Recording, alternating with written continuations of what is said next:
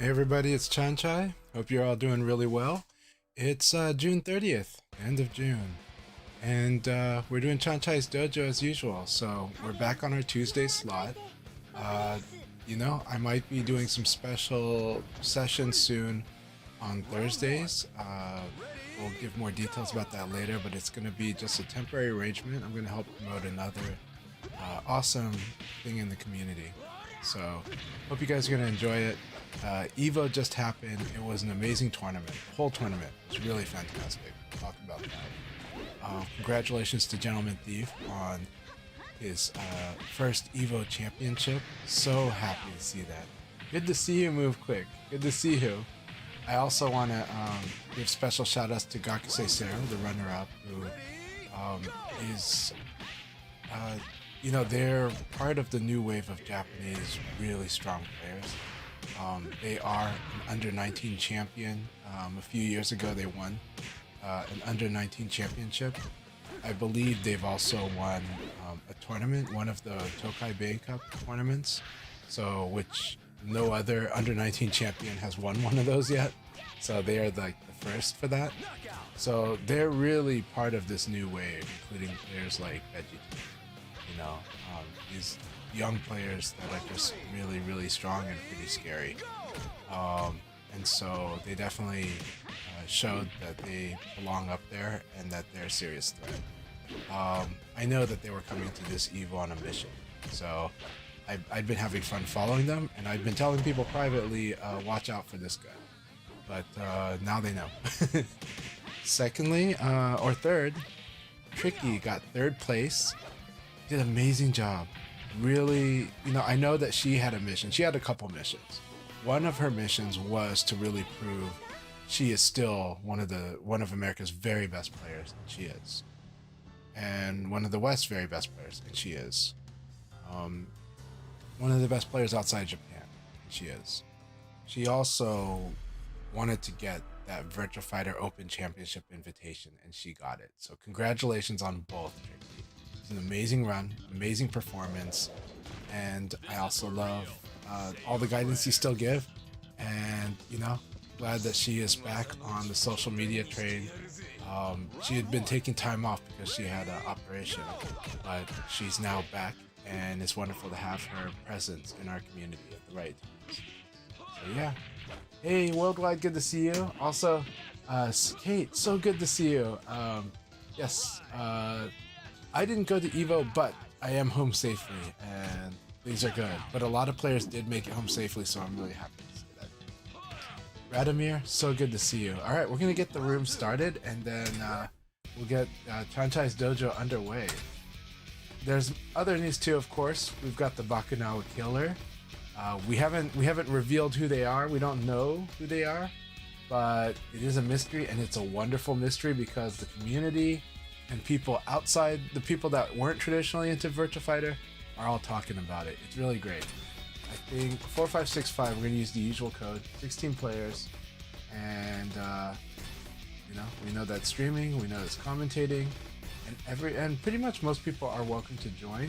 If we have a connection problem or if it looks like it's not gonna work out, I will let you know, and I'll try to make it up to you in some way.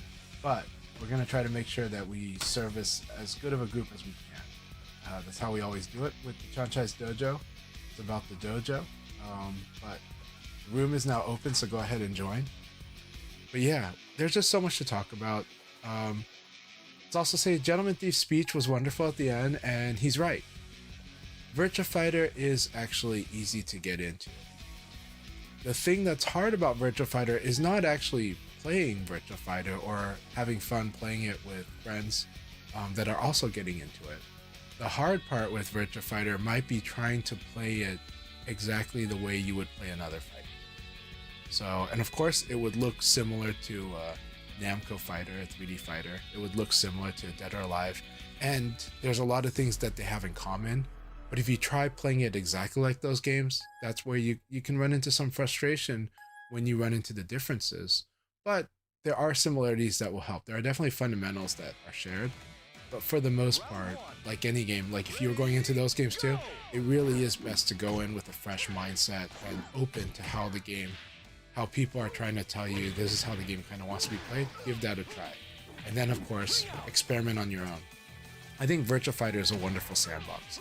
I think it's a game where if you're the type that's curious, want to try stuff out, I think it's very rewarding that way. I actually think that's kind of one of the best ways to learn it, or at least to get your feel of it.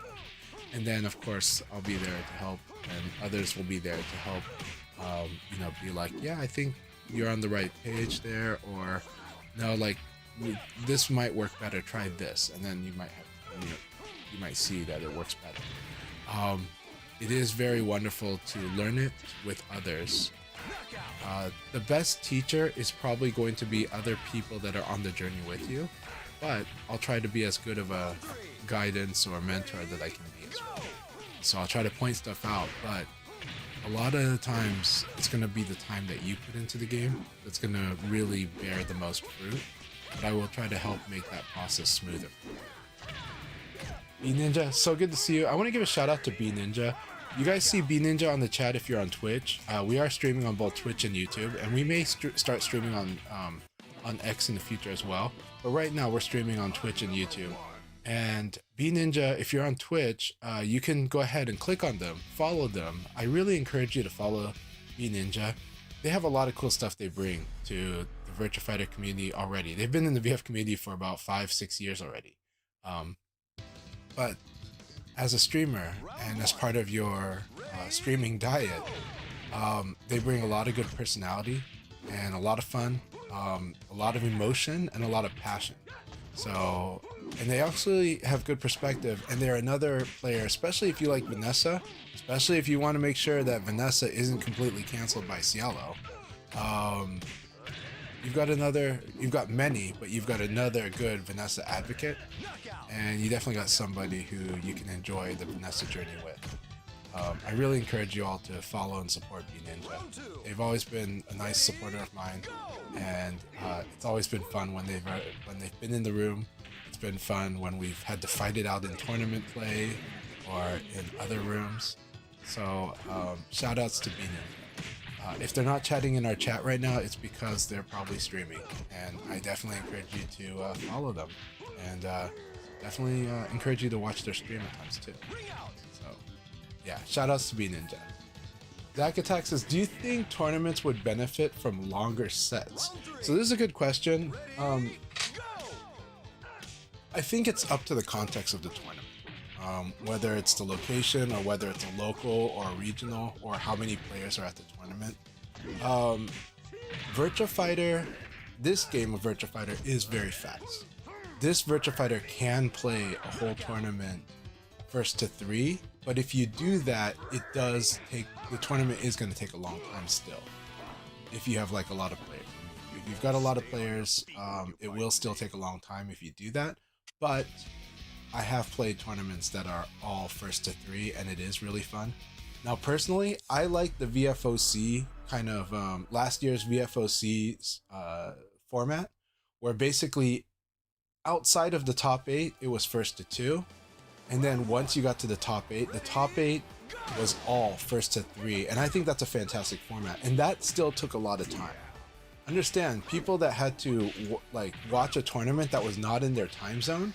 People that had to commentate, Blessy, who's from the UK, he commentated for the VFOC, and I think he even helped commentate some of North America. He sacrificed so much sleep because of how long the tournament went because of that. Because even the top 8, just the top 8 being first to 3, ended up taking a good amount of time because they wanted to show a lot of the great matches, right? I love that format. It still will take time. So when people talk about running an actual event, and when they're talking about streaming, they're not lying about the concerns that would happen if you just kind of blew up the format. Now, as a competitor, I love first to 3, right? That's about as real as you can probably get in the tournament format, is a first to 3 without going like crazy, right? Without going into Swiss brackets or without going into like long set battles. First to 3 is a really good number. And that's why it's always awesome when it's a top 4, or, you know, like winners finals, losers finals, grand finals, which is the standard. You know, yes, Virtua Fighter finishes fast. Yes, it's one of the games that can actually do the longer format. It's still up to the tournament to decide what's best for running the tournament, what's best for the competitors, because some competitors, you know, it's true that if you're in a tournament, you should dedicate your whole weekend to the tournament, but realistically, some people, it's, you know, they do have a limited time, and the tournament should run on a certain time. And it is a balance of concerns. It's not just about one person, it's about how do we serve the larger group as a whole? How do we balance these concerns? And that's up to the tournament to decide. And I do think a lot of times the tournaments make probably the right decision. Players definitely advocate for the best type of competition they can have and the best viewer experience that they're going for, so you should advocate for those things. But it's important to understand that these are administrative efforts, and these efforts involve so many players, so many organizers, so many workers, so many talents. You gotta balance it for everybody. You don't want to kill your talent too. You don't want to like burn your talent out, you know. And you know, thank you Blessy, and thank you Shadosha for the insane hours you guys have given us. But I don't want to take that work for granted. I want to respect the fact that you guys need rest. And I want to respect the fact that sometimes some tournaments, some of the smaller tournaments or not as high profile tournaments, are gonna run on, like, you know, fewer talents, meaning more hours per talent. So there's a lot of things to consider, but it's a wonderful discussion to always have. You should never stop having the discussion. It's a really good discussion. Can you guys hear my voice okay? Is it sounding good? Let me know if it is. I didn't do a sound check. We got straight to the conversation, but I do think I think these have been wonderful discussions. And Zack Attack, that's like an awesome question. Move Quick says, I haven't played VF in so long, started a scaffolding apprenticeship. Hell yeah. And it's had me too tired to play. No problem, no problem. Virtua Fighter is still entertainment. It works around your life. If you are practicing martial arts, it works around your life. your life, the things that support your family or your livelihood come first. Martial arts do encourage your livelihood, but it's not supposed to sacrifice it so deeply, except for, you know, certain goals and stuff like that. But even then, within reason. So, no problem at all, Move Quick. Totally understand. I've been wondering where you've been. I'm really happy to hear that you've got the apprenticeship. I think that's a wonderful endeavor. And I think that's something that the world always needs, too. So, it's good. It's productive, and I'm glad you're doing good work. And I'm really glad you could have some time for VFOS. So, really great to have you here anytime you are. And it's been great seeing you in the Discord again, too. Blaker Street says, got a gray bar and now it won't let me join. Okay, just keep at it and let me see. Did Blaker Street eventually get in? Not yet. But it is going to be harder now that we have 12 people, but please I do encourage you to keep trying. But I know how frustrating it is. If it gets past your tolerance, I will definitely understand that. And if it doesn't work out for you tonight, please keep trying. But if it doesn't work out for you tonight, I will give you a priority as trying. Just remind me that I promised that, and we'll work out on having a one-on-one session sometime. All right. But let's keep trying if we can. You know, the expectation might not be the highest when it's this many people. If you need to wait till the next league battle, that's okay. We do know that what I think it is that any one of these connections could be really problematic for you and for anybody. And so that's why I think it's not so much like your fault or even their fault. It's just like syncing up, connecting peer-to-peer. And the more people we have, the more likely there's going to be a really challenging connection. But we've also seen it just suddenly work out, so I'm always optimistic. So I hope you can join us. But if you cannot join us for this league battle, try the next one. If you have no patience for it, I do understand. And like I said, just I'll be happy to dedicate some time for you so that we can have a good session together and, you know, make it up. Because I definitely want to be able to play VF with you. Now that said, if you are, I do want to keep increasing the community. So I do want to remind you guys that there are different avenues, so I'm going to tell you a few. One, multiple times a week. Akai doesn't know how many days a week he's going to do it, but I think this week he's trying almost every day. So on weekdays, Akai is now doing novice sessions. Now it does say novice session, and it does encourage people that are like level 1 to 20, rank 1 to 20. But honestly, try to get in on it. I've seen all kinds of players get in there, and it's a really good opportunity. I love what he's doing. This is coordinated through the Virtua Fighter official Discord, but you can also reach Akai as well to know when to get in on it, what time he's likely to do it. But if you check out on YouTube, he does put in time stubs. So he does schedule these events. And so right now, we hope that they fall in line with that schedule. So definitely check him out. It's wonderful. I love that he's trying to get as many days as possible. I'm sure this is something Sega really happy that he's doing. So I think this is part of his Virtua Fighter official Discord activity. So please, I also encourage you guys to do that. I do want you in CHANCHAI'S dojo. Absolutely want you in CHANCHAI'S dojo, but we're sharing. We're a sharing and caring community. It's not exclusive. I'm not asking for your loyalty. I'm asking for you to have fun playing VF with us, and chat with us, and hang out with us. If you can. If you can't, that's okay. And if you don't want to, I understand. But we're here to support each other. And we also support all the other activities that are happening, because that's better for all of us. And also, when you do get in, definitely, if you had a good match, definitely try to add that person, connect with that person, see if you guys can become good sparring partners, and try to have lots of sparring partners. It's going to be the best investment you have in your Virtua Fighter journey. Having more and more sparring partners, so that yes, we can have an amazing time in the dojo sessions, but you can also have time with others when it works out, and sometimes it works best. Alright, Gonna Jump, hello, hope you're doing really well. Welcome to the channel, and I hope you've been doing very well. We will start the league battle very soon, so I am going to skim the chat. So the voice is pretty quiet. Okay, let me check what's going on here. So that's max. The game volume, I'm gonna lower the game volume. Right now, the way it's routing, it's kind of like this. I apologize. But let me see if I can boost the mic audio here. It's capped, actually. Sorry, my voice is so quiet. It does mean that when you're listening to my stream, you do kind of have to... eventually, I may have to do a volume booster for my voice. If the game's audio is too loud for it, just let me know. That's how I'll adjust it. Hey, Worldwide, yeah.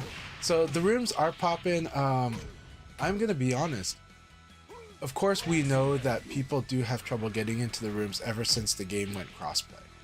And so people who have been regulars here for a while know that before crossplay came, these rooms would fill up to 16 within less than 5 minutes, you know, and we would be 16 players almost every time for like 3 hours, for 2 to 3 hours.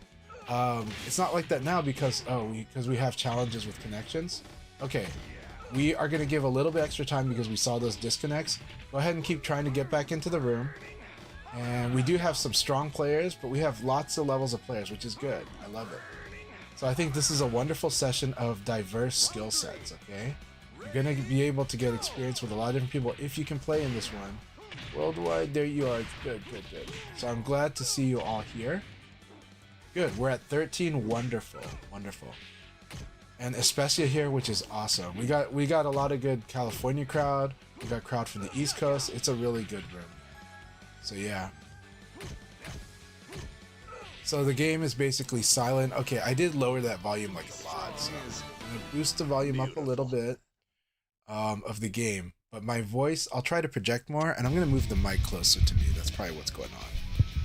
So thank you all very much for the feedback. Okay, cool. Is Wolf's shoulder... he's got a couple different shoulder tackles. One of them is definitely punishable, but I'll definitely look it up for you. Round one. But if you do evade, it's really good. Yeah, it's minus 15. So sometimes you just have to get used to the timing on how early you can input your punish. Now remember, in Virtua Fighter, if you are going to punish, you got to punish it a little early, except for flip kick. Flip kicks is the exception. Flip kicks have so much guard stun, you actually have to wait so that you can get into the buffer window. But everything else, input the punish pretty early. And if you're fighting Pi, you have to put that punish in as soon as possible. If you want to punish Lei Fei, certain stuff, got to punish as soon as possible. But you know, a lot of characters you actually got to punish very quickly. Like, you don't have much time to input it. You got to input it right away. And that's why it's a little harder. But the exception being like the flip kicks that are insane, and sometimes Akira. Akira, you kind of have to wait a little. So after this game, we're going to start the next league battle. So did Dweeb leave? No. Dweeb, are you trying to come back in? Let me know if you're trying to get back in, Dweebert.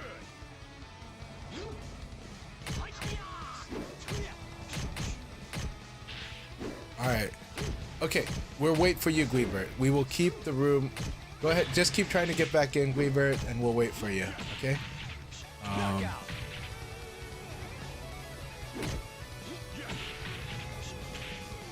So the thing about the minus, what frame disadvantage tells you, the minus frames, all that really tells you is the difference between when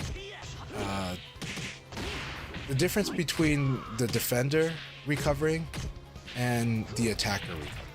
That's all that means. So let's say the recovery is like insane, like the flip. It means that the defender recovered earlier by a lot, but it still took a long time. But they still recovered by a lot earlier than the flip kicker. But the flip kicker just has that much more of an insane long time before they recover. So frame disadvantage, when you're looking at frames and you're like, okay, it's like minus 15, it doesn't mean like they recovered right away. They could have taken forever to recover. It just means that at minus 15, it just means defender recovered 15 frames before the attacker did. Plus frames just means attacker recovered a few frames before the defender did. It's just a difference. It's a subtraction. So it's like, if you do like 10 minus 3, that's 7. If you do 50 minus 43, that's also 7. Right? So that's the way to think about it, is like same difference, different numbers, right? Okay, Reaver says the game didn't like my streak. Yeah, it's not letting me load up in the room now. I see. It's too full. Probably no one will be able to join until basically half. Alright. Weber, are you okay if I go ahead and start this league and you want to try coming in on the second one, or would you like me to wait for you? I am happy to wait for you. I've done it for plenty of others. I'm happy to wait. Probably we can keep trying for about 5 minutes. Just do it. Okay, I'll go ahead and start the league after this game. Thank you for your sacrifice, Weber, but you know we appreciate you. And also, you know that I don't mind that when in the past when you've opened rooms, if there are other people that want to do a session or a room with Weber while waiting for the second league battle, I'm totally cool you guys doing that and coordinating in our chat too, because we're all about all of us enjoying VF together, you know?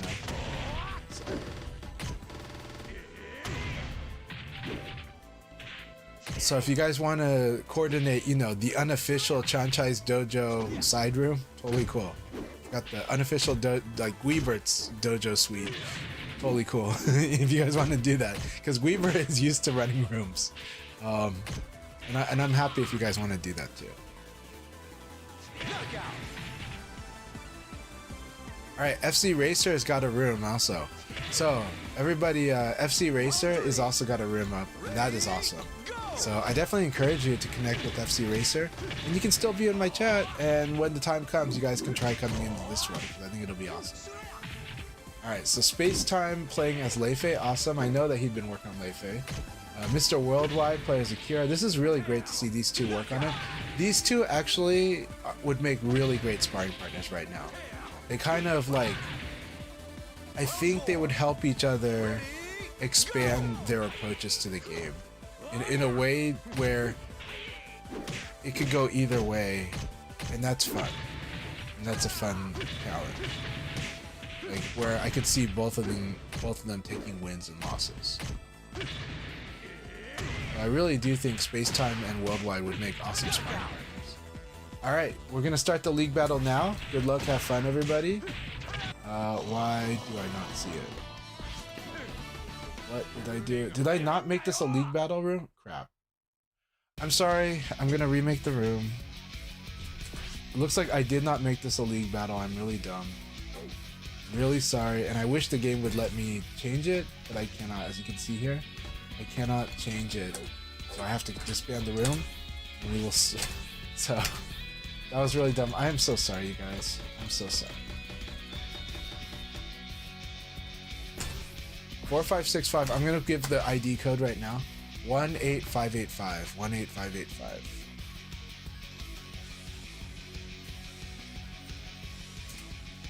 This is the Doe of Homer.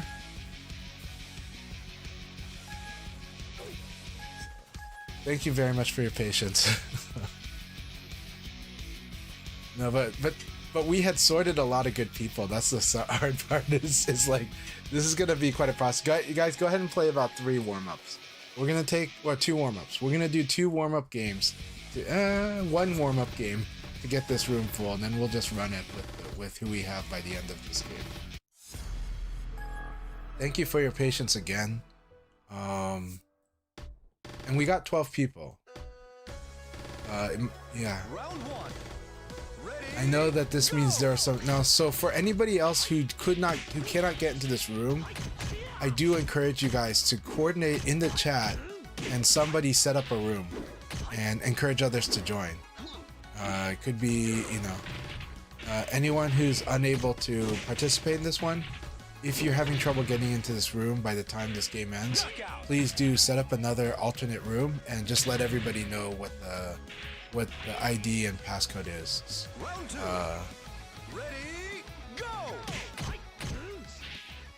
It is like all the Star Destroyers jumping out of hyperspace. But I am glad that we got this room filled pretty fast. But I know that some people that were in the room are not in the room. So I want to encourage them to go ahead and set up the second thing. So I did allude earlier to some people might have seen my post today about how evading works, how sidestepping works in Virtua Fighter. And in there I kind of mentioned that I had written that one in another Discord. So in the future, we'll talk more about that Discord. It's not the only Discord. I'm not trying to make it... It's just one of those things where we're going to have many different community spaces open up. And this one seems promising as another type of community space for people, especially those getting into VF. And so later on, you're going to see me give a shout out to that Discord. And we're going to do probably a couple sessions where I'll probably stream some of their lobby battles and stuff like that. So I think you guys will enjoy that, but I still really love the Discord servers that are already established. So it's not like trying to take away from anything. It's just that each community has different things that they're good that they're strong at, and sometimes it's just good to have a few more spaces, especially productive ones. Oh crap! Go ahead, Especia and FC Racer, and then we'll start the league battle. Yes. So, peeps, welcome. Good to have you here. Welcome here. So says hi there. I'm newish to the game. How often do you host Dojo nights? I host them every Tuesday night. Yeah. Here's what I can say. We're going to be having the Virtua Fighter community, especially North America, but Europe as well, is going to be having more and more of these type of league battle sessions. My sessions are every Tuesday night. And then I try to do other types of sessions like workshops and sparring. And you can always reach out to me for workshops. You can also DM me on any platform that you find me on, including Discord. And I'll be happy to answer questions or respond to any frustrations or challenges you're having with Virtua Fighter. I'm always here to help. And a lot of people have I definitely answer a lot of questions in DMs. So other sessions that exist. Let's start with Yokai Leagues are definitely the most recommended thing to check out, which is every Saturday and Sunday. And they happen to be at 11 a.m. Pacific time or 2 p.m. Eastern. The Akai Leagues serve both North America and Europe, and they do it separately. But those leagues do keep track of the record, but they are meant to be fun, and they're meant to help you find a challenge, but also for you to, all skill levels are welcome in the Akai Leagues.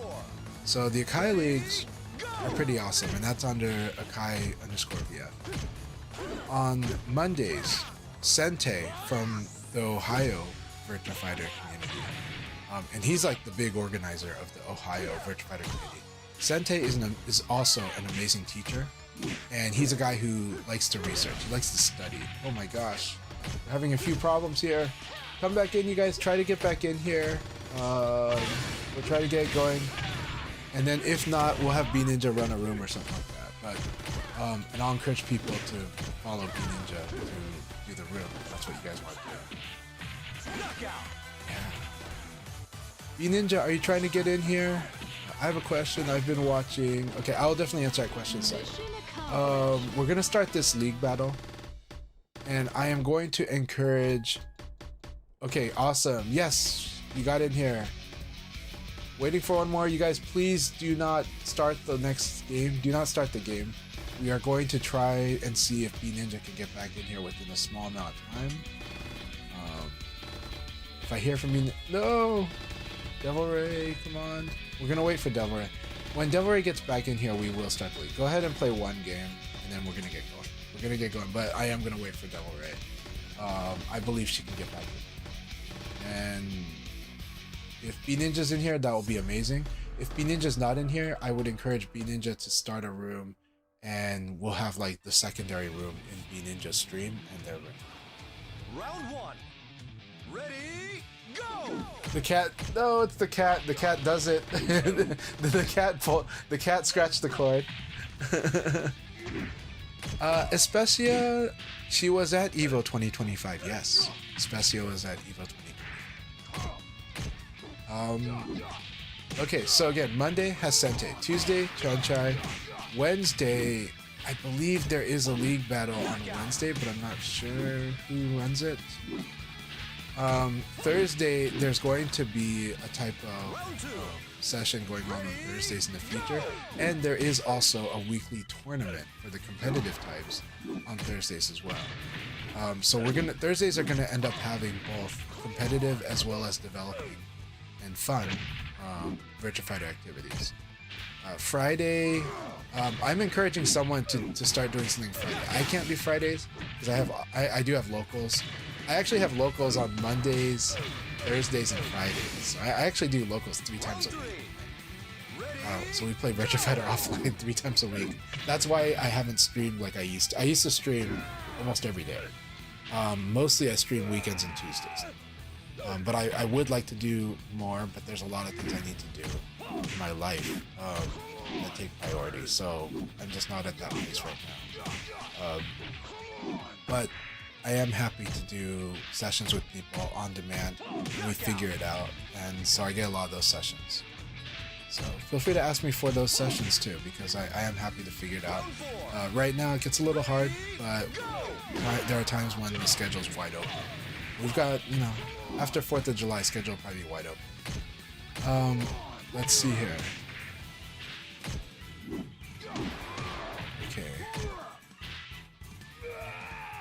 Okay, awesome. FC Racer and Especia connecting. Okay, what was Worldwide? What were you asking earlier?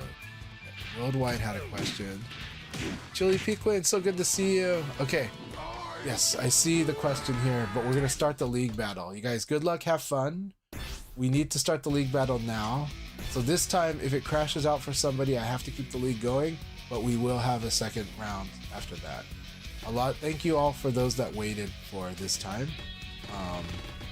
And don't worry, Phaser Cat Games, they know how this goes. They are not out of the league, they're the one person that's watching this round, and after that, they'll be playing all the remaining rounds. One person, because we have an odd number of people, there will always be one person that's spectating. Alright, so we're watching Obvious Creed versus Radomir. Enjoy. Okay, so let's see what Worldwide was asking, and I'll respond to that question. So Worldwide says, I have a question. I've been watching a lot of Japanese tournaments and then tend to dash after blocking attack. Yes, dashing is huge. Does this help to react to more oncoming attacks? It kind of does. Some people call this the dart style of playing. Like, you can call it that. This is more at high level. As developing players, you need to master your options in the buffer first. But you are buffering well worldwide, so I'm not saying that you can't do this. In fact, your Akira should be using some dashing as well.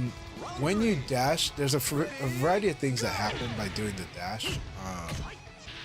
But ultimately, you're also accounting for people that are using tactics like delay attack. And you're kind of already in a tempo war, but you're also playing against somebody who's probably reacting more. At a lower level of play, this is not so good to do. Because lower level players are not doing, they're not watching and then reacting and attacking this way. That's like the high skill way of playing. And so because of that, there's less point to do this against them. I mean, I do it because I'll dash in and I'll block and I'll watch. So that's really what I'm doing when I do it, and that's what you guys should understand, is that I have chosen to watch you. And I'm moving in, and if I see an attack, I'll just guard it. Okay. But I am looking for an opening, and I am going to try to start attacking. Now, should you do this? Only if you're already really good at a lot of other stuff already to do this. Because when you're fighting developing level and most outside of Japan level, they're still getting good at doing good options on the buffer. And when we're playing on the buffer, well, when you have advantage, your attacks are better than your opponents because you have advantage. So you're able to do a bigger attack while they would have to win on speed, which would be a very fast, smaller attack, or they'd have to use defense to kind of to try to cause that attack to whiff or to get guarded, right? And then they would deal with that. So at a lower level of play, you're not yet ready for this unless you start using other tactics besides that, right? Unless you start getting into like the backdash games, which could cause a tempo war, or you're getting into a certain type of I attack after a certain amount of time, so that I'm guarding and then I'll attack at a certain time, so that so that I would beat throw with an attack, but I won't attack if like they actually attack me right away. That's a more advanced technique as well, but it's not so good to just play that way because it's susceptible to getting crushed, and if the opponent does a slow attack, you'll get blown up, right? So it gets very complicated worldwide, but I will say that there is, yeah, at the high level, it's because they've gotten into the realm of watching each other and try to commit. Now the reason they get into that zone is because the other person is so good at countering what they do that a lot of things feel more risky. I want to make it clear, in Virtua Fighter, everything has a risk, so you have to manage it. And one way of managing it is to kind of play in a way where you're not so punishable because you don't commit to an attack. You probably would have still won, I would guess, but now you're trying to lower the risk, and then you're trying to open up their open them up reactively. But then at some point though, this is where throwing and certain attacks are strong, and it gets very complicated. I'll just say it becomes very high level, and it is advanced. You can try to do it, because the good thing about it is that for you guys, I've always encouraged you guys to consider dashing into guard as an option. Only because you get used to kind of like move in and you watch, and then, but you should act.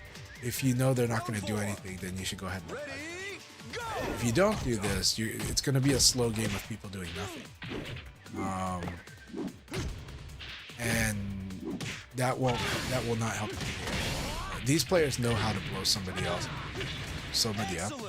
These players know what to do when a mistake is made, and these players are capitalizing on every tiny little thing. So then they move into the game of, we're just gonna go ahead and dash, even when I've got net and do stuff. For the beginner, the benefit is understanding that you can dash into a guard, which helps you understand you can stay up close to somebody, and you can also, when you see that they hesitate, you can just dash in and you can attack, right? But if they realize that you're doing this, they might just start mashing, and that will probably beat you. To be honest, I know to mash against people because of that. At the beginner level, because a lot of beginners try to figure out how to throw and they dash in and throw, there's a very common anti-beginner, anti-intermediate play, which is when they dash in, I'm just going to strike because they're probably going to try to throw. And so you kind of develop like a reaction, or you realize somebody's dashing in and trying to throw you, so you just strike right away. And then the person dashes feels a bit silly, right? And that's likely to happen if you don't get used to dashing.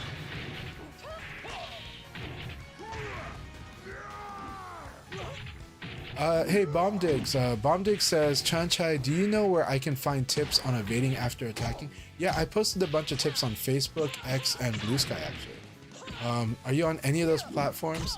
I will post it on VFDC, what I posted there, because I am going to recompile it. But I'll send you a link to the X post that I did, because I think you'll appreciate it. So the post that I made on X got a lot of traction today, because I explained sidestepping. So here you go, and you can save these images and read them on your computer.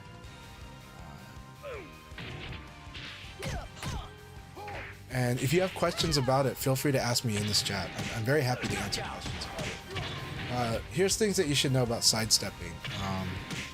In Virtua Fighter, sidestepping works differently than in a lot of other 3D fighters. It is function before its movement. Okay, so understand it's function first. It's not really movement. It's function first. What do I mean by that? You got to think about it the way that you would think about guarding, the way you would think about reversals or paris. Think about sidestepping it like that, right? In boxing, when Inoue sidesteps the opponent's punch, it's not like he sidestepped and then they whiffed their punch. It's they were punching and then he sidestepped it, right? It's like that. So here are the 2 rules for sidestepping in Virtua Fighter. To get a successful sidestep, you gotta follow these 2 rules. Rule number 1, when your character starts sidestepping, which could be after they recover if you buffer it, but when your character starts sidestepping, your opponent needs to already be in startup frames of their attack. Technically, if you're far away, it could also be when they're in their hit frames of their attack, as long as it's not making contact with you. So that's when you can sidestep.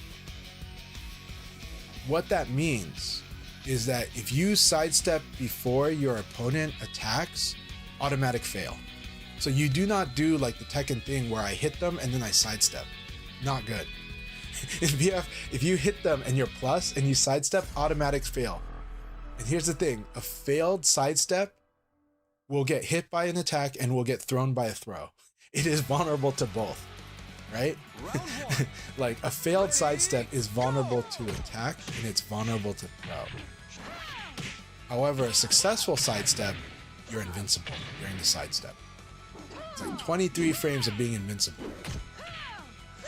It's the function of being invincible. It's the function that this is supposed to... What this also means is you want to be doing sidestep as a defense because you're minus. If you're plus, you're gonna sidestep before they attack. Absolutely, because they cannot attack until after they're no longer plus, until you're no longer plus. So by definition, you're gonna if you're plus and you sidestep, you will sidestep before they could possibly act. And in Virtua Fighter, if you sidestep before they attack, automatic fail. Yeah, so in VF, so when should you sidestep? Well, okay, you did like an uppercut. There's no guaranteed punish for uppercut, but you're minus. Well, some uppercuts are, but let's talk about the generic uppercut, like Jackie's uppercut. or Brad's uppercut. These uppercuts are minus a decent amount, but they're not punishable on block. There's no guaranteed punish on block. Okay, and so the opponent's likely to attack you, right? So you're minus quite a bit, and you tell the game, as soon as I recover, I want to sidestep. So you buffer sidestep. Then when your character recovers, because you got your uppercut blocked, and then you're recovering, but they're already striking by the time you recover. So that clears it, right? They're in startup frames. Your sidestep works. So if and same thing, like you whiff an attack and they strike right away, because you whiff, you're actually minus quite a bit. So as long as it wasn't a guaranteed punish against you, the sidestep will work. Assuming rule number one. Rule number one is your character has to start sidestepping when they are in startup frames. And hit frames count too, but if they're touching you with the hit frame, then there's no sidestep because you got hit. But if they're far away during those hit frames, it would still get a sidestep. But anyway, startup frames is the key. Okay. Rule number 2. You have to sidestep in the correct direction. And this, we're going to talk about Tekken and Virtua Fighter, okay? In Tekken, you sidestep based on the opponent, like the left side or the right side. And you can think of it either way. You can think of opponent's left because that's your right, or you can think of the opponent's right because that's your left, right? You could go like, well, I'm going to sidestep to my left or my right, or I can think of it as I'm going to sidestep to the opponent's left or opponent's right, whichever logic works, right? That's how Tekken works. That's not how Virtua Fighter works. I want you to watch these two people fighting right now, and watch the lead foot or the lead hand. And notice, in traditional boxing, the left hand is your jab hand, it's your lead hand. That's a right-handed fighter way of fighting, right? Okay, but in Virtua Fighter, they're not left or right-handed. They can switch which is the lead hand. They can switch the lead hand because they'll do an attack, suddenly it's the other hand. And it doesn't change how they fight. It's not Horong. Horong actually has 2 stances based on this. Different move list. That's not VF. VF, same move list. I just mirrored my stance. My left hand is my lead hand, or my right hand. I can jab in VF, I can jab as fast with my right hand as I can with my left hand. Left-right logic does not apply here. Okay? So in Virtua Fighter, the logic is the correct direction is based on the attacker's front side. Where is their chest facing in the up direction, or is their chest facing in the down direction? Or their backside. Is their backside, like his butt, is his butt facing the up direction or the down? Right now, Lei Fei's butt faces the up direction, okay? And then watch, eventually, right now it's still in the up direction, but the backside is facing up. Backside's still facing up. Backside's still facing up, right? And just keep watching. You'll see it eventually, even though right now the way the fight's going, it's not changing stance, and that's okay. Space-time doesn't need to change stance, I'm just telling you. So now that he's done this attack, now his butt is on the downside. Okay, so at the end of the round, his butt is now facing down. This happens in VF a lot for some characters, depends on the move. Attacks are the things that change your stance. And you can go left, you can become a righty or a lefty. So left-right logic is not what we're doing in VF. We're not sidestepping left or sidestepping right. We're sidestepping their front side or their back side. To make it easier though, I will say you can think of it as I'm going to sidestep to the lead hand or the lead foot, because that's an easier way to see it. It is the opposite though. So if you notice, Lei Fei's lead foot is in the up direction right now, which is the same as his backside, right? Okay. Right now it's still the same. He hasn't changed. When he changed it, he changed it back, right? So now his lead foot's on the downside. So now his backside's on the downside. Okay. Now it's still on the downside right now. See? It's on the downside. His back is facing us, the down direction. This is the logic you have to use in VF. And it is hard at first. I know that Tekken players are not going to be happy with this at first. But I will tell you, I like the way it affects gameplay more than the left-right system. If we did the realistic right-handed fighter system, Okay, if we did the realistic system, then the whole map is going to be based on spiraling, because there are going to be like the positioning, how we set up like ring outs, how we set up wall attack is going to be about spiraling towards that. And it's cool, but I think the VF way is more cool, because eventually when you get used to this system, which I don't think it takes long to get used to this, to be honest, but it does take certain practice. And I think within less than a week, I think anybody can become good at recognizing it. I just need to give them some drills and they'll understand it. And eventually it'll be like, okay, it clicks, I get it. Look at the front foot. Just look at the front foot, it's a lot easier, right? When you get used to it though, the amount of control in the fight, the positioning of the fight is really cool. Because it's like, oh, you know, my weaker side is the back side, but I'm gonna make it like, you know, like I'm gonna keep making sure that my strong side threatens to ring them out, you know, or keeps them in. So suddenly you can influence the fight just by switching your foot position, like which is the lead here. Because you can influence what are good or bad options against somebody that's sidestepping. I hope that makes sense and that's confusing. So I'm going to repeat the rules. Rule number 1 to a successful sidestep is your character has to start sidestepping during the startup frames of their attack. It cannot be before. And it won't happen on their recovery frames either, just their startup frames. So they have to already be attacking when your character wants to sidestep. If you sidestep before they attack, automatic fail. Rule number 2 has got to be the correct direction. Some attacks can only be sidestepped, you know, like in the same direction as the front foot. Some have to be sidestepped in the opposite. Some can be sidestepped either way, and some cannot be sidestepped in any direction because they're full circular. That's how sidesteps works in VF. And when you get used to following this, you start to appreciate the decisions the players make. You start realizing at high level that there's a reason he keeps trying to switch his stance to a certain way when the wall's over here. And then, or why Kage is going to ring out which attack he's going to probably do based on that too. And he's going to make a read about the opponent. And here's the read. Here's the cool implication too. So now we know there's two common logics for the way people sidestep.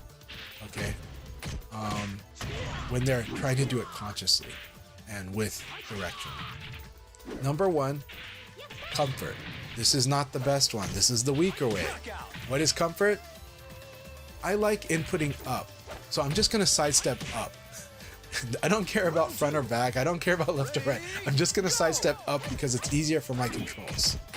Some people sidestep this way, and if you do this, your opponent can take advantage. They can make it so that up is the better side for them.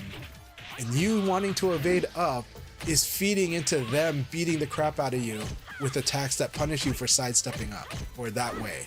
Because they just set up which is they figure out, okay, I know which hand needs to be the lead hand, so that my good attacks are gonna punish them. So the second logic is they're sidestepping because they're specifically sidestepping to your front and your back. So now let's flip it. If you are the person sidestepping and you keep sidestepping to the better side to do it against the opponent, you are exercising control over what is their good options. What are the good attacks for them to do? What attacks should they not do because you're sidestepping that way? So defensively, you sidestepping based on either front or back is going to influence their good and their bad options powerfully. Similarly, as the attacker, you switching which one is the front or back can affect the ring positioning and how the fight's going to go. It does get deep. I don't expect beginners to do that depth, but I'm just wanting to explain it so you guys can appreciate that there is a good reason for having this. Every character is ambidextrous, is not left or right-handed, but they're good at both. It's not realistic because in the real world, most people are right-handed, and left-handed people typically have an advantage because they are the outlier, and people have to learn how to fight them. Right? They're the character that like everyone's like, oh my god, I have to learn this matchup. Yeah, in boxing, everybody has to learn how to fight with southpaw at some point, or they're gonna lose to it. right? In tennis, people have to learn how to fight against a southpaw, or they're gonna lose to it, you know. But in Virtua Fighter, instead of having this left or right-handed type of character, which is really cool, it is cool. But in Virtua Fighter, the players actually can use this as a way of control and a way of, controlling what are good attacks and what is good defense. Well, it's up to how your opponents are they targeting that, and they don't have to, but it matters in the long run. It will affect outcomes. And it's really interesting. So that's how sidesteps work.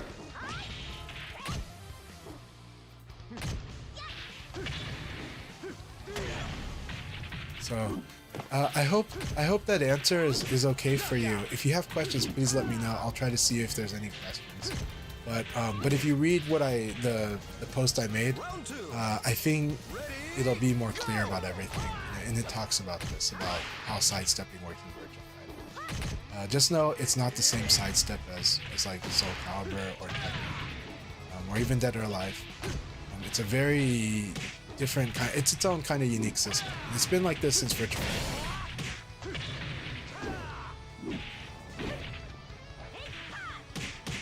Hey, Kunjun, it's so good to see you. I hope you're doing very well. I am doing great.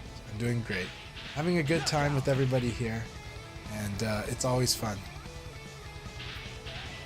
Hey, move quick, don't worry. The rust does feel bad, but it's all good. I'm just glad you're here with us, so enjoy the process, you know. We're not keeping score too hard.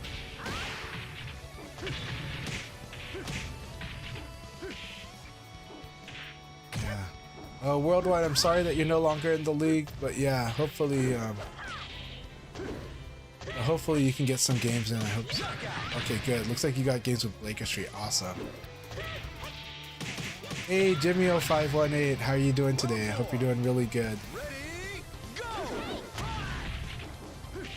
That said, there are so many Jimmys, so I don't know which Jimmy is Jimmy0518, but I'm so happy to see him. I treat them all as my friend, because I've had so many. There's like so many amazing VF players named Jimmy. So Karasuba says, anyway, just went to university for a tournament last weekend, got my first tournament match win despite that I had a good run. Okay, awesome. Congratulations, Karasuba, and I'm really happy to hear about that. I don't know if you're near Melbourne, but Battle Arena Melbourne is happening soon, right? And so I'm looking forward to that. And unfortunately got eliminated by a strong Taka, set scores 2-3. It's okay. Hey, 2-3 is not bad, alright? Strong Taka, it's a way to fight it out.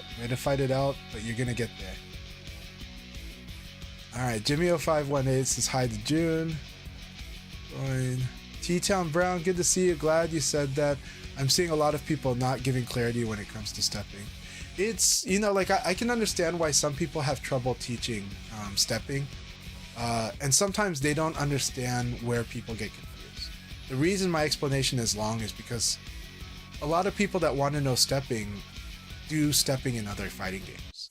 And so that's why I know that I have to explain it a little extra and just say this is just flat out different, but it's not so bad. And I have to explain why I think it's pretty good. But in spite of how frustrating it can be because of how different it is. It is most people's natural instinct to say, why can't they just make sidestepping like the game that I like, right? And it's like, actually, Virtua Fighter 3's sidestepping inspired a lot of other games of stepping, actually. And, but I really like the way Sega moved towards the current system of stepping since Virtua Fighter. I think they've done a genius job with it, and I think it is a key, like, a lot of things involving sidestepping are key reasons for why the game plays the way it does now, in a way that I think is very interesting. Lots of up-close fights, lots of, like, that, like, guard punish is a solid punish, but the risk reward is still not, like, the best. But evade punish is huge. So the thing that scares somebody from doing a huge, like, big swinging attack is not so much, is a little bit the guard, but it's really the sidestep. The sidestep is the thing that's very scary. Like, sidestep is a riskier defense. It's not as solid as guarding. Guarding is much more safe. you can get blown up for sidestepping. If you evade the wrong way, you get counter hit by a half circular attack. And that can be huge. So there's risk. There's more risk, but there's more reward for sidestepping. And when it comes to sidestepping, the bigger their attack, the better the sidestep. So it's great. I love the way that the sidestep system works here. I hope it stays because I think it's really interesting. I know, and I do think that the single player can really get people to appreciate the sidestep goodness of Virtua Fighter. I think so. But we'll see what they actually do with the game. We'll see what the changes to the system are, right? The system might play more like Fight Night. It might be an analog stick game. I don't know. But I'm hoping, well, I wanted to keep preserving all the good things about VF, but I'm hoping that it is a bit tethered to the traditional way. But we'll see what happens. We got to keep an open mind, and we also got to know what it is we're looking for. We're not looking for it to be the same game. We're looking for it to create the same exciting experience and the same interesting combat decisions. It's got those things, and it's got that similar pace. I'm gonna love it, even if they change the controls a lot. But I personally would like them to keep what is really good about the controls. We'll see what they do. I'm keeping an open mind, but what I am seeing is very promising. And what I am seeing in the videos looks very much like I'm gonna love the gameplay, but what we have yet to see, there's a lot of stuff we don't know yet. So we'll see. But yeah, T-Town Ross says, yeah, glad you said that. I'm seeing a lot of, yeah, so we talked about that. I know that they have a follow-up to that too. Alright, good. Numbers, so good to see you. Hey, Numbers, congratulations. I do intend to make a post about Numbers and other players at EVO. But Numbers' story was so wonderful at EVO. Numbers has been going through a very hard year. I'm not going to get into it because that's his story to tell. I'll just say Numbers has had to go through so much. I mean, in the last few years, like everybody else, but he really has gone through so much. So his time, like, he is one of our most active Virtua Fighter streamers and one of our best players. And he hasn't been able to stream much because he's gone through so much and he's got slots of work and everything else. But he's with us in spirit, and he loves Virtua Fighter as much as he ever has. And he's playing awesome when he does play. So this tournament, we got to see so much of, we got to see a lot of matches for Numbers in this tournament. We got to see him have to overcome challenges. We had to see him find his path, find the right balance between being patient and being active, and being assertive. And on day one, we saw a lot of this. We saw him weather the storm and not get knocked into the loser's bracket. I thought that was awesome. I thought his matches on day one were so good because they are matches that, as a competitor, I appreciate because of how much he had to manage himself, because of how much he had to solve the problems in front of him, whether he thought he was playing his best or not. It wasn't that sloppy either. It was just like strategic adjustments. Maybe it wasn't the right strategy for a certain opponent, and then he adjusts it, and now he's playing a better strategy against the given opponent. That's what I saw in day one. And that's what I want people to see when they watch his matches on day one. How do you make strategic adjustments? What happens when you go into a match and maybe the strategy was okay, but how patient do you want to be on reading the opponent? And then how assertive do you need to be to put away this match? And should I have put away the opponent sooner, or should I have asserted my authority later? And was it really risky if I did or not? These are the questions that go on in the Numbers matches. Day two, it's the top 8. We know everybody in the top 8 is very strong, especially this EVO. And Numbers played amazing. He played so good. He deserves getting 4th place in EVO. And he played wonderfully. And I know he's proud of his play. And I know he's proud of what he accomplished. I know he could do even better. But I think he made all the statements he needed for this EVO. And I feel like any kind of burdens in his heart, he overcame it. So I'm so proud of the way Numbers played at Evo. And I encourage people to rewatch his matches on day 1 and day 2.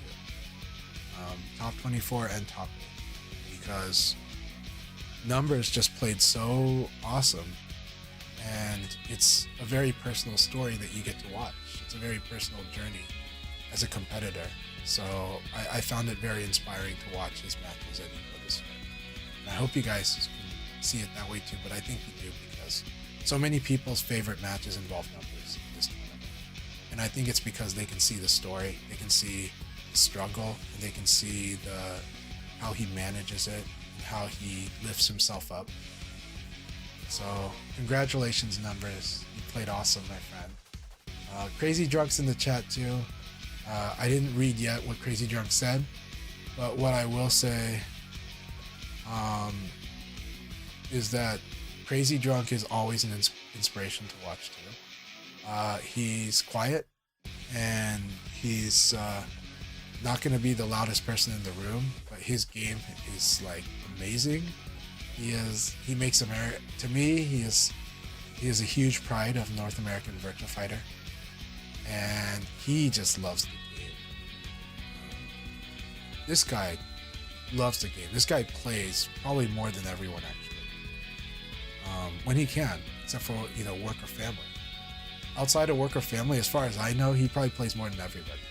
When I'm at a session and Crazy Drunk's there, he probably plays more than everybody. We go out to dinner, we come back, he's still there playing, and he's kindly invites you to play, and he's very level-headed. So Crazy Drunk is an amazing player because he's soft-spoken. Maybe not everybody appreciates him as much as I think they should, or they might realize too late how strong he is. But if you're a strong player, you should know how strong he is. Probably do. But because he doesn't make a lot of noise, some people realize it a bit late. He's been one of America's very best Virtua Fighter players, like literally top 4 players, because sometimes he's playing like the second best, sometimes he's playing like the third best, sometimes he's playing like the fourth best, but he's always in there for like 5 years already, for about 6 years already. So Crazy Drunk's amazing. Congratulations, Crazy Drunk, on your performance at Evo, and of your many performances at Combo Breaker, at Evo, at pretty much every tournament. Crazy Drunk has consistently played among the best in almost every tournament I've watched him play in. So I was so proud when I knocked him down in the single elimination tournament in California, but that's because I would heavily favor him. Right? I would say he's Crazy Drunk is an amazing player. So I hope you guys watch more of his matches, and I hope you guys all appreciate him, and Round 1. his hard work Ready, elevates go. all of us in the Virtua Fighter community. So he's quiet, but his game carries a big stick. And he's training everybody on how to fight against Shun, trains everybody on how to fight against Lei Fei, how to fight against Taka. I think he's even brought out a lot. He's brought out, I've seen him bring out pretty much every character. He plays pretty much every character. I'm gonna tell you that right now too. He's very scary. I've seen him demolish people with pie. Okay? Round 2. Ready, So Crazy Drunk should be an inspiration to everybody here. Yeah. Especially for the soft-spoken but fights hard. Crazy Drunk, my pleasure, but it's you deserve it. So, you've earned it. It's not even you deserve it. You've earned all the kudos. I just wish I could hear more kudos about you, But what I think it is I think some of our commentator friends really hate losing to Shun, so they make you sound like you're even meaner than you are. You're not even mean at all. At worst, you troll online, and you don't even really troll. You just kind of you just kind of go, huh, you know, and you just go, well, that was interesting behavior. And then you might share when somebody disconnects during a match, you know, on YouTube. That's like the worst behavior that you have, man. So, you know, and that's good behavior. So, you know. So I went into training, refused to attack, and focused only on stepping for almost an hour to make sure I got it. I gotta understand open and closed footing to be efficient at it. Really helps. I recommend looking at the front foot. This takes a bit to get used to, but if you stare at the front foot, you'll learn about whether you're gonna sidestep this opponent to where the front foot is or the opposite direction. But that one is easier to see. Even when they're knocked down, you can see what the front foot is. Even when they're in the air, you can see what is the front foot. A lot of us actually do combo confirmations in older VF games by looking at the foot position in the sky. That's what we actually do, a lot of us. It's scary. It doesn't always work, but it works on most combos. But you don't have to. In this game, there's not that many open versus close stance combos. But in older Virtua Fighters, there was a lot more. All right. So we are queuing up for the next league battle. If you guys, we've only got 6 people in the room. If you want to jump in on this, please join the room now. We will start the next league battle on the 50-minute mark. We will start the next league battle on the 50-minute mark. We are taking more people to join in on the league session here.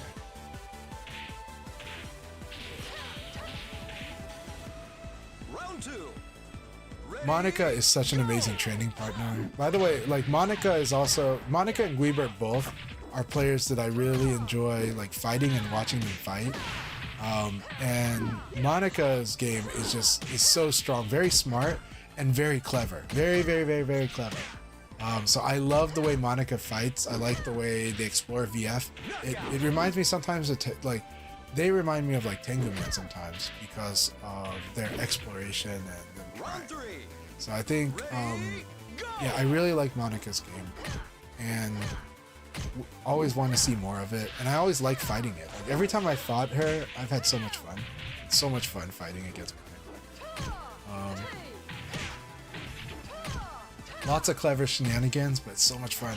And when they post to YouTube, actually their YouTube channel and their Twitch, no, their X, their X. You should follow them on X if you're on X, because Monica has got. They post really good stuff when they do. Serious as Glue right now, that's why it's even more difficult. Yeah. Karasuba says, with Akira's back turn attacks, which one's more safe to use? 5P, P plus K, 2K, hold down, 2P, 2K, and PKG. I'm not sure I understand this question. If you can restate that question, Karasuba, I will try to answer it, but I'm not sure I understand this question. This is, with Akira's back turn attacks, which are more safe to use 5P?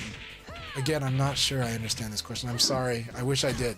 I'm not blaming your writing. I'm just having trouble understanding what the question is and the setup for it. Everyone might have a drink meter. Weaver will have a drink meter at LA Gathering. Not a bad idea at a gathering. Hey Corvus, good to see you. Hope you're doing good. Man, I'm really sad if Crazy Drunk can't make it to LA Gathering, but I hope they can. I hope you can, but I also understand that life is sometimes like that. But I really hope you can make it. Kasano says, wish I could join tonight, but have to do some emergency deep cleaning for... Good. No problem. Well, I don't mean good, but it's good that you're taking care of what you got to. It's important. So I understand the priorities, but you have a good evening, Kasano, and I look forward to sparring with you again soon.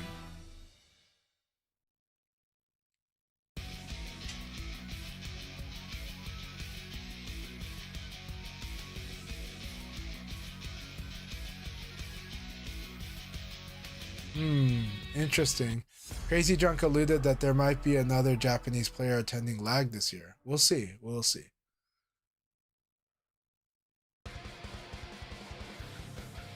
Round 1. Devil Races, I'm sad. Well, I'm really proud of the way Pacific Northwest fought. And honestly, I am super proud of the way that Frost fought against Numbers. There was so much going on in the battle, and I am so proud of the way Frost fought. I'm proud of the way all of Pacific Northwest fought, including Rayblade. So Rayblade is unofficially Pacific Northwest because he lived in Portland all the way up until around 2009. He is Hawaii now, but to me, it's just like East Coast. New York still claims Adam. I still claim Rayblade. So, you know. So Dead Orchard, good to see you. I got my Golden Lever Pro finally. It's so damn good. It's an endgame lever for sure. I'm really happy to hear that, Dead Orchard. I cannot wait to get a Golden Lever Pro, but right now I don't have one yet. But I'm hoping that by the end of the year, I hope I get it. That said, I'm very excited for it, and I'm really happy to hear how many people have been really loving the Pro, especially with the way that it manages tension now. It's kind of like pre-stretches the grommet, which creates an interesting, tighter neutral tension, or return to neutral tension. Move Quick says, brain just can't keep up right now. VF can be like that, but thank you for the games, no problem. Hey, we're glad that you joined in for a bit, and we're glad that you're here hanging out with us, so don't worry, Move Quick. We're all family and community, it's all good. But, we'll see you next time too, but we're also happy to keep chatting with you here.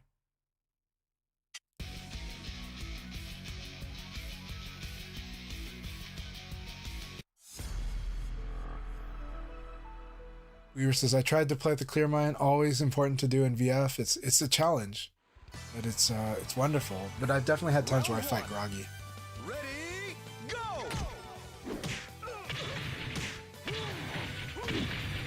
Top 8 was all amazing matches, honestly. There's so much you can benefit from watching the top 8 at EVO this year.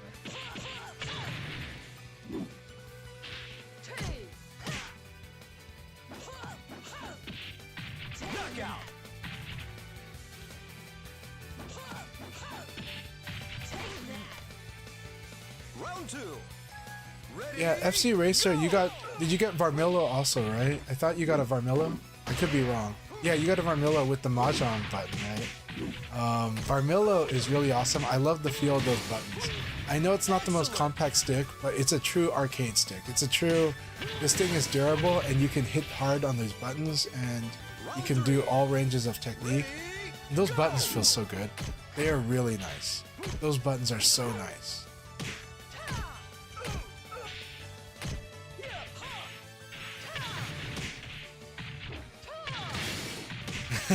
Crazy Drunk is not going to give it a direct answer on whether they practice martial arts.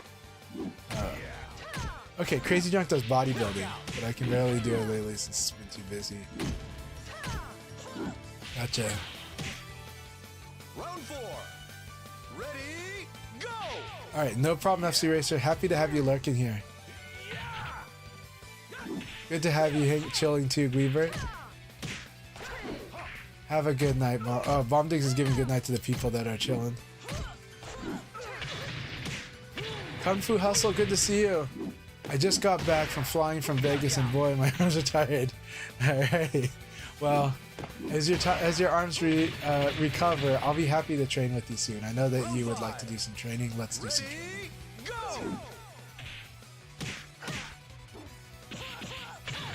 Alright.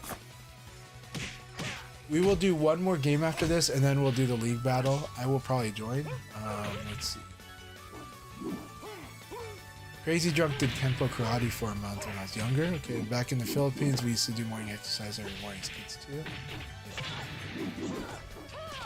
Alright, good to take a break, Especia. No problem. So a lot of people are taking a break right now. They might join a bit later. Sounds good. Again, we're going to do one more game before we start the next league battle. Awesome to have you here, Kung Fu Hustle. Really happy to have you here, man.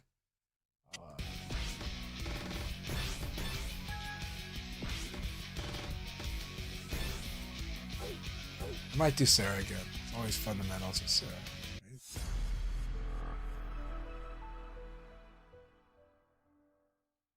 Sarah. Move quick. I really hope you can make it to LA Gathering. That would be really wonderful.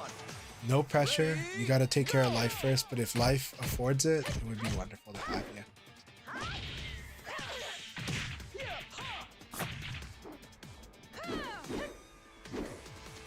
Kung Fu Hustle says it's hotter in Chicago than it was in Vegas. Chicago can get hot.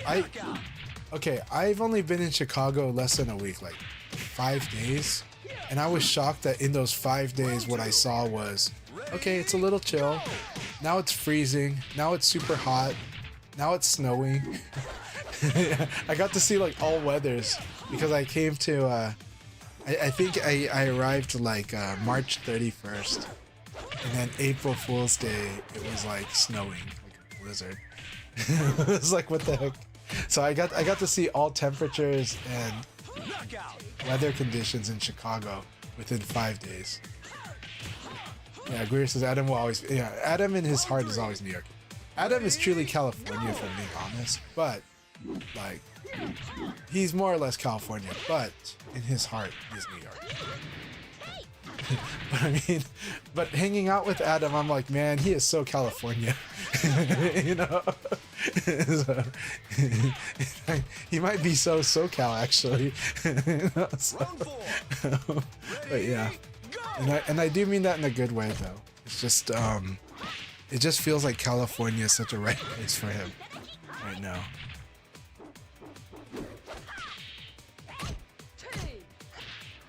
And good to see you, Italago. Incident, have a good night and take care too. Thank you for everything you do.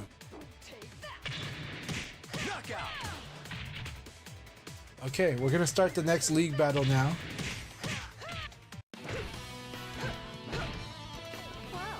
Alright, Blaker Street, I'm really glad it's working out. Good to have you here. Here we go, everybody. Good luck, have fun. Let's have a good time.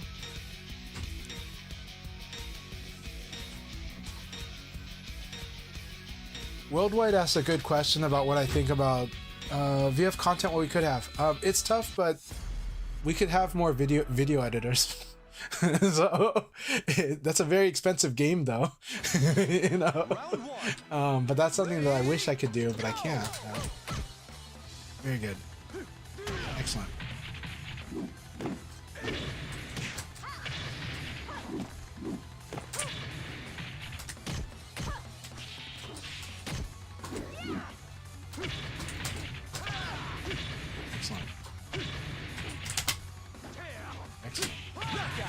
So I love the patient play of Mr. Worldwide.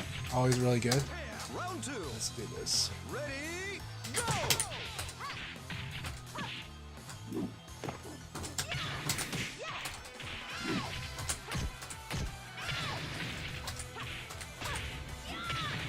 Excellent.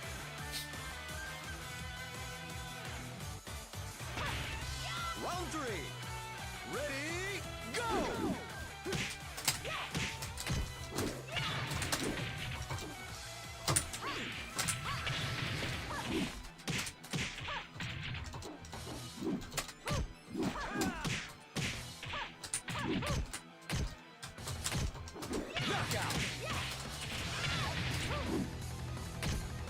Round 4.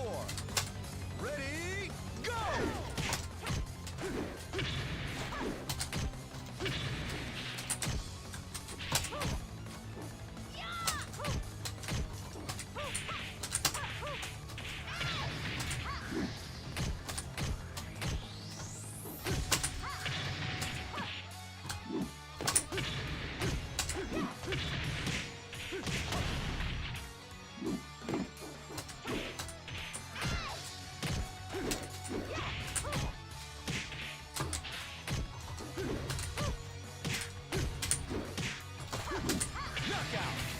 Very good game, Mr. Worldwide. That was a lot of fun.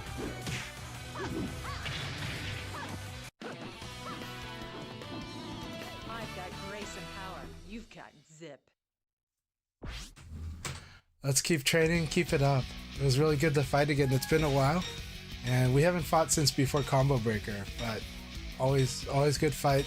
That first round, very intimidating because, again, it's I like that you don't give out too much signal. You don't make much noise, so there's a lot of white noise.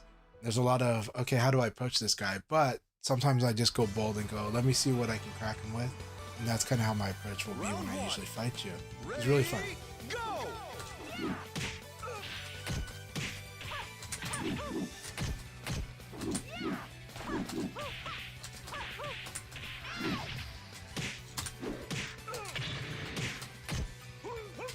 Very nice.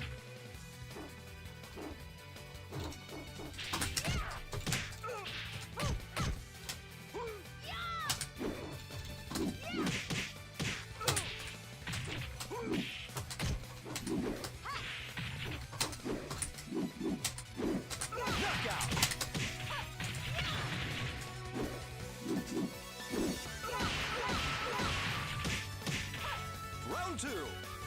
Ready, go!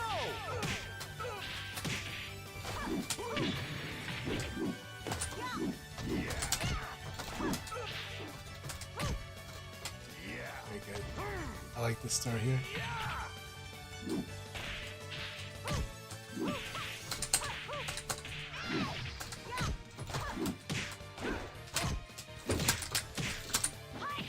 Knockout!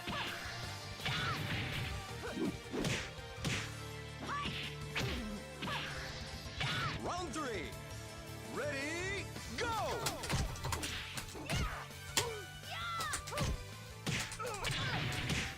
Nice.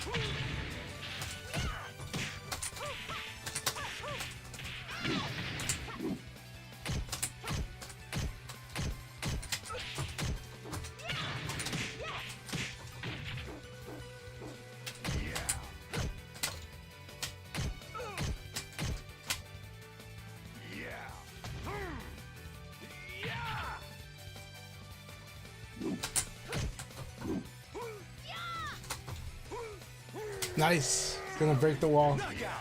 Nope. I thought it would break the wall.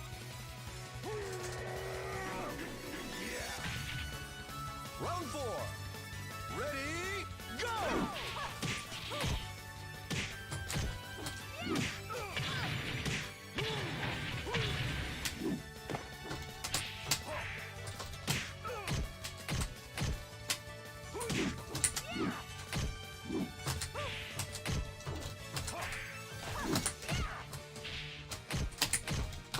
Knockout! Very good. Keep it up, Sonicon. That was excellent. Round 5.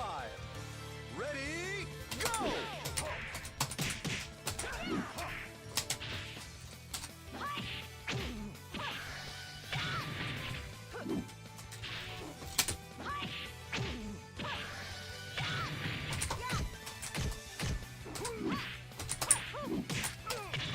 Knockout!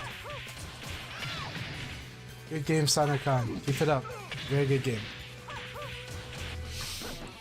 So, what do I think VF is lacking currently in content? You've got zip. Well, there's just a wide space, so there's all kinds of different things to attract different types of people and different audiences. And so I do want to see more creators in VF, and I think we're going to get a lot more. Of course, the wish, the dream is that some of us veterans, like, I wish I could do better editing, and that I had a fast production flow to make like really, really good professional content that's educational. I want to do that. It's an insane amount of work. Now that said, I've done some of the workflow stuff for that to prepare for that, but it's still a big challenge. I can write the scripts, I can record a lot of segments, but it's a lot of time to do the editing and put it together. But there is definitely a lot of series I have in my head about what I think would be really good. But the workload is quite a bit. So that, here we go.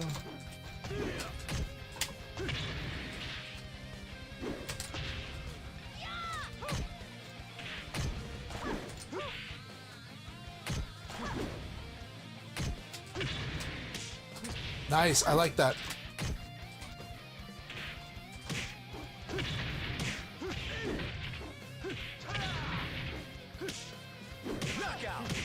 Nice, and I like this PP right here. Keep it up, Kursuba. Round 2. Ready, go!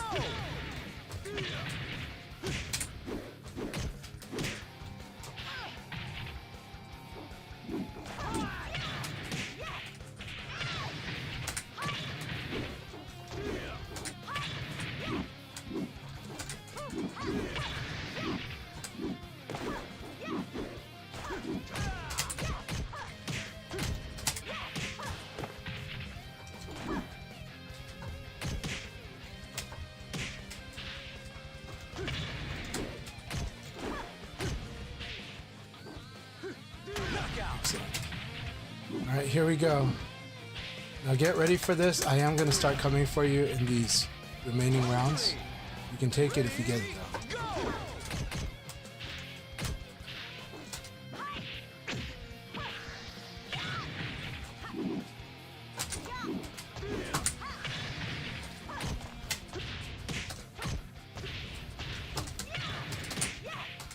Knockout.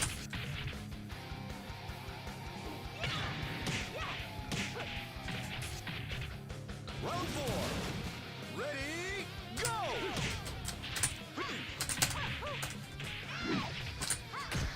Good, good, good. Small punish is better than no punish. But big punish, of course, would be good.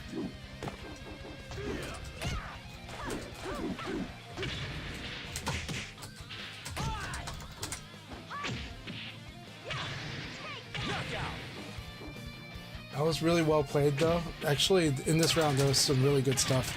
I like the side turn pressure. That was good. Ready, go!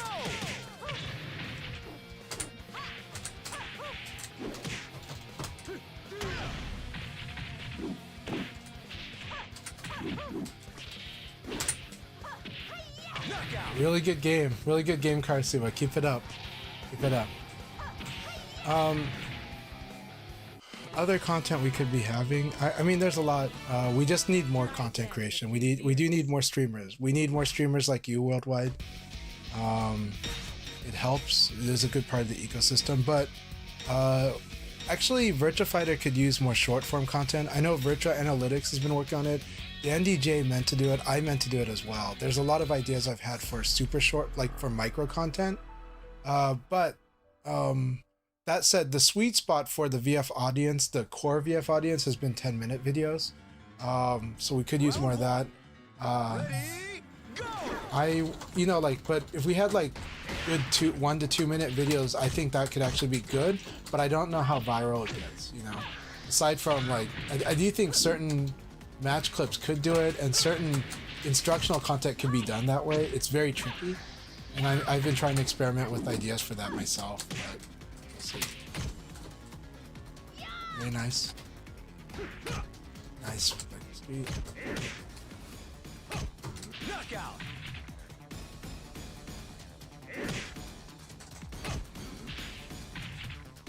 Round 2. Ready, go! Nice. So I just sidestep. Nope.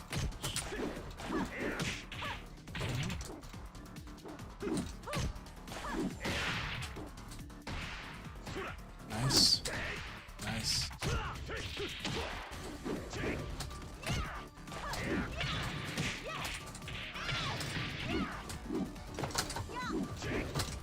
I like that.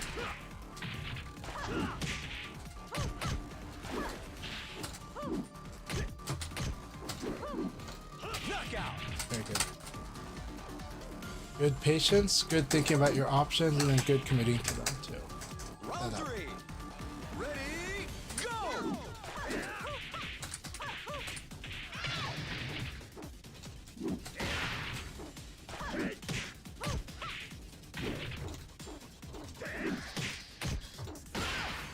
Excellent.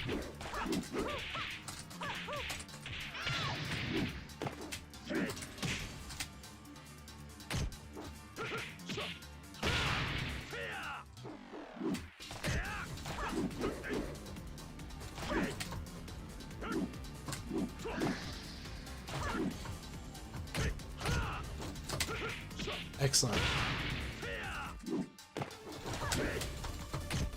Knockout. I like that. Alright, now I'm going to start amping up the pressure a bit. You can do this. Ready, go!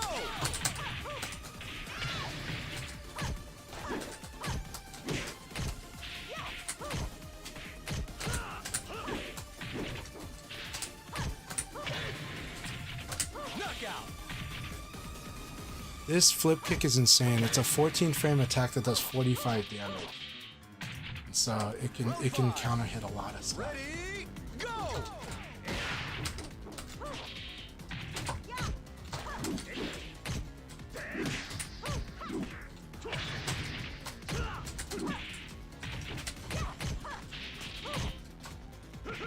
Very good. That was excellent. Keep it up, Laker Street. Knockout. That was a very good game. I like some of the adjustments in that last round. Keep it up. Keep it up. I've got grace and power. You've got zip.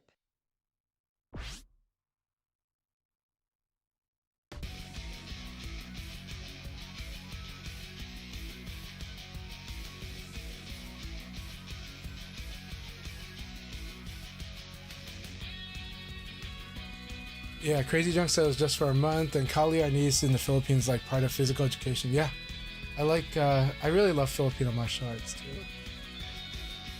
And Kali Arnis is awesome. And the Screama. And there's more. And again, I still am hoping, I would still like to see Filipino martial arts in Virtua Fighter. I'm happy it's in Street Fighter 6. I would like to see it in Virtua Fighter. Yeah, everybody agreed with what I said about Chicago. Hey, good to see you, Lightwing Dragon. I hope you've been doing good. It's been a while. Hope you're having a good summer so far. Okay, Ito Lago, sorry for the late reply. Ito Lago asked me, how do I feel about Crossroads? I'm super excited. I am happy that this is a Virtua Fighter made for the mainstream. I'm happy that it's a Virtua Fighter made for a new generation. I'm happy that they are putting every resource they can into this game. They've even got the Japanese government pouring resources into this game. So I'm really happy. And it doesn't have to be my Virtua Fighter, even though I think it will, but it doesn't have to be. I want to see Virtua Fighter succeed like no other. I want to see a new generation love Virtua Fighter the way I love Virtua Fighter. So I'm happy. And I think so far they're doing so many things right. Of course they will do some things wrong. That's life. But they are doing so much right that there's no way I can complain. I am so proud of what's going on. When people ask me like, shouldn't they have done it sooner? I don't know if they could have done what they're doing now if they did VF sooner. You know what I mean? I think everything that has happened has led to this, right? Everything that has happened, for better or worse, has ultimately led to this Virtua Fighter happening. I couldn't be happier in a way. Like when I look at it, that's just how it is. And it's the right Sega at the right time, I believe, in the right RGG studios.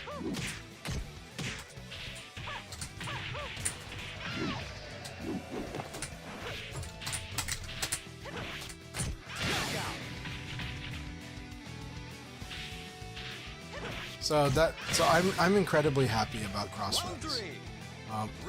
But you know, like my wish for it is more about Virtua Fighter itself as opposed to what I personally really want and desire.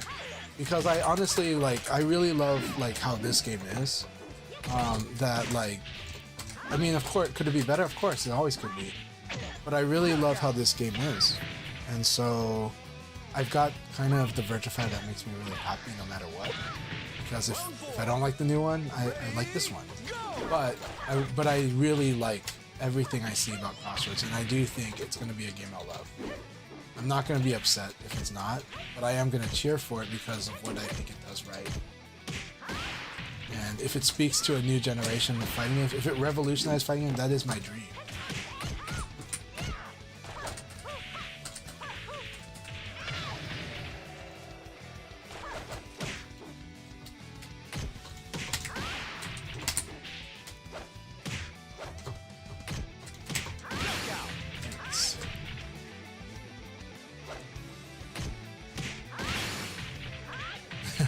It's a very interesting take, Laker Street, but it's fair.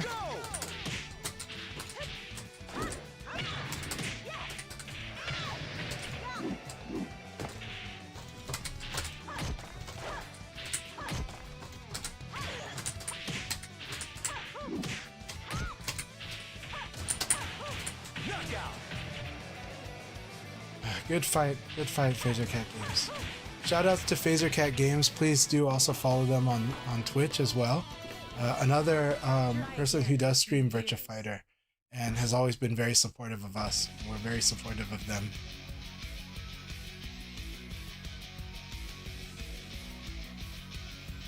Delaware, I'm sorry that you got a loss on that. I hope you're still in the league. Oh no. But your opponent might have crashed out.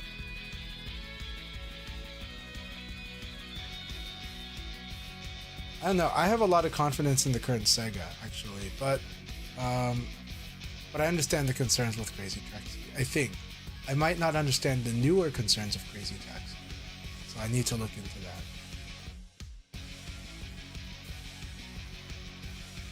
The Barnsey says, would be interested in seeing you make short, structured videos. I do want to do that. Like, it is my.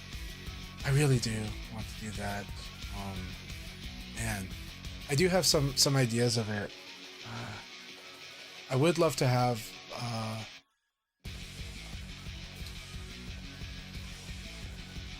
I'll try to see what affordable ways I can do to help the production, but man, it's tempting to do certain things like, creating assets with AI and stuff, but I do know there's people in the community that I'd rather get help from. I just have a tighter budget right now. But I think there's some good stuff to do, but I do think I can make short form clips and start from there and work our way up towards that. I have created assets for communication for people that can actually watch the screen. I think one of the benefits for me doing the content is I do think if I can get it concise, I think my way of explaining things, even though it can be long-winded, I think I can illustrate what's going on in the concept. I can illustrate concepts verbally, and I think if I can find the right amount, then even in short form content, I think there's a way to just kind of, illustrate points and stuff. Where editing helps, having someone like an editor helps, is sifting through the clips or making the clips myself, but somebody that will cut it in a good way so that it really gets concise in there, so, but I think there's a lot of good stuff that can be made for sure, and would prepare for how to make content for Crossroads too. So yeah, thank you. By the way, everybody, thank you very much for your support. Thanks for your advice. Thanks for your recommendations and your hopes. You guys are being very kind to me, because I content create like a hobbyist, right? There's definitely expectations I would have if I was doing content, if I was being content creator like professionally, or if I, allocated more time of my life into it. Right now, you guys have just been so generous and kind to me, even though I've only been doing it on, like as a hobbyist, but do I imagine a higher level of content creation that even I could do? I do. I really, really do. But I also know what sacrifice would be needed for that, or either sacrifice or resource, one or the other, right? Either I make the big sacrifice, or there's a way to justify resources coming to me to help do that. The dream, of course, is the cycle where you hope the content creation could finance it and help you in your life, right? But that's really a tall ask. It's more reasonable during the launch of Crossroads, but it's a really tall ask during like Revo World Stage. But here's what I do want to make clear. What Sega has done with Virtua Fighter Esports, with Virtua Fighter Ultimate Showdown, with Virtua Fighter 5 Revo, and with Virtua Fighter 5 Revo World Stage, they've really given the community a chance and opportunity to grow and get ready for Crossroads. They really have. That's what they're doing. They've made lots of investments. They've done a lot of things we've asked for, things that are actually hard to do. I know community thinks everything is easy to do. It's not. If you are any part of any serious production of any type of entertainment, you probably know how hard it is. And you can only imagine how hard it is in software development. Or imagine the size versus the scope, the size of the team versus the scope of what the team wants to accomplish or what the game is trying to accomplish. I know the stuff that we ask for sounds like they're small things, especially if we see other games doing similar things. It doesn't really work that way. Solving the problems does not work that way. in your life, look at how many things once broken are hard to fix or take more effort to fix than they were to set up or create. And um, so it's hard enough to build. It takes a lot of work to build. It's also hard to fix. It's also hard to go back and redo and all that. So I appreciate all of these efforts that RGG and Sega has made and investments they've made in Virtua Fighter over the past few years, many years now. Because it's definitely since probably 2020. I think from the timeline they gave, it sounds like Virtua Fighter esports was approved early 2020 because it comes out 2021. So since 2020. And they put in the rollback netcode. They put in something that's like quest mode. It's not the same, but it's like it. They do bring back some customizations. They state they want to bring back customizations, but they couldn't. All right, looks like we got a crash out here. Yeah. All right, so we will go ahead and restart the room now. We'll start and create a new room. Thank you very much. Let's do this. Okay, the new passcode is 64328.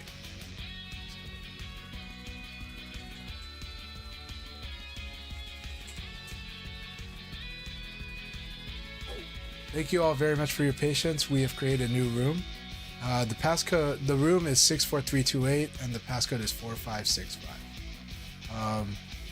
If you press triangle or the button that's like triangle, you will be able to punch in a manual ID. If that doesn't work, just let me know. I am looking at the chat and I will restart the game so that way there's a chance that somehow maybe that clears everything, because there's probably two entities at me with the room right now. So looks like nobody's able to join this room. Nobody. Okay, we got one. We got Blaker Street in the room, but then they crashed out. Okay, I'm going to restart the game. I am going restarting game.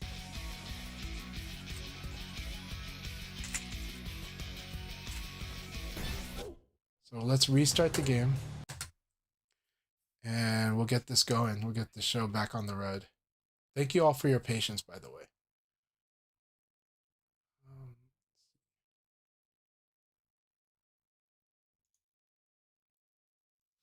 So I am really like, there are so many things that could have gone way, way, way wrong. But things have gone well, in my opinion. Things have been more than reasonable. They've been generous. But of course we want more, and of course we have to ask for more. The community has to tell Sega what it is they need and want.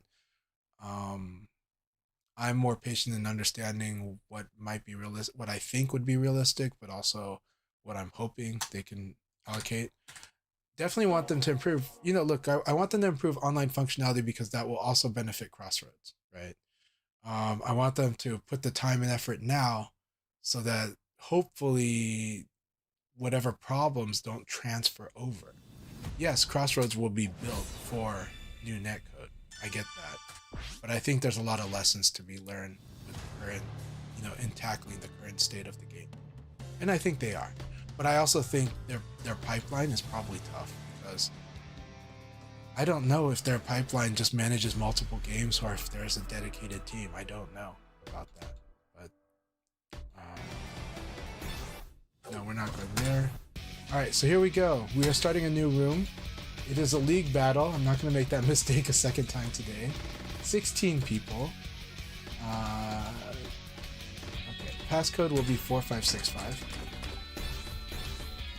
Streaming, commentating, create room, and the room ID is 59312.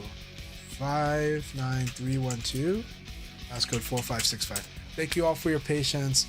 A lot of you are still here. Numbers, thank you very much for the raid. I'm really happy that Numbers streamed, by the way, and I hope he really got to tell his story. I need to watch that stream because I want to hear Numbers talk about Evo.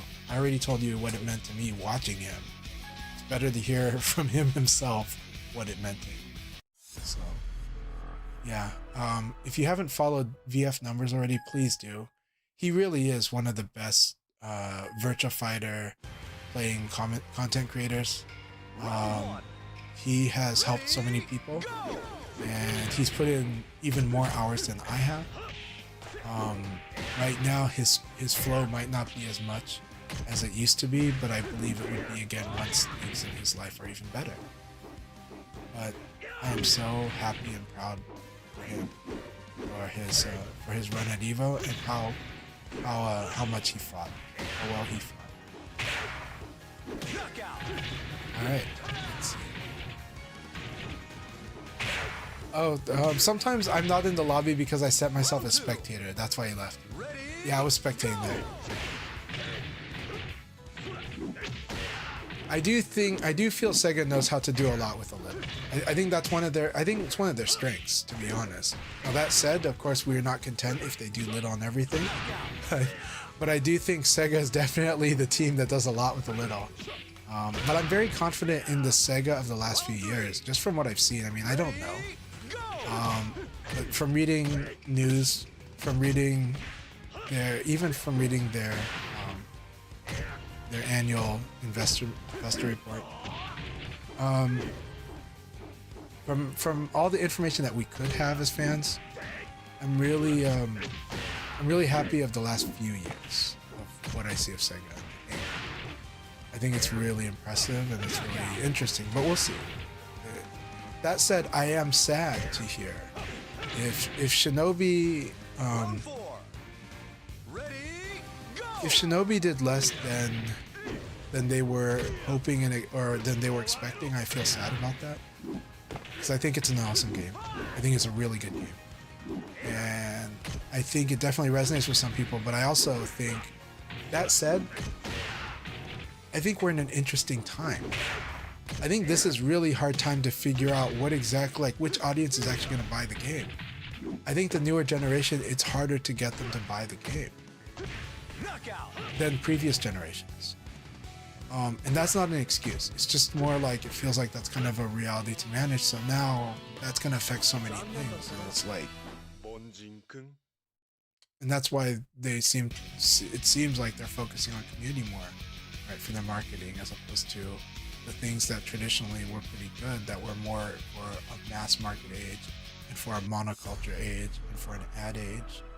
And so now it's a mix of all these things, but it's like, it's more targeted. You know, we already saw like event marketing being more targeted, and being more like lower the scale but be very targeted, right? North America is kind of shines a light on where things go in the future. Now, if I go to certain parts of Asia, ads are still very strong, because you go on the subway and you see ads there. You go to the department store, everybody's seeing the ads there. And in Thailand, the houses that I go to are still watching TV. That's a very different reality than many other places. So interesting to see, interesting to observe. Right now, there's a lot of stuff on small screen, but even then, on small screen, how much does it stick, right? And then, even even if I watch what gets viral and what my daughter gets into, how much does that stick? The influencer marketing worked for those games maybe like right away, but then after that, how long before those games no longer perform, right? So that's like a challenge to the games as a service also. And the marketing challenge. How do you make it stick? How do you make sure you get the right audience, like the right mix, so that enough of the audience keeps getting into it for those games? For a normal product, it's just getting a lot of people to buy into it. How do we get that? It's a really interesting time. So we'll see. But I do wonder, okay, compared to similar products, I do have to wonder how well Shinobi did, because I'm hoping Shinobi did really well compared to products similar to it. But then, are all of these games, the year of the ninja last year, how much did that underperform? What was the expectation? And then how was the performance relative to the field? How's the performance relative to where gaming is at? Is this because how much of gaming as a whole, the sales are going down, or how much are we seeing what, you know? And then we've got, you know, the ridiculous Grand Theft Auto coming out, which we'll see what happens there. I think no doubt that thing is gonna perform amazing, but how does it perform compared to expectations? Let's see. I am worried about some aspects of entertainment now, especially purchasable. Right? It's interesting to see Gen Z going to movies now, but at the same time, is it enough? I don't know. It doesn't look like it's enough, but it looks like it's a big thing. So there's so much things to look at in it. Alright, we will start the next league battle very, very soon. We'll do one more game. I am going to put myself on the back end of this, so you guys go ahead and practice. Yeah, Shadow Dancer and Shinobi. Dude, PS2 Shinobi games were so good too. I love almost all Shinobi games. Like I played the Sega Saturn one again not long ago. Which was Shinobi Legions, which is probably not anyone's favorite Shinobi, but I like it. But I love Shinobi Art of Vengeance. It is gorgeous. The thing about Shinobi Art of Vengeance, that game is really gorgeous. The thing is that some people might go, oh, it's indie, it's artsy, so it's really good. It's like, no, this is truly gorgeous.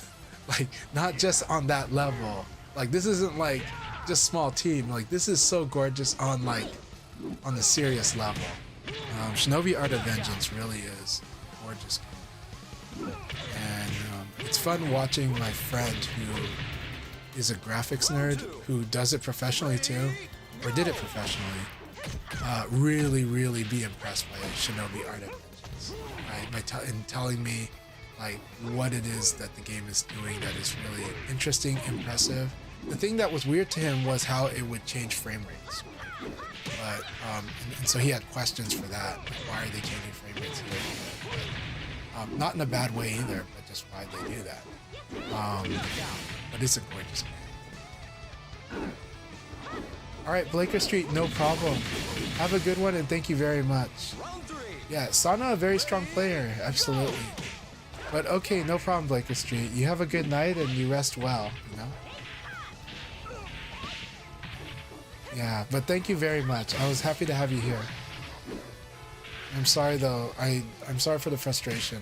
I know it was hard to get in, and then I know what happened after that.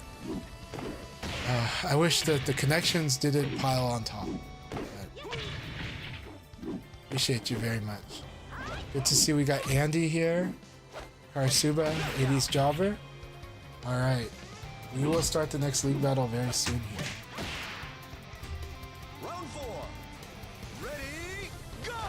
So, I think a lot of people are feeling summer. Tonight might be one of those nights where it's a very summer night, and that's cool. Let's see.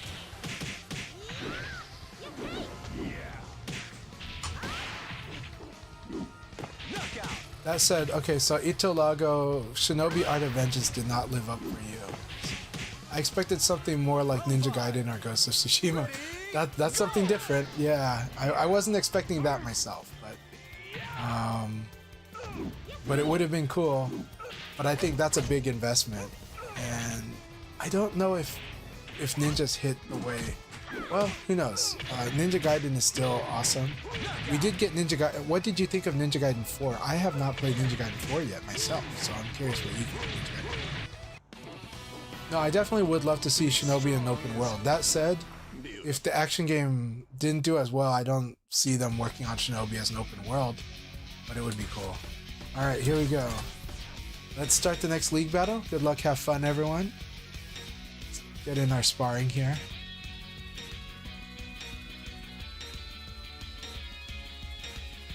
It would be very expensive to make. It'd be such a huge gamble. It would be amazing. I don't know. I think before that, I would like to see them do like like a new evolution of the PS2 Shinobi first. You know, just to make sure that there was a market for it. But I really think Shinobi's awesome, so I think they'll keep supporting Shinobi. Round They're one. just thinking about what scale they do that at, and what is the expectation. Alright, keep it up, Jobber. Alright, good. Nice hit throw. Nice hit throw.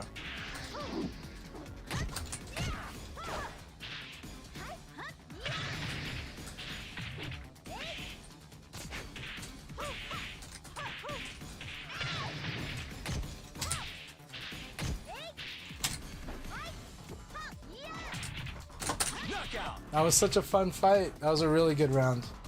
Good round, Jobber. Keep this up. Round two. Ready, go.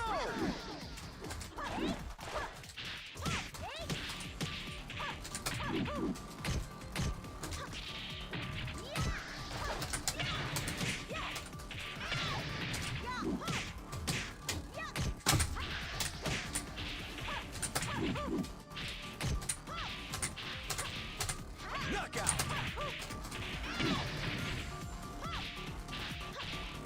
Round three. Ready, go.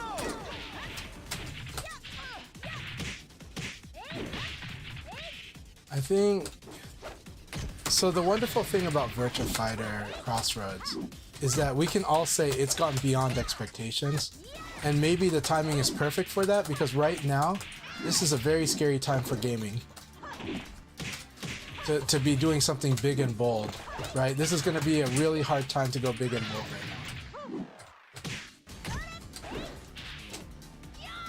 now. Knockout. That was awesome, Jobber. That was awesome. All right, Round four. you got this. Ready, go.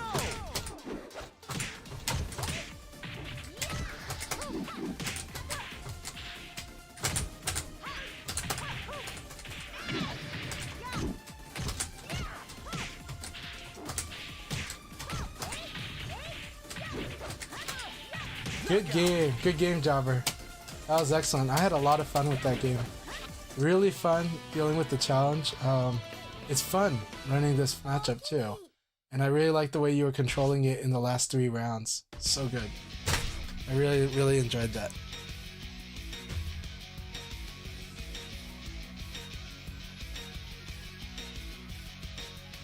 But yeah, open world Shinobi is a really big investment, and at this moment that's kind of scary. But we'll see. But there's, Round I really love Art of Vengeance what he did. So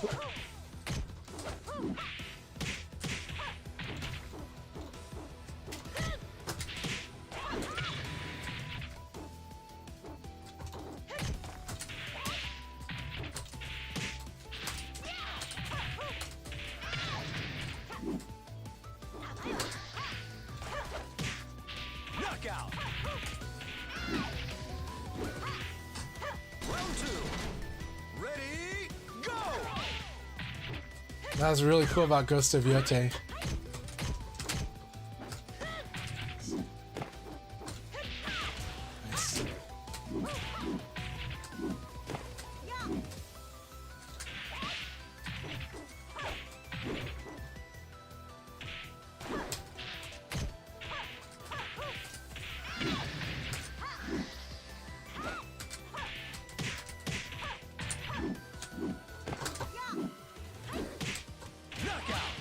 Nice.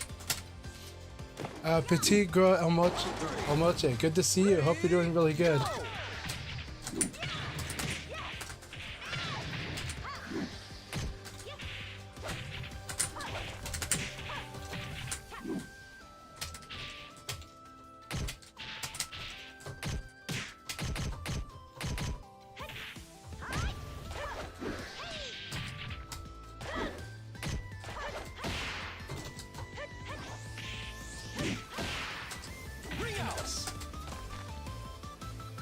It's Zevo.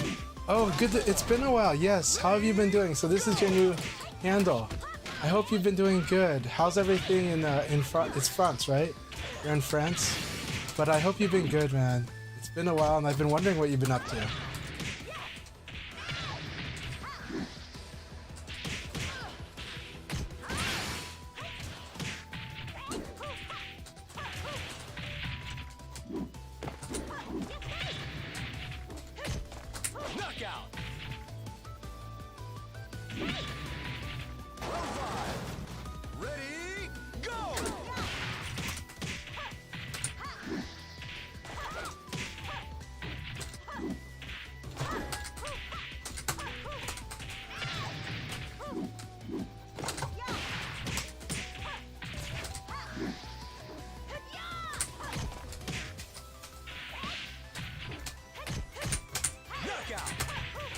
Good game.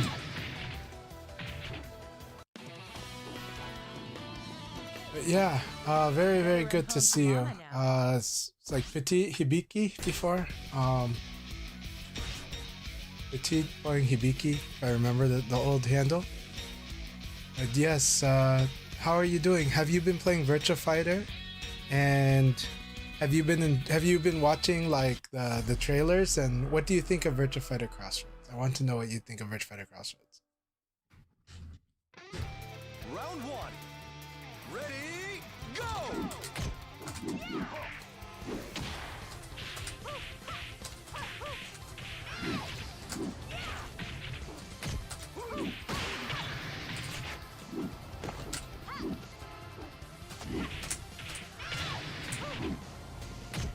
Knockout. I've progressed a little. Good, good. Ready, go!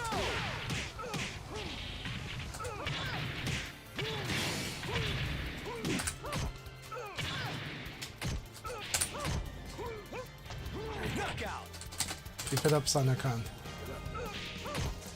Round three. Ready, go!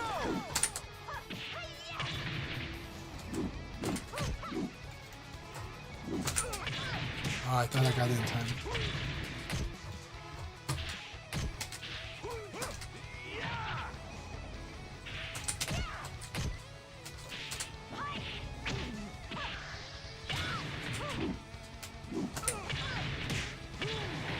Knockout. All right, here we go, Sanakan. That was very good. Round four. Ready, go!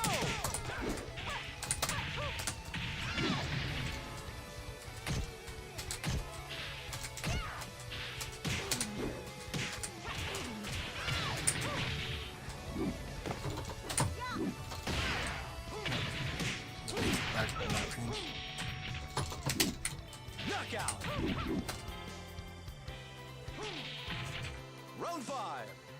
Ready, go!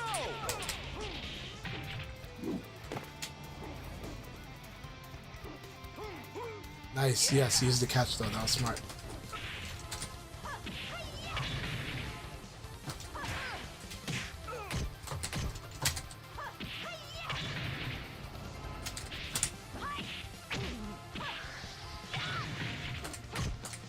Knockout. Good game. So this one, you have to get used to when she does this 4K, she's likely to go into 6KK from Flamingo. The 6KK is punishable. You can PK punish that. So you want to if you see like she go into Flamingo and then she do the knee and you block it, you need to be ready to block again. And if you can block again, then you can guard punish the spin kick. And you'll get used to it. So you want to get used to punishing it. And so I will try to use it more so you can get used to punishing it. PK punish and then apply pressure because you have advantage. Yep. Yeah. So when you start recognizing she gets into Flamingo, you'll start to prime it. It's hard for me too, but you'll get it. You got this. You got Round this. one. Ready, go!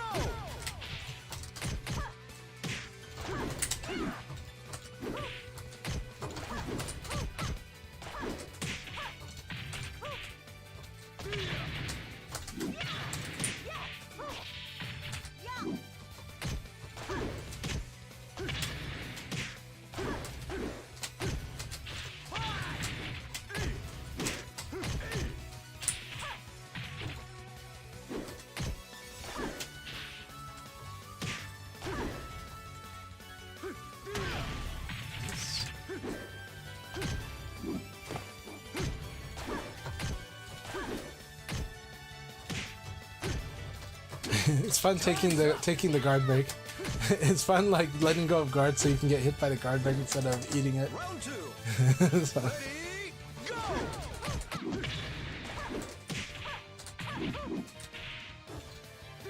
very nice.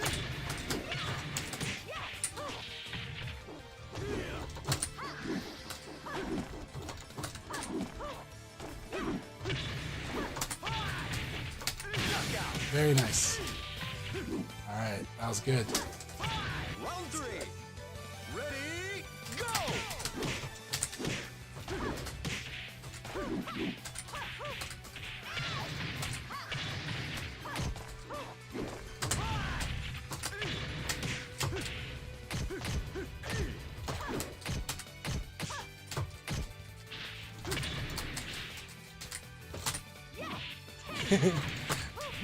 That was really funny. That was a really funny fight. Round 4. Very good stuff. Go!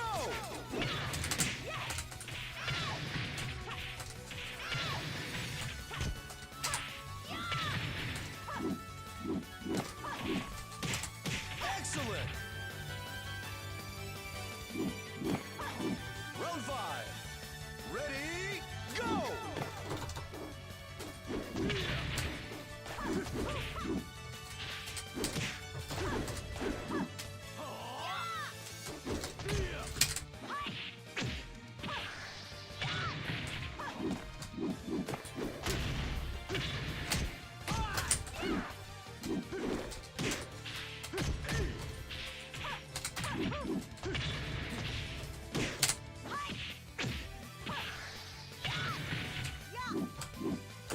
Knockout!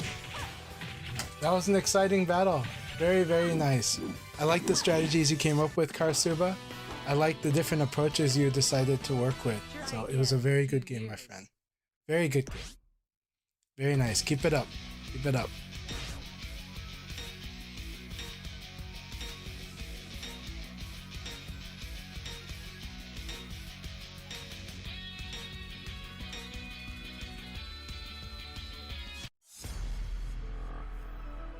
Alright, Andy, here we go. Do I know this Andy? I do not know. But I appreciate you being here. Let's have fun. I assume you're ready. Hey, Limey, good to see you. Limey, congratulations on an awesome run at EVO this year. Really proud of you, my friend. And I hope you're doing really good. I hope you're feeling great. That was such an awesome run and very, very great play. So thank you very much. Thanks for stopping by and thanks for your support.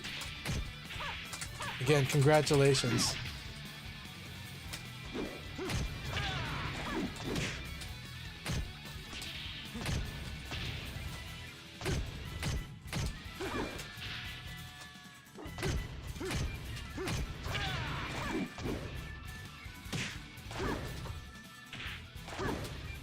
This is where, yes, I was like gonna say, you do want to use throws. You want to get comfortable using all of the throws too. Time's up! Round 2. Ready, go!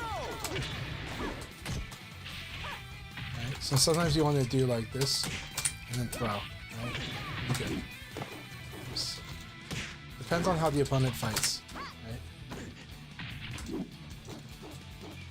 So some opponents you can stop them and throw. Some opponents you have to stop them and keep hitting them. But some opponents stopping and throw becomes pretty good, and you kind of learn which opponents are which types, or what is the comfort zone for that opponent. Very nice.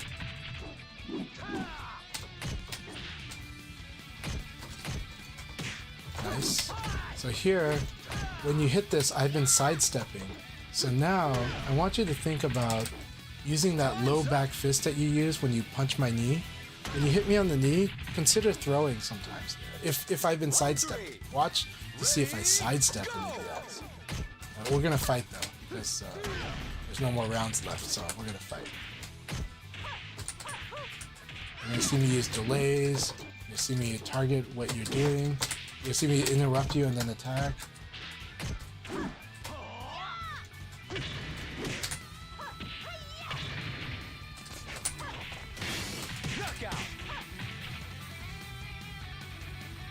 Keep it up, Andy. Keep it up. There's a lot of good stuff you're doing with training. Good, good. You know that's a sequence. All right. Very nice use of hop kick. That was brilliant.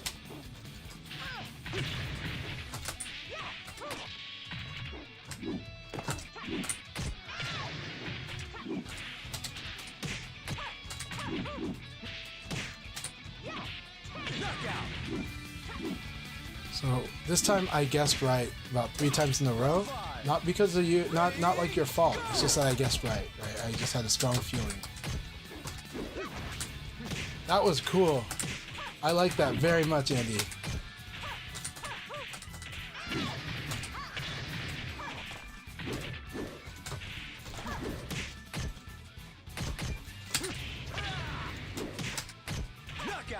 Very good. So the delay attacks are giving you the hard time. I'll do this elbow, delay it, and then kick. It's a very strong technique of Sarah. From her elbow, she can delay that kick that much, and it'll probably win if you attack. It's hard. I lose to it a lot too. So I share it with you. But you're doing great. You're doing good. Andy, you have a pretty good flow, so keep it up. Keep recognizing more. Keep fighting more, recognizing more. But I like how your game is developing. Keep it up. Hey, no problem. Have a good night and keep it up. It's good to have you in here. So, yeah, keep it up. Keep playing VF, and I hope you're enjoying it.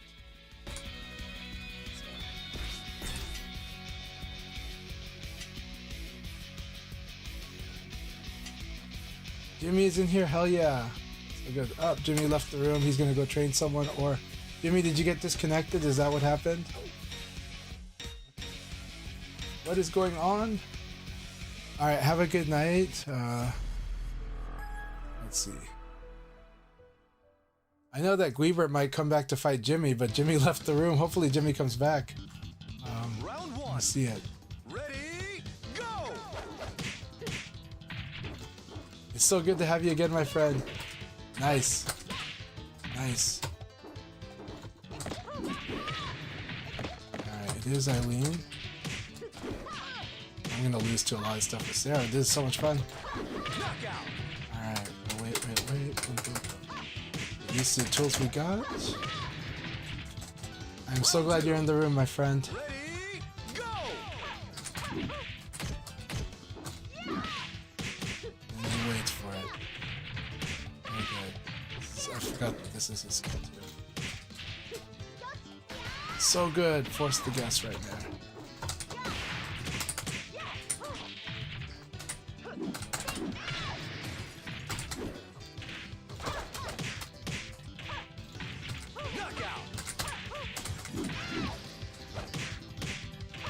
Our connection is rough, but I am enjoying this fight very much, so I do not mind myself. I hope you don't mind either.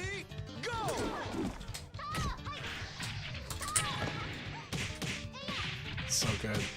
This is a lot of fun.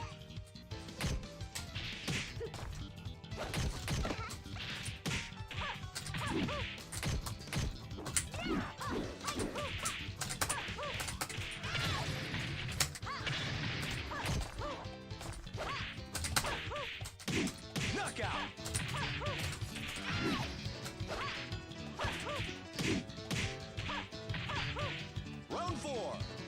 Ready, go!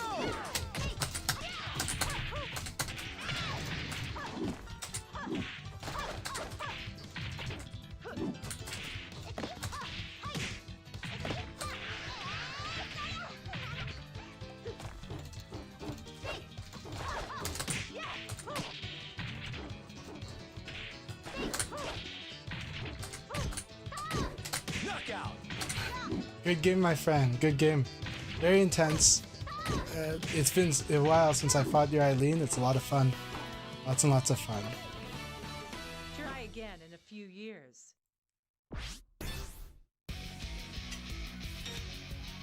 Alright, Karasuba, here we go.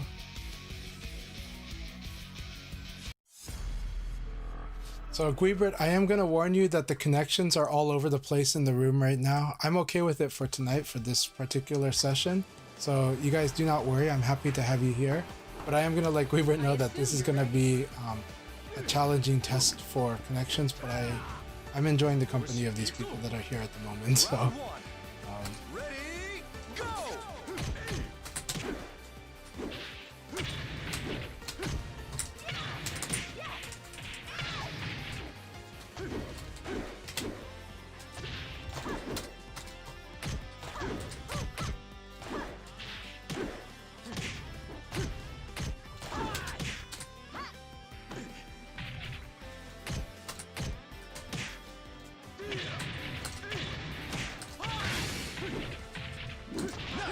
I was hoping the flip kick in between that. I wanted to see if it would work out. He was like, is 14 frames enough? Of course it's not, but it would be so much fun if it was. Ready, go!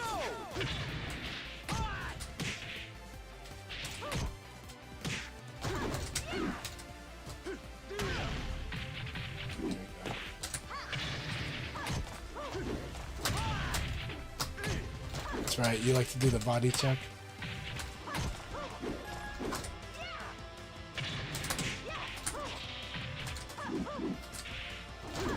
Knockout!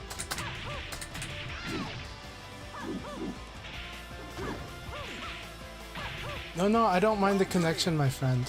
I know that the connection will be like that, but if the room was busier, I would say like let's save it. But right now the room is fine for me at the moment because of which audience we have here. But I personally don't mind doing a session with Europe and Australia. So because right now I'm practicing looking at animations too. I'm practicing recognizing the move from what frames I can see. And the situational awareness, so.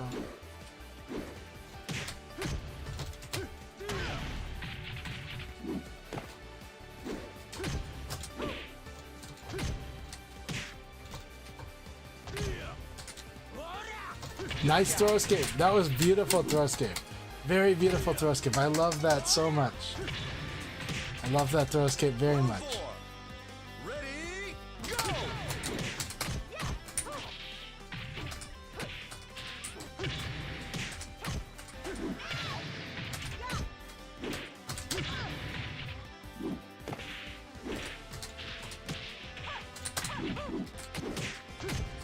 Knockout!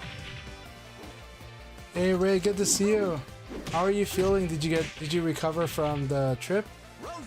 Congratulations also on an amazing run at EVO. And also for running a great tournament and for running the salty sweets for the VF session. That looked amazing.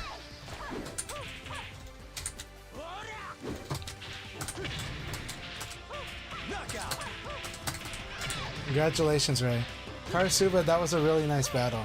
Really good battle. Keep it up. After an event like EVO, it is a good idea to do a test to check because a lot of people do get sick and spread. Alright, let me see here. Give myself last. I'm going to give you the opportunity to fight with Jimmy Claymore, who's amazing. Jimmy Claymore is one of the strongest players in North America and player from Mexico. So but that said, he likes to experiment, try stuff out, work on things, and sometimes let you figure out how to solve a challenge. So take the opportunity, enjoy the fight with Jimmy. It's a very good opportunity. Go! So everybody give respects to Sensei Jimmy. So Sensei Jimmy is a really good guy.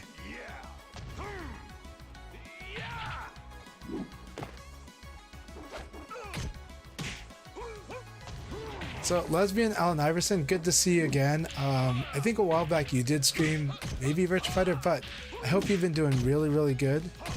League and stream has been good.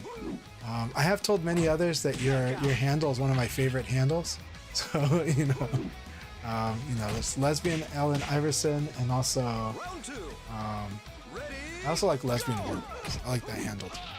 It's a different person, but it's a friend in Portland. So, but it's always memorable, and so I always remember it. So, that's it. How have you been doing? Did you enjoy EVO? Were you watching EVO, and which tournaments did you enjoy at EVO?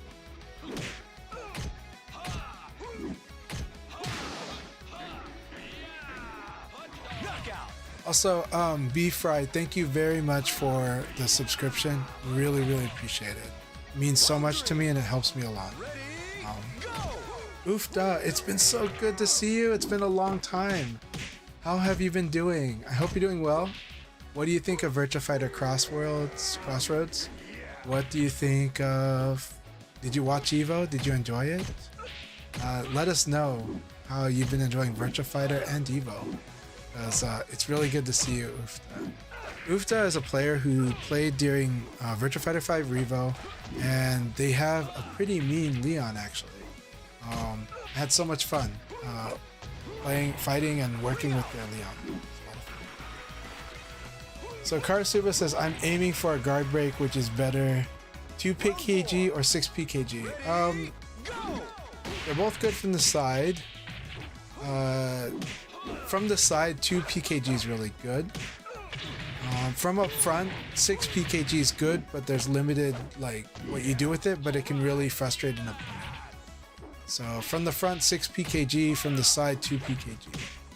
Really good. So Hixlot, I am doing good, man. Doing good. And hope you're doing really well here. Alright, so now we got Jimmy versus Guibert. After Jimmy versus Guibert, we will start the next league battle. But I think Jimmy and I know Guibert would like to fight with Jimmy, so gotta make it happen.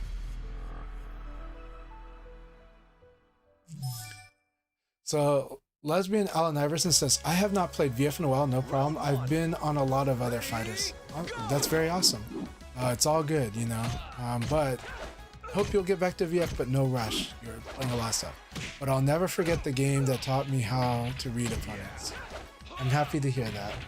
Virtua Fighter makes you interact with the opponent a lot, and things that you can learn from that is you can learn how to read opponents, but sometimes you can also just learn how to condition opponents, because you just end up doing it a lot in this game. Of course you do it in other fighting games, but this game really puts it on you in a rapid fashion that you just do so much of it that I do believe it helps a lot of fighting game players apply either better reading or better conditioning when they go back to other fighters too. At least that's my belief, my hope. That's how I think. That's one of the elements that I think Virtua Fighter can help a fighting game player. Another is I do think that Virtua Fighter makes you think about the mechanics a little more in detail by themselves in isolation. Like thinking about guarding as a separate act from moving away, and why you do these things the way you do. I think Virtua Fighter is good at kind of making you decide along, like think about those as separate concepts. That's my biased opinion because I'm a VF. It's what I would like to be the takeaway. Some people's takeaway is they know what they love about the other fighters, right? And some people find out what they love about VF as well. But happy to hear that. Thanks for the kind words to VF, and I'm really glad that it's helped you learn how to read opponents. I've heard that from friends that play Guilty Gear too, that like the time in VF helped them read even better. And that's a game that does a lot of reading, that can allows a lot of reading, a lot of deep reading. Ufta says, have not played for a while, got addicted to Battlefield 6. I love Battlefield. I haven't played 6. I'm afraid to get hooked into it. But Battlefield's one of my favorite franchises because I loved Battlefield 3, 4, and Bad Company 2. And so Battlefield 6 was definitely a game I wanted and intended to play, but I just haven't put the time into it yet. But it's a game I want to play, actually. I'm afraid of getting hooked onto it. I'm already hooked on enough games. Sorry to hear about your mother, but it sounds like you're taking care of your mother, and I hope she's doing okay right now. I hope she's doing a lot better. I'm really glad that things are back to normal now, so really happy to hear that. Keep it up. Keep taking care of your mother. Keep taking care of yourself too. Things are getting back to normal, and Crossroads looks great. I think it looks really great, yeah. Need Leon, but yeah, some people think that Leon was in there. We're not sure. Kasana says, holy moly, how have you been, Kufta? Yeah, we're all happy to see Oof. We're so happy to see you. Oof and Kasano came together at the same time in Virtua Fighter. So Chili Pikun says, Akira 6 PKG has a shorter range than 2 PKG, but if you don't get the guard break, 2 PKG is -10, while 6 PKG is -3, right?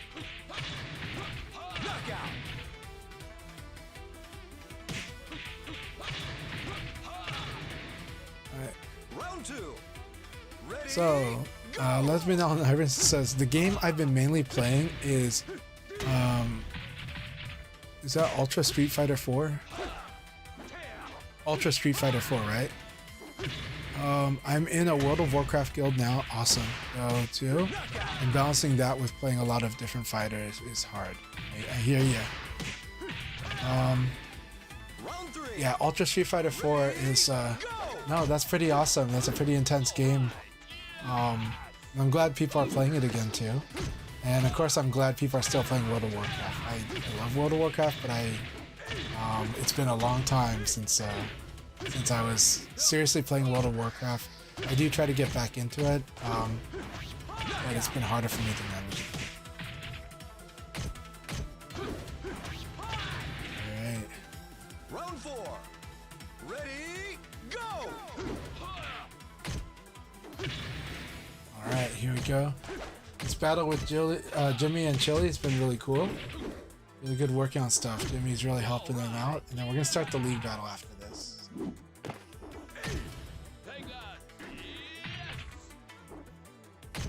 Knockout. I do think it's a really good thing that more people have been jumping onto Ultra Street Fighter 4. Round 5. Ready, Just another one of those times where I guess a lot of people are finding different fighters that they want to try. I love that. Okay, Lesbian Allen Iverson says, have heard inklings of you being in Alterac Valley. I am a fan of Alterac Valley. So when you probably heard me talk about Alterac Valley, I was actually probably talking about the game. I was probably talking about a game by Super Evil Megacorp, their second game, Catalyst Black. Catalyst Black is kind of like a mix between, to me, it reminds me of Halo, Titanfall, and Alterac Valley. And I freaking love that game. Now, it's a top-down shooter, and it's multiplayer. It's PvPvE, but it reminds me so much of Alterac Valley, and reminds me a tiny bit of Battlefield, but not really. I mean, it can remind me of Conquest and Battlefield, but really what it's reminding me of, Alterac Valley with Titanfall with a little bit of Halo. But all as a top-down shooter that I play on my iPad with my son. I love that game.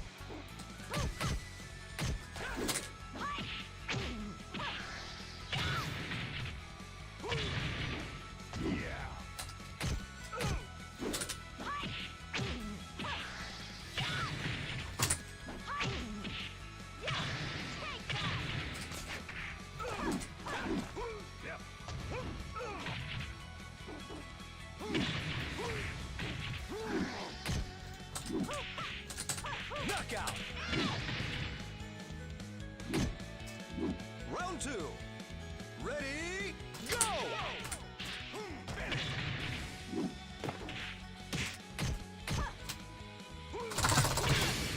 That should be it.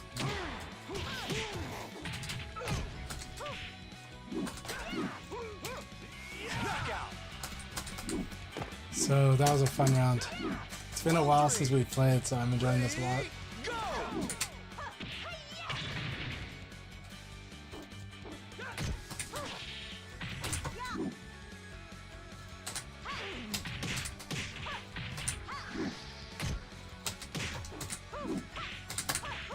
Excellent. Round 4. Ready, go! The best way is still to just play it. Don't worry about the changes too much. I mean, there are changes. For Leon, you don't have to worry about much. If anything, Leon's 4K is better now just because of the change to evade cancel. Knockout.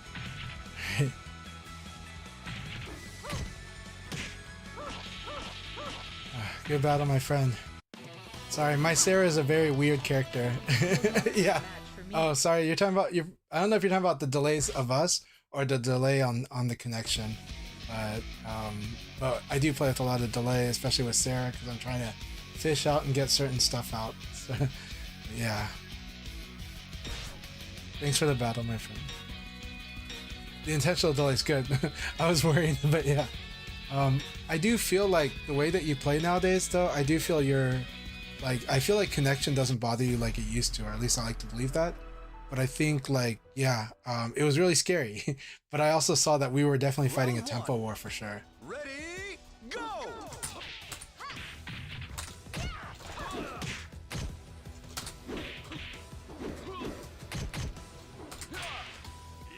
I don't know how to use Sarah gets up late, so much fun.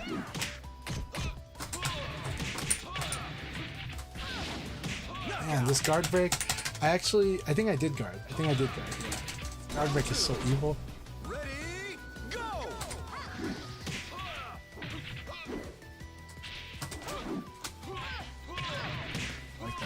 6K hit. Don't do that. That's meaty. It's so beautiful. There's no way I'm gonna get through this, but it's a lot of fun. Ready, go!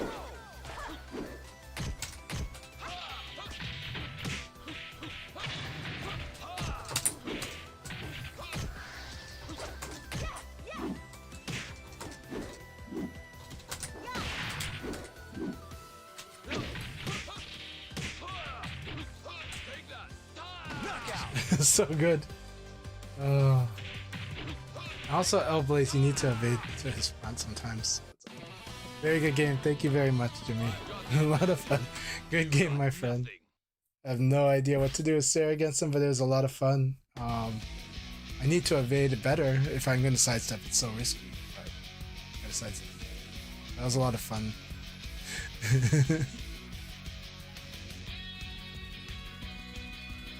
Nah, it's all good. I'm just having fun. We're having a good time.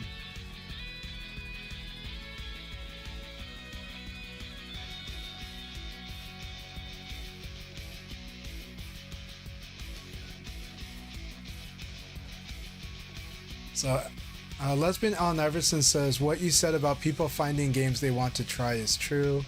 VF helped me understand what I really like in fighters, and I find similarities in SF4. Sounds good. There's a lot of Japanese that actually compare Virtua Fighter or Street Fighter. It's something that I don't think happens in the West much, but I do hear stuff like that. It's really interesting perspective when I hear it, and I cannot explain that perspective myself, but I know, but I've heard it, and it's been interesting. I'd like to hear your thoughts on that though, like what you see as similar between Street Fighter and Virtua Fighter. Somebody explained it to me, like for Street Fighter 6, it's the kind of that meta that game has, right? The triangle relationship specifically, and how it plays kind of more neutral or more close up and neutral. But yeah, Jimmy is amazing. Yes, I agree. You'll enjoy this. So that spin, pick was half. Yes, I know. Yes.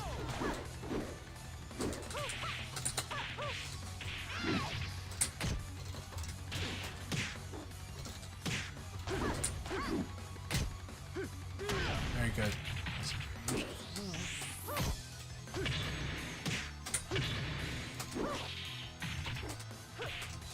Knockout. Round 2. Ready, go!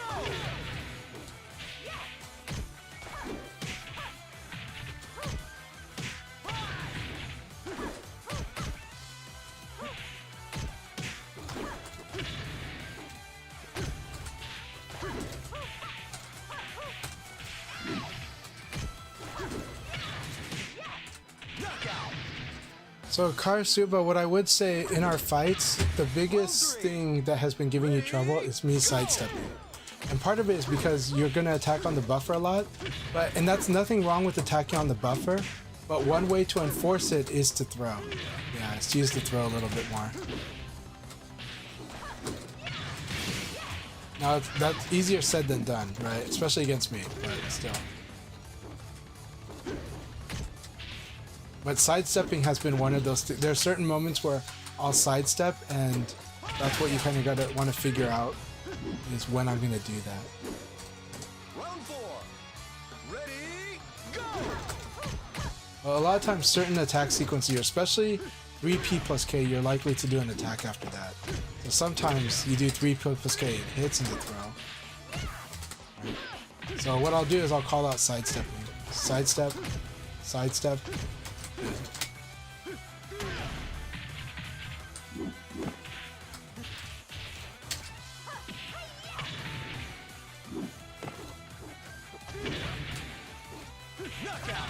Alright, very nice. Alright, here we go. Let's fight. I think you're gonna mix your offense more and it'll help. Let's see.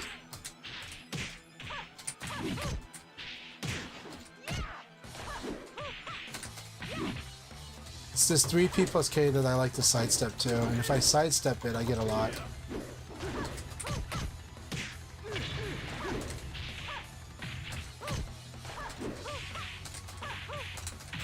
So here I did like a side kick. So I did side kick and then I knew you guarded it, so I sidestepped right there.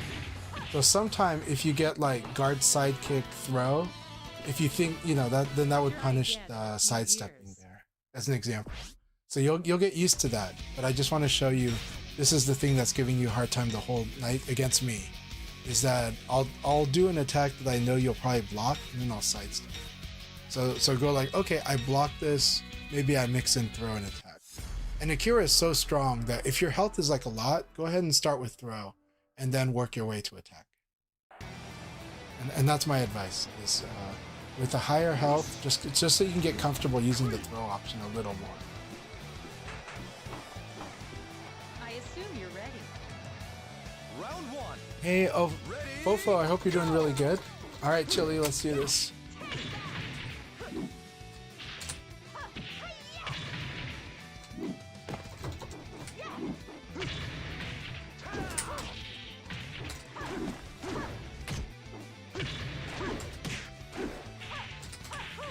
Knockout.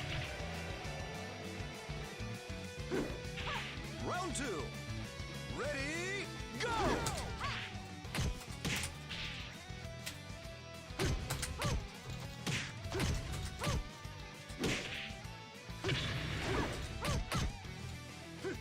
Very good. Nice use of the throws.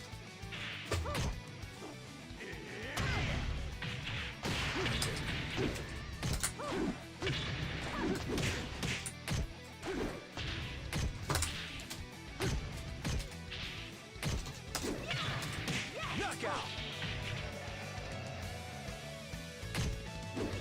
Round three. Ready, go!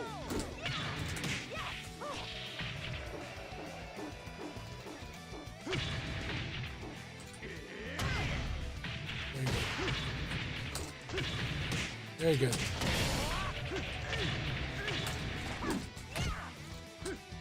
Excellent. Good round, my friend. Good round. Round four. Ready, go! I would really like you to go to LA Gathering. FC Racer.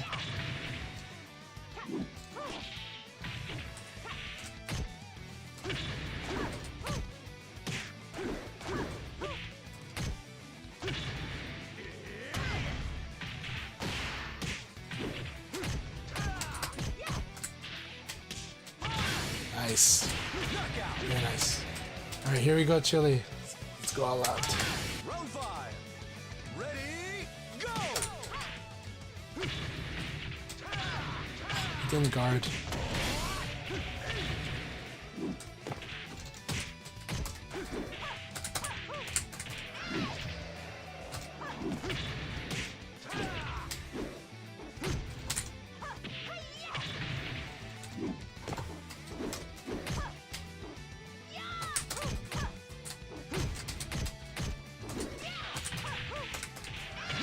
Very good game, my friend. Good game. Keep it up.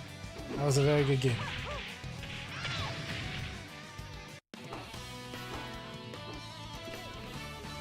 Try again in a few years.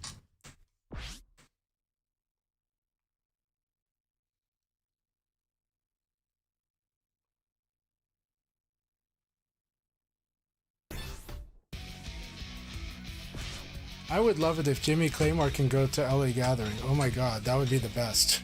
That would be absolutely the very best if Jimmy Claymore can go to LA Gathering. No pressure, Jimmy, but I really hope you can go because it would be amazing if you're able to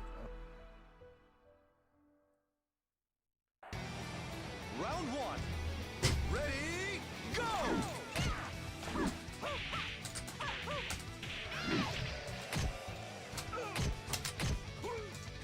Excellent.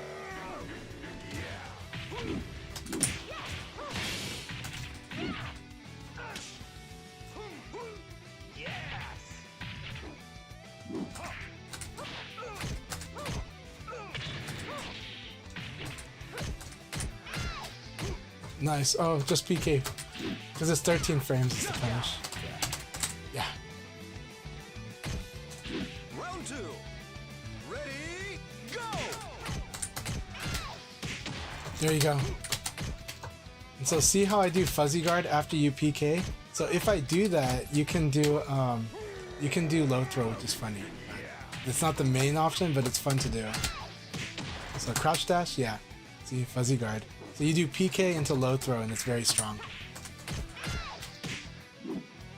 It's PK into, yeah.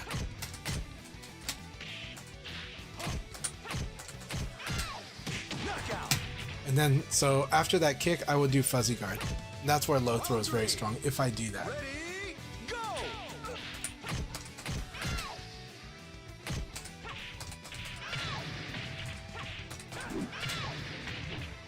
Alright, we'll fight, we'll fight.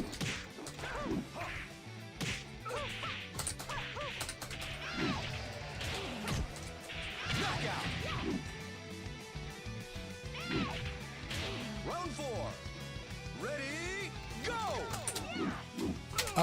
Well, Akai is the, Akai is the only one with the official role with Sega. I am just a community member. But Akai is community leader on the FIF official Discord.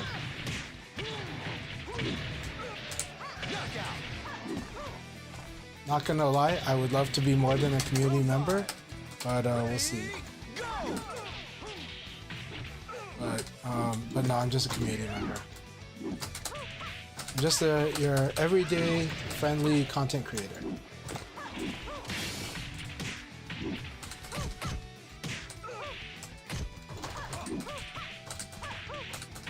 This move is just too evil.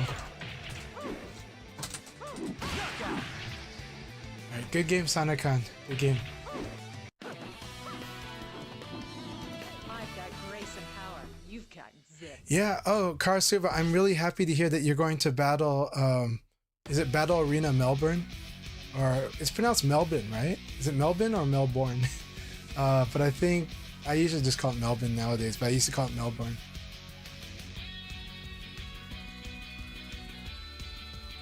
They had to move to Sunday, okay.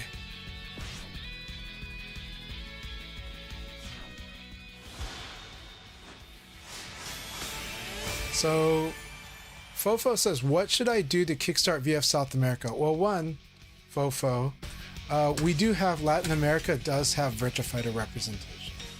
So there is the Latin American group, and I would reach out to Soy El Kai. So reach out to Soy El Kai, because he has been very active in organized Virtua Fighter play with Latin Americans. He might not be the only one, but I'm just saying he definitely has been visible and active. I'm going to give you his Twitter, but he is also on Discord. This is Soy El Kai. Round 1. Okay. Ready, go!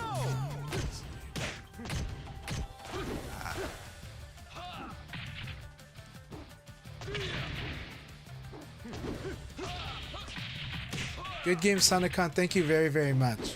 I may call it a night soon, but let's see what we do. Okay, so that's Soyo Kai on X. Soyo Kai is also on Discord, but anyways, you can reach out to me and I'll try to connect you with Soyo Kai.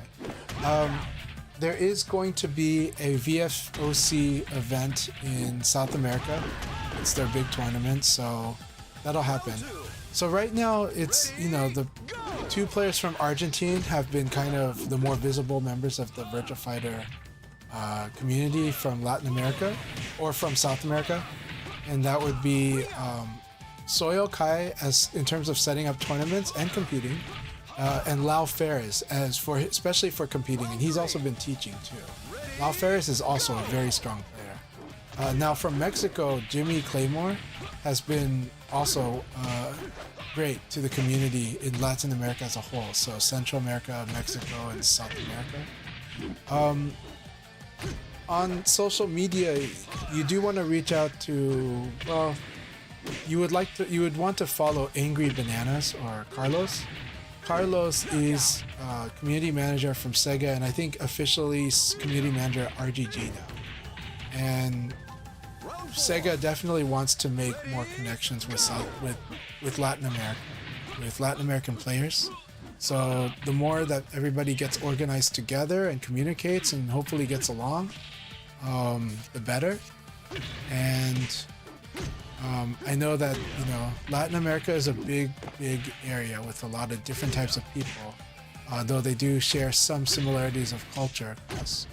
But I think from everything I've seen, Sega is very interested in making sure to nurture and build up the Virtua Fighter presence and more with Latin America. So yes, keep at it. Keep pushing for a Latin America, a more visible, stronger community. But I think the best way to do it is to organize with other organizers in the community. So yeah, that's my advice on this. It's very superficial because I'm not in Latin America and I couldn't tell you everything about it. But I do support Soyokai's weekly tournaments and what he's been doing in his streams, and Lao Fairs as well. And I enjoy chatting with both of those players quite a bit.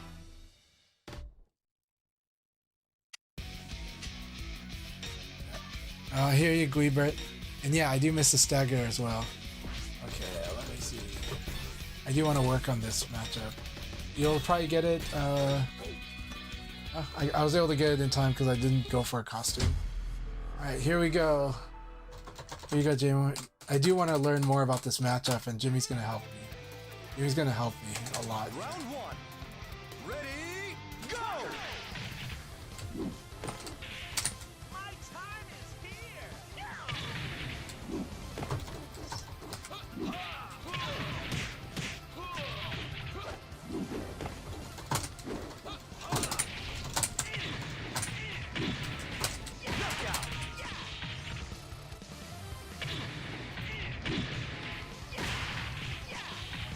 Round two.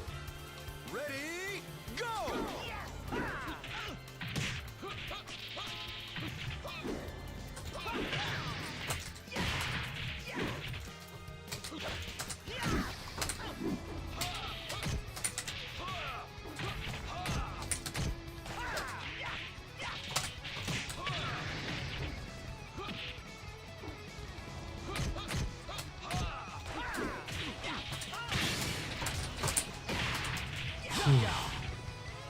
Very lucky there.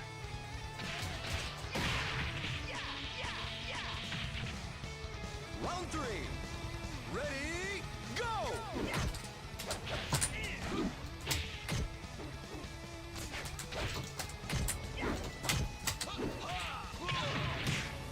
When I break that stagger, I need to work on it.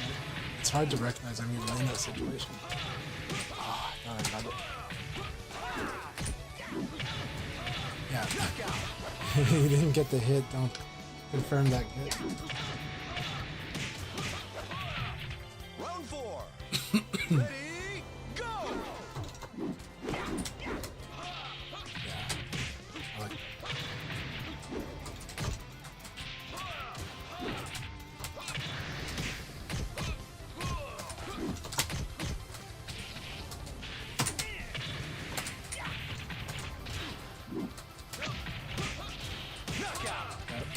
Go for a low punch. Let's read up.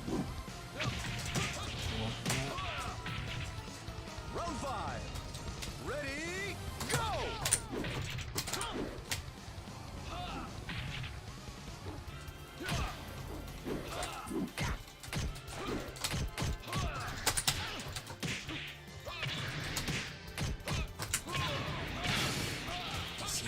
So good.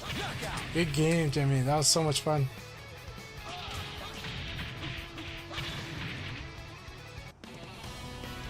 It was a lot of fun. You've got nothing. So everything else loses the catch throw. You can Abari with lows. Okay. And with 6K on counter. You're talking about Wolf, I'm guessing. No, he's talking about Blaze.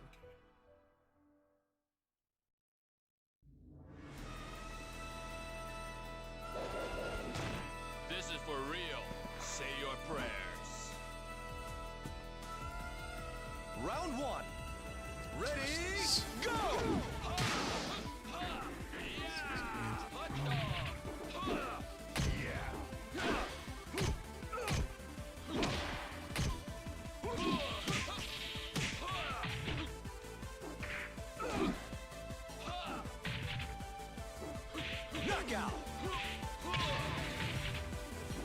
Man, that 4-6K usage too. 4-6K directly into the K. Round 2. Even Ready, hit. go! 4-6K, 4-6. It's a hit rate. It's a hit.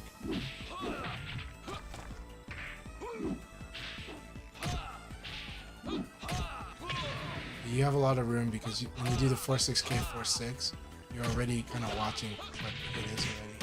So by the time you finish the 4-6, you can react.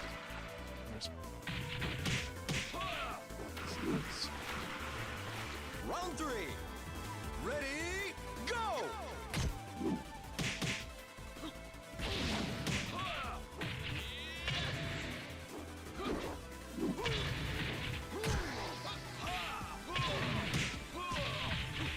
Now this move, the hard part is just crouch dashing it. Ducking under it is the hard part, and you still don't really get that. Really intense.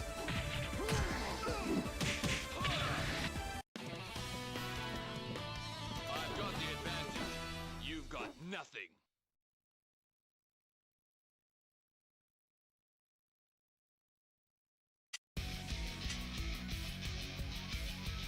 Good game.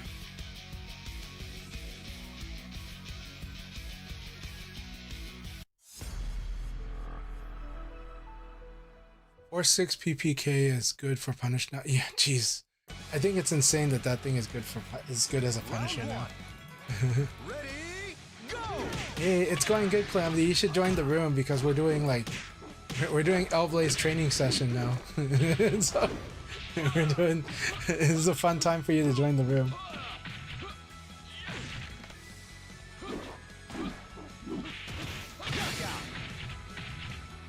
This is like L-Blaze lab session. Yeah, come on in for the L-Blaze lab session. This is another part of the dojo, you know? It's like... we really appreciate Sensei Jimmy coming in.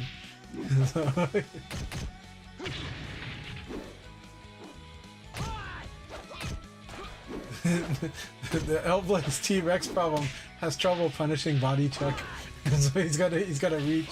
You know? He's gotta reach to punish Akira.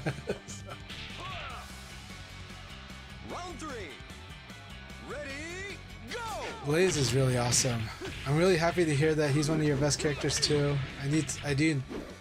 I love how everyone's playing him nowadays too, so I need to study and I need to practice. Oh yeah.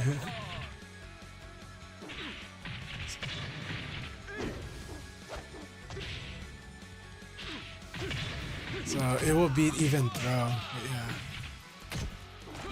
Knockout! Donnie says with Calamity's playstyle, Blaze should be Calamity's main. Maybe, but I like your Lao. I don't want to lose your Lao. I don't want Lao to die. Lao's still alive. Lao's still alive. You know? You know? BK is Lao. You know, because I don't want Lao to die. You know. You know. So, yeah. This is for real. Say your prayers. Round 1. Ready, go!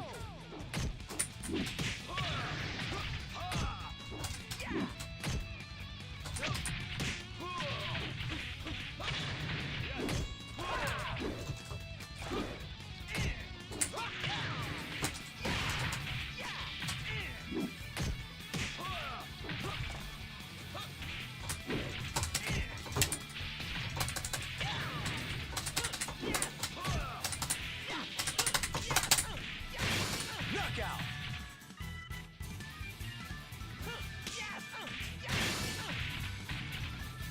Round 2. Ready, go!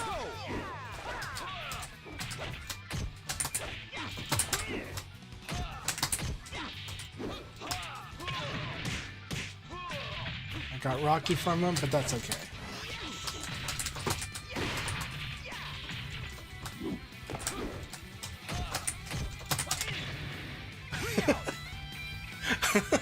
I'm sorry. This was just really funny. Round 3. Ready, go!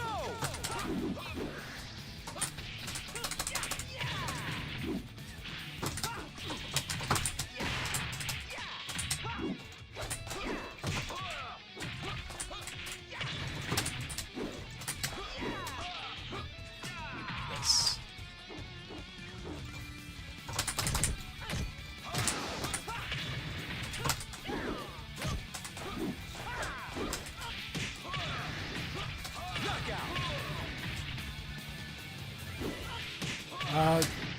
On pad, I recommend having guard button on your shoulder, on the shoulder button. Personally, that's one of the tips I have for pad. Now, personally, I actually use the R1 and R2 as punch and kick, and I use square as my guard button. But not everybody likes that, so I don't recommend it to everyone. But that's how I play if I use a pad. Man, that thing is so cool. Knockout. I like this duck and punish so good. This was such a good duck and punish right here. Wham. Round 5. Ready, go!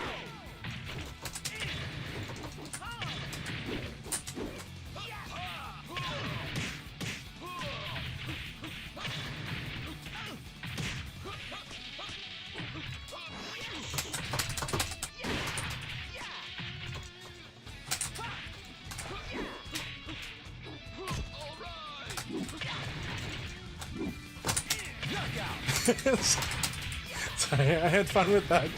Thank you very much, Jimmy. I enjoyed the fights always. See?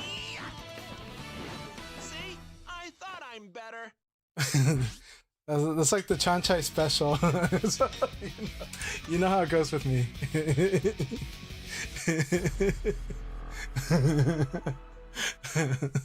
Thank you, Crazy. I like the K. Yeah. Sorry. I just wanted to bring out the cheese and imitate. Well, I was inspired by El Blaze's cheese, so you know. Just kidding.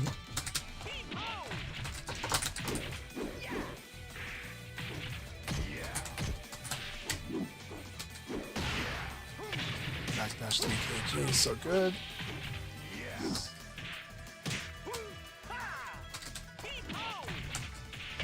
What I'm supposed to do.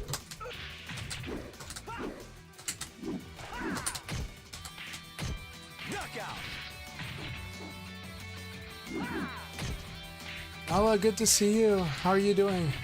Round 2. Ready, go!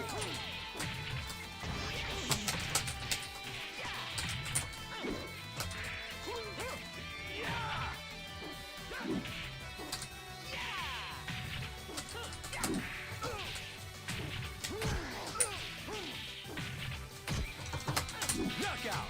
Very good. That was really nice. Round 3. Ready, go!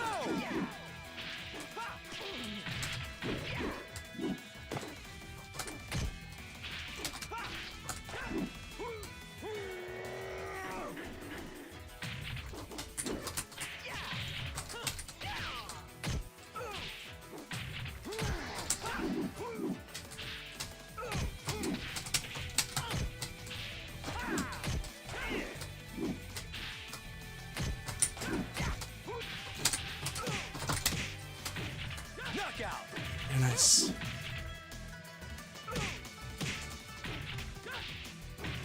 Clap is always a good one against Leon too. Ready, go!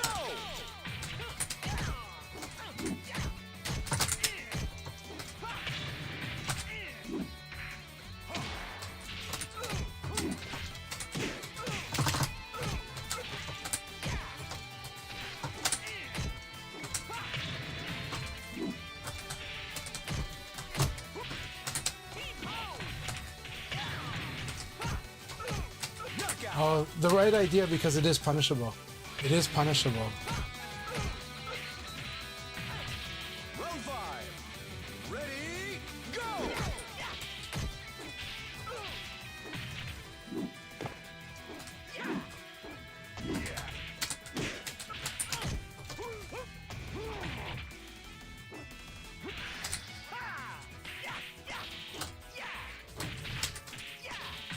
Ring out. Good game, Gleaver. That was really fun. Good game, my friend. See? I thought I'm better.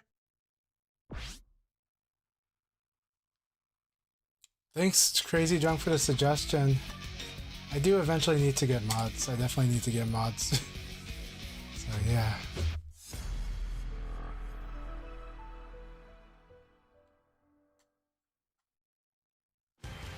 It was a good game. Hesitation kills. It was a very close one. Very, very close one. Round one. Ready, go!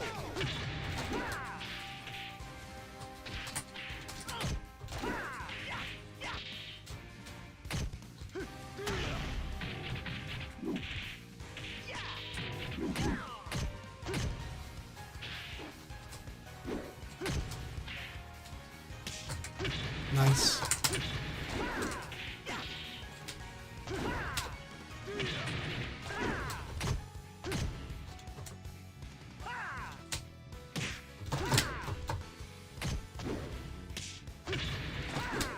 Knockout!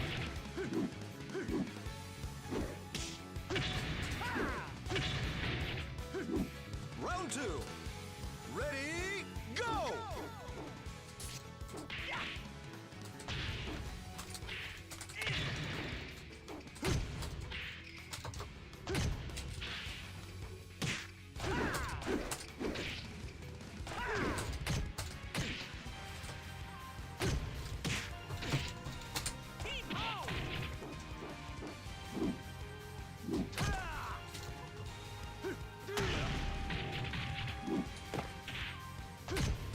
Knockout!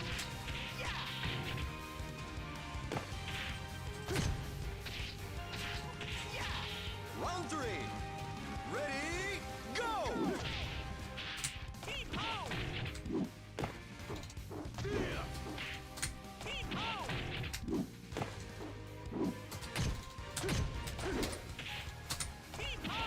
So right now I'm poking you and I'm throwing you when I hit you.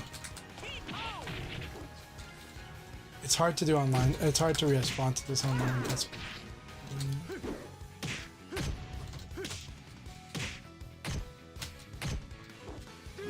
nice.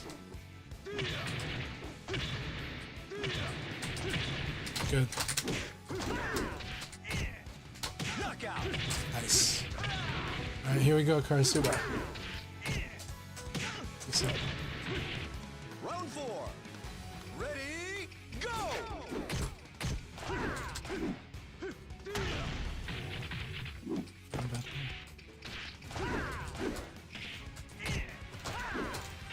That was sidekick.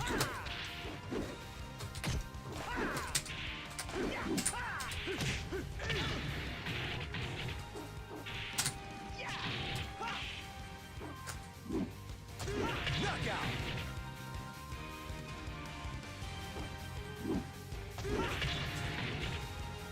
Round five. Ready, go!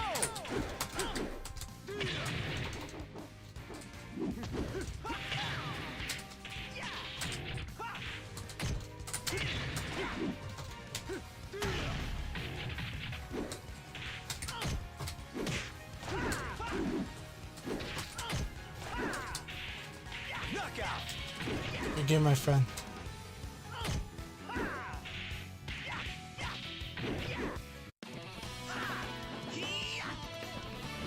See? I thought I'm better.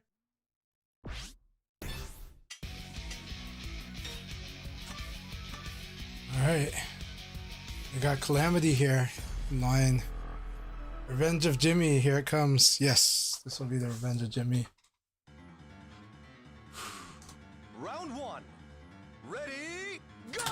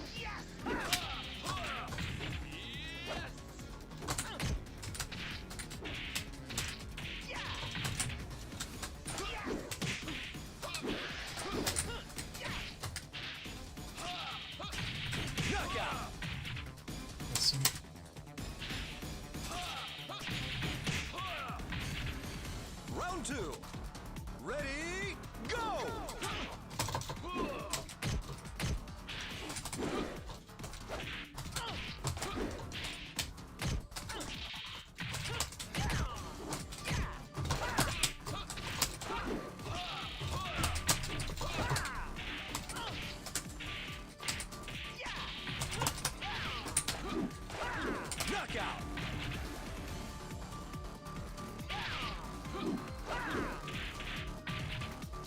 Round 3. Ready, go!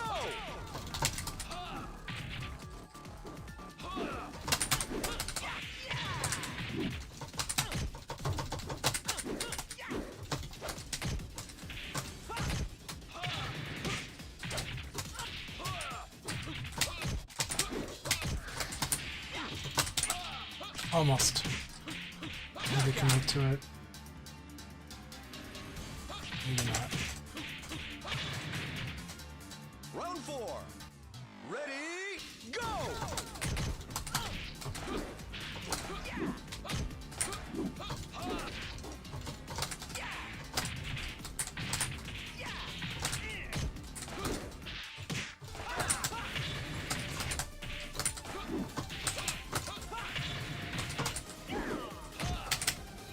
Knockout.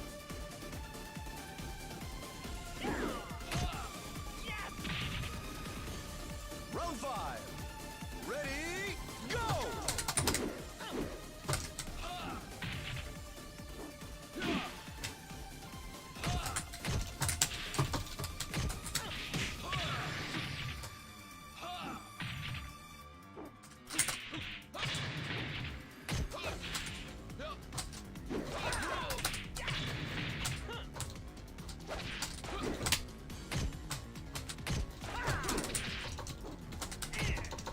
Knockout. Almost. I was trying to 4K. How early, I don't know, but I wanted to do it, but I was watching like too late. That was so much fun, Jimmy. Really good game. Really good game. So much fun.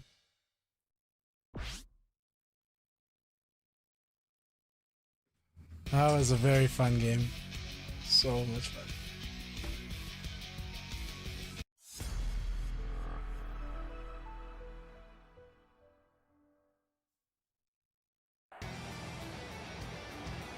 Round 1. Ready, go!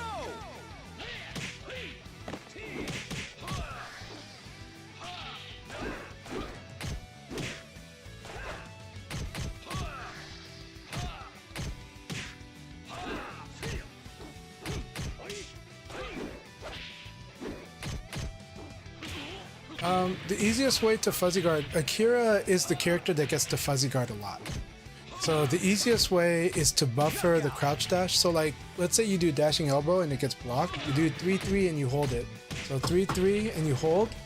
And then the moment your character starts to go down, you like neutral guard. It's more of a muscle memory. And with Akira, he can do fuzzy guard when people block dashing elbow, when people block super dashing elbow, when people block 4-6P plus K, and when people block 4-6P KG. All three of these things he can fuzzy guard after it gets blocked. Low punch too. Now, you want to build it so that you can also do it in neutral too. Doing it in neutral is harder. That comes from experience. That comes from a lot of experience, a lot of just kind of knowing what kind of attacks they do, but also getting comfortable that you can kind of start to see what attacks are coming. And as they come, you start to recognize and you start build a sense of, should I stand guard, should I guard this one or should I stay down? You eventually learn that, but it takes a lot of time. The normal fuzzy guard is good. Other places to do fuzzy guard. When opponent does PK punish, you can fuzzy guard like that. And it's really good to do it in general. So yeah, 3-3 and then 5G. So 3-3 and then neutral G, because you need to stand and guard. So 3-3 5G. Now, because when you're buffering the 3-3, you might have to 3-3 and hold, and then get used to like the moment your character starts to move, then you go back to neutral guard. The moment you see any animation from your character, neutral guard. Yes, 3-3 and 5G. That is the fastest way to do it all the time, yeah. So like, so you do 3-3 and then hold. So 3-3, hold. You gotta do both twice. And because if you buffer, because it really depends on the buffer. So 3-3, and while you're holding 3, you watch your character, and the moment they move, neutral guard right away. It's a little weird at first, but when you get used to it, it's pretty good.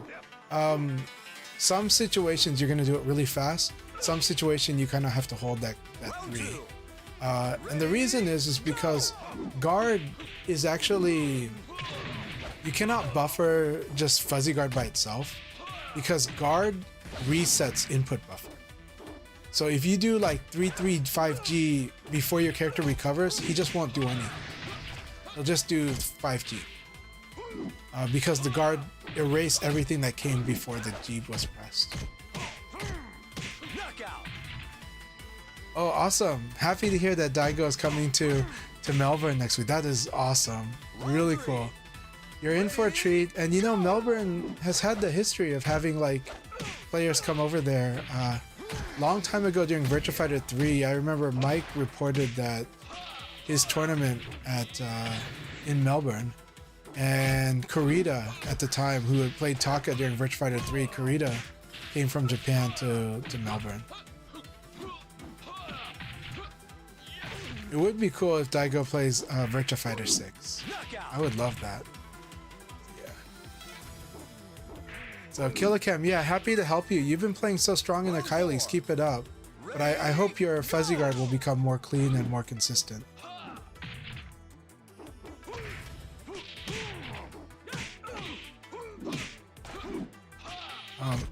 Yeah, so again, about playing on gamepad with Virtua Fighter, here's my advice. If you need punch and kick to be face buttons, then set like R1 to guard and maybe set R2 to P plus K plus G. I think you can do everything else, but this setup is what I really recommend for gamepad. Now, for me personally, how do I have it set? I actually play only 3 buttons on pad. I have square B guard, I have R1 as punch, and I have R2 as kick. And I'm using the same 3 fingers that I use when I play on arcade controllers. And it works for me. I can do Akira knee actually. Now some pads it's harder to do than others, but with this control scheme I'm actually able to do Akira knee and all kinds of difficult stuff. Now I do think gamepad has to work harder in this game, but we've had amazing players that play on pad. Nero traditionally played on pad. I think he still actually does. Denkai plays on a pad. These are 2 of the best players in the West, right? But there are many other players that play on pad. The reason Japan doesn't play on pad is because they've had the game in arcade all the time, and there's legacy, but now we're starting to see leverless controller, and we may be even seeing gamepad now in Japan on Virtua Fighter. But that said, I do think personally arcade controllers have an edge over gamepad, but I've seen champions that play on gamepad. So, you know, KNR plays on gamepad. Look at how fast he plays, right? I can't remember if Jamie Lee plays on gamepad, but a lot of our newer generation players play on pad. And then Bushido played on stick and moved back to pad. So he just likes playing on pad. I think he likes the portability of it. You know, like pad is insanely portable. So there is, you know, I will always prefer lever myself, but I have fun playing the game on leverless and on fight stick and on pad and on WASD. I like playing this game on everything. I challenge myself to learn and play on the other ones because I like to teach the game, and sometimes I feel this will help me teach people how to play better by relating to how the control works.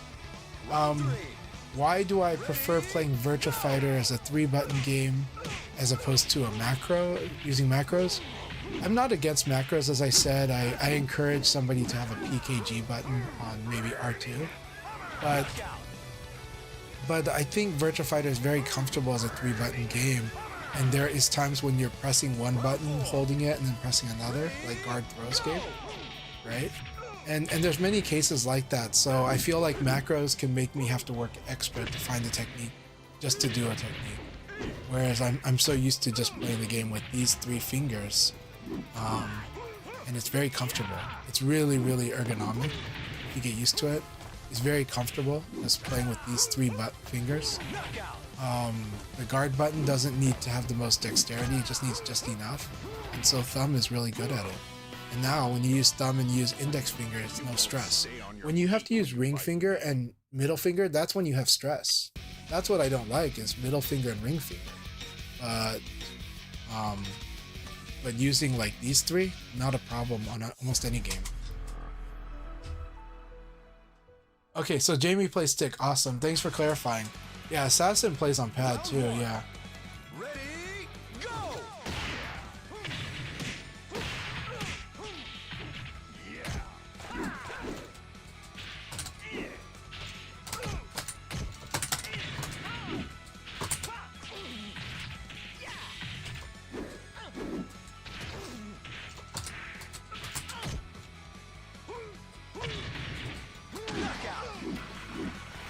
Wish uppercut would go under that skill. Does not. But it was fun to try. Round 2. Ready, go! I like that.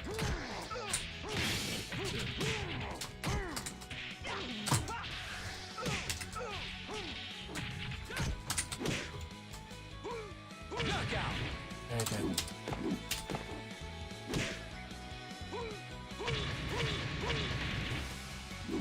Round 3. Ready, go!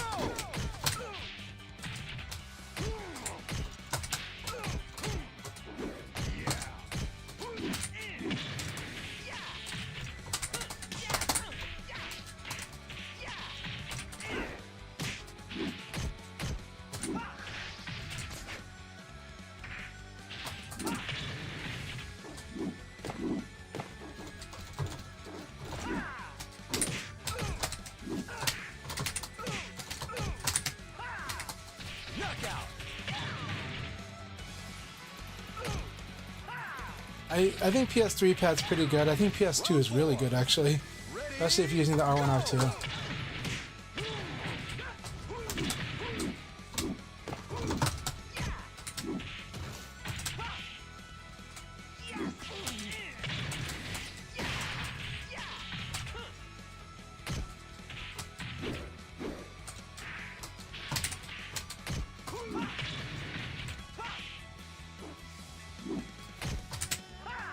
Knockout!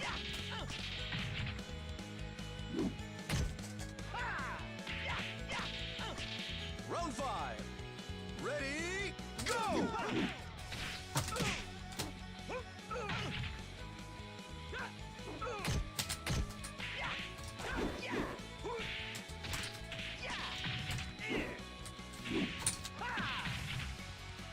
Knockout!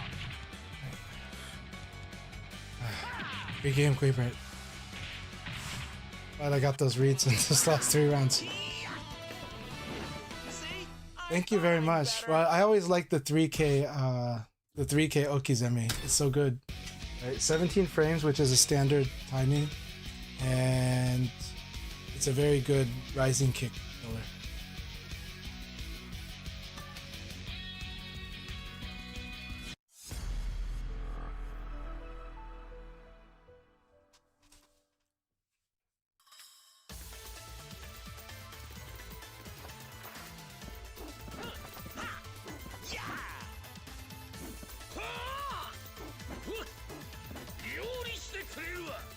Round 1.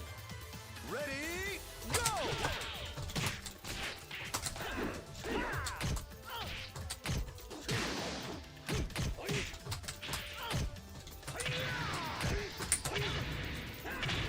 Nice. Knockout!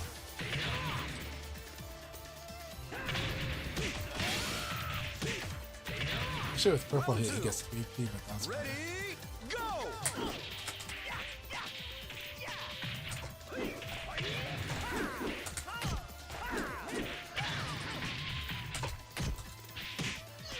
I like that.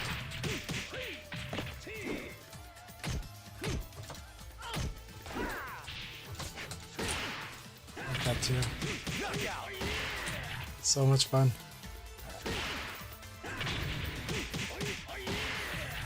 Round 3. Ready, go!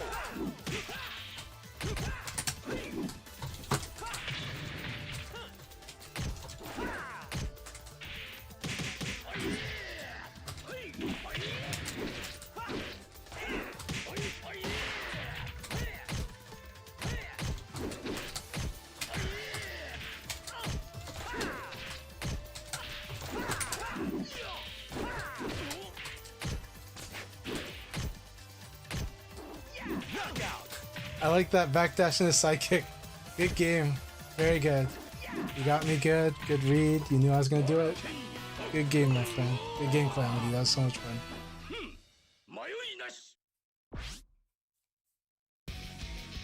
KNR's on leverless now? Wow. Dang. I've seen him play on pad. I think I've seen him play on stick too. Guy's playing everything.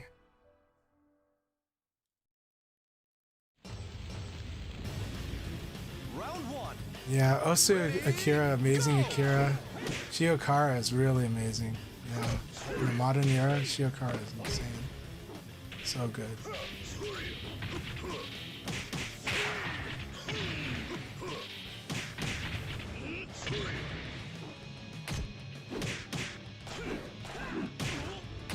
Knockout.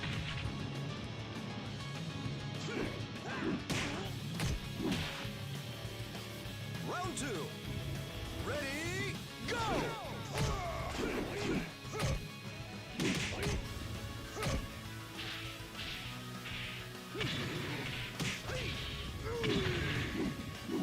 At 6K, you get 3K PP. Knockout.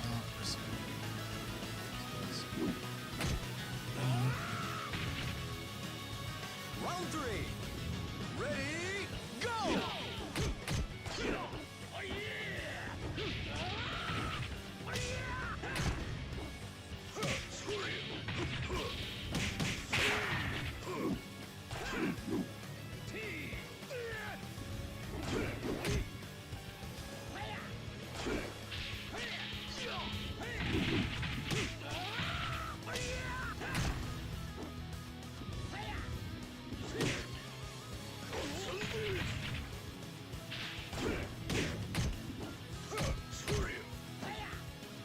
Knockout.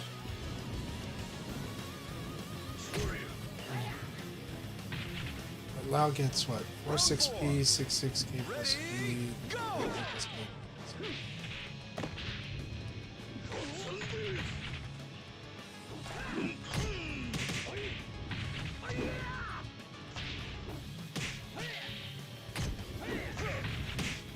Stuck in punish by Jimmy. Throw punish.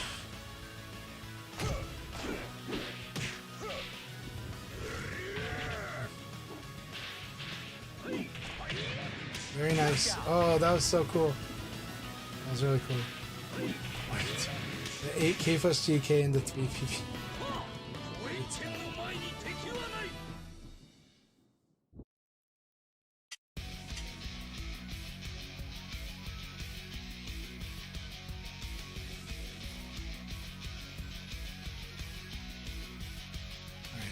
After this game, we'll do one league battle. Let's do a league battle. With everybody to get some games against each other here. I will probably call it a night after this league battle, but it's been so fun having you all, and you guys should keep the room going and keep training. I'm just gonna get to work on something, but it's been a lot of fun. Round 1. Ready, go! Technically the arcade version's better. Virtua Fighter Remix is fine. Virtua Fighter Remix is a good version. But they're all good. But I'm not the authority on it. I'm not the authority on competitive VF1.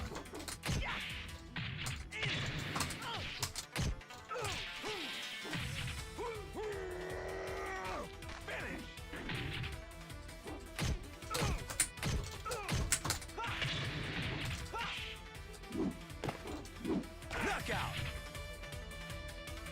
Late. Round 2. Ready, go!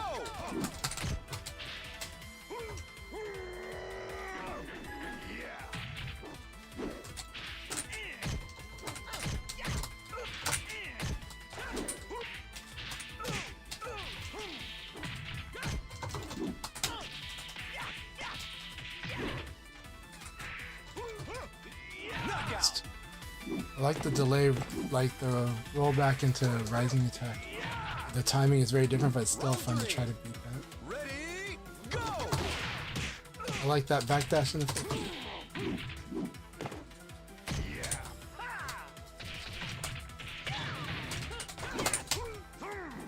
Nice.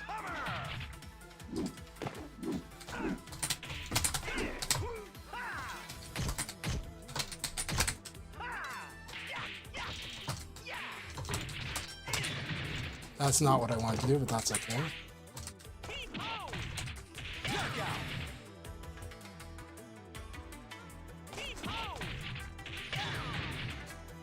Round 4. Ready, go!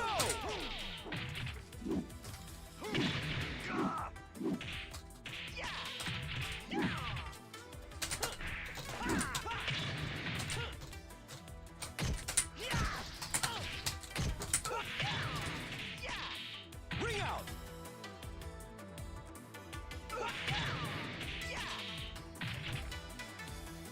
Round 5.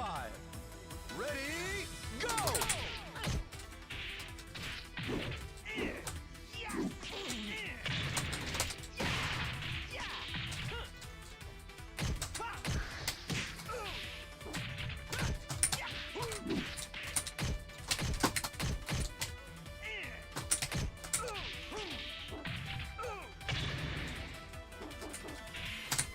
Knockout! I guessed right on these last two. It's very risky to do this. Damn. Thank you for a battle. Hey, Rental, good to see you. I want a serious Really good to see you, my friend. Hope you're doing well.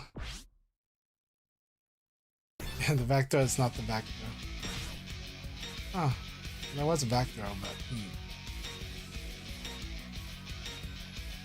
sorry it didn't give you the back throw skiff. If that's what you're going for.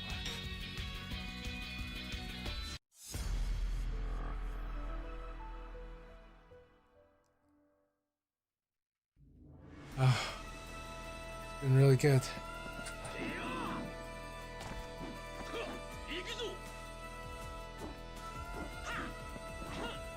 I won't lose! Round 1. Ready, go!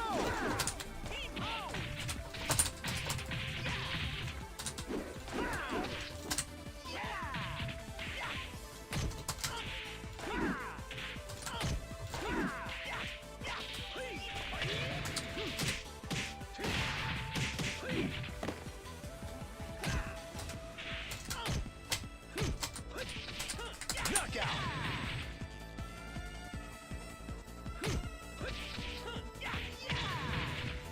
Round 2. Ready, go!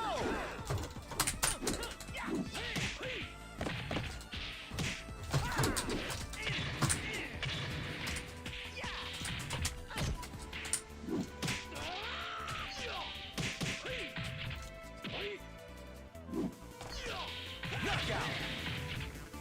That uppercut has that distance. Round 3. Ready, go! I wanted to see what would happen if I did that.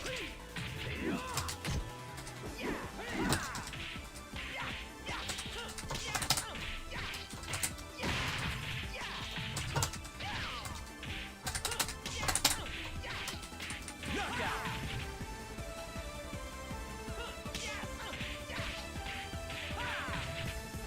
Round 4. Ready, go! I like that. I like the watching.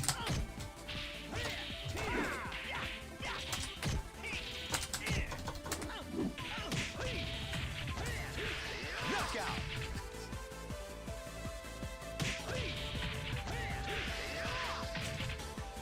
Round 5. Ready, go! Oh, that's so cool, the double evade.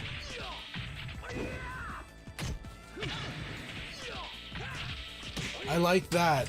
That is so cool. I didn't know he has that. That is nasty, Okizumi. Holy crap. So not only is he threatening P plus K, if you tech, he can pick you up off the ground and do that if you stay down. That's so cool. I like that very much. That's so cool. That is so cool. Oh my god.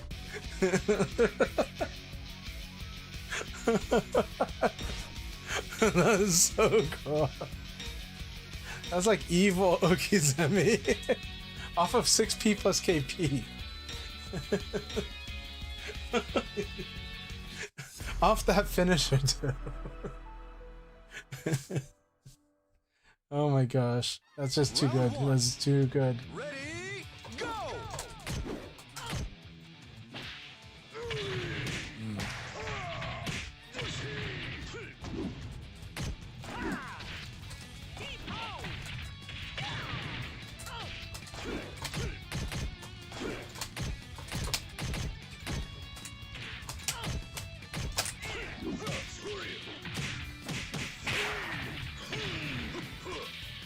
Knockout! Round 2. Ready, go!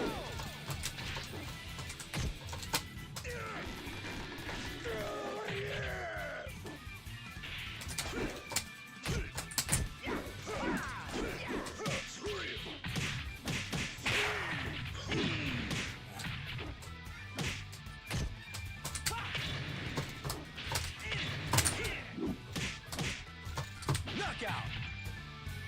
Okay. And this way. Round 3. Ready, go!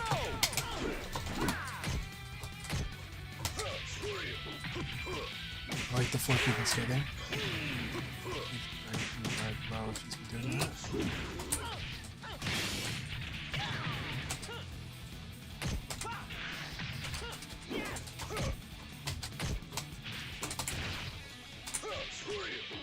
Oh, so good.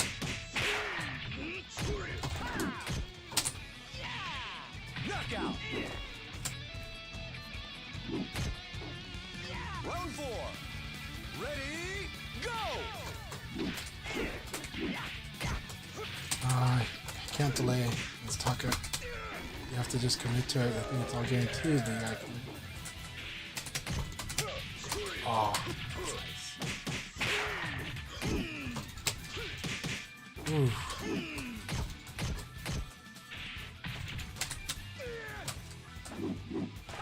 Knockout! That was such a fun game. Really, really fun battle, Jimmy. I had a lot of fun with this. That was a lot of fun. Tricky aspects. It's really good stuff.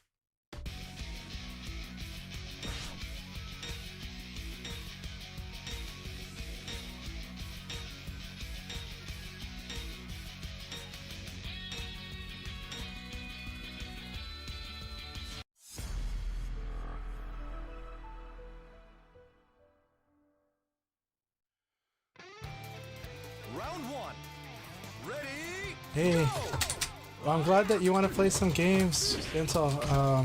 Even though you're very tired, but I'm happy that you're in the mood for games. You gotta honor that.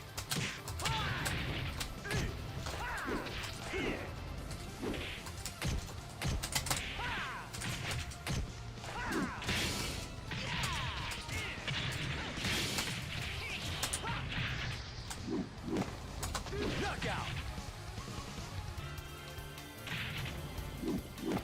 Round 2. Ready, go!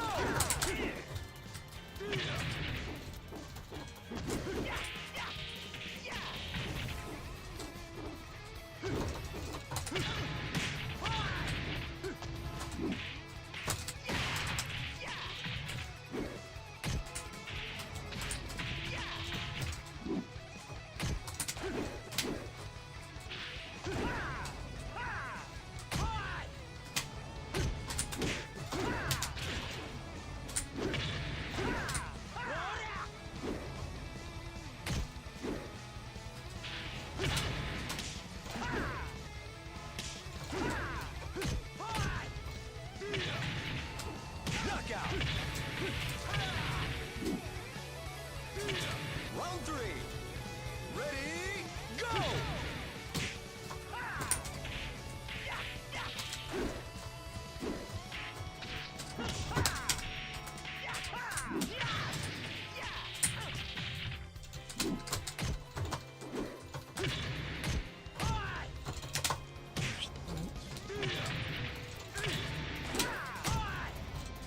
So hard. It's just my brain doesn't want to punish that.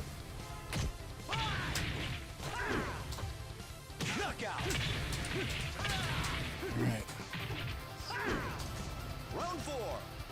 Ready, go!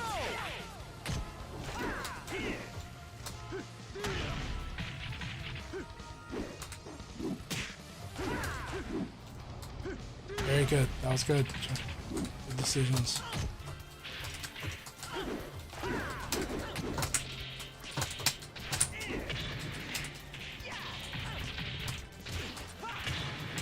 Knockout. Round 5. Ready, go!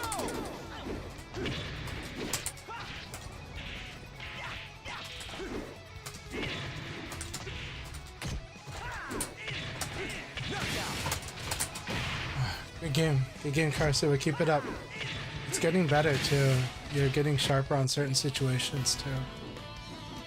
Keep it up. Forgot to train, eh?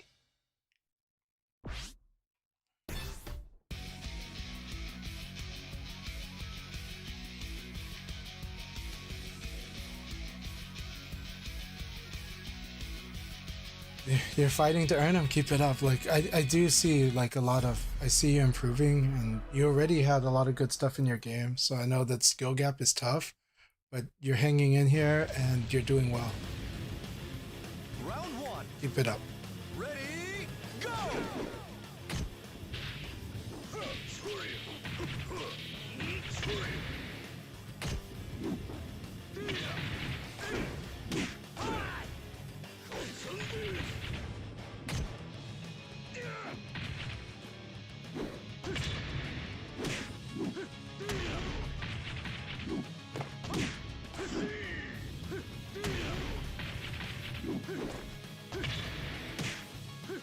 Knockout.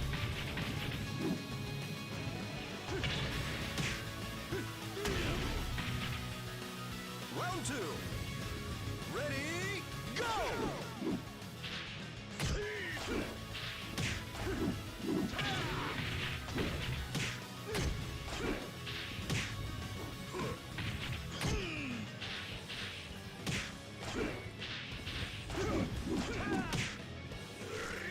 So Jimmy is checking your ability to deal with somebody that's mashing low punch. Sometimes when that happens, you do have to guard it and strike back. And if you're not responding fast enough to it, then you'll have to like use a faster attack. But, yeah. Like, he's fighting serious too. He's mixing it up.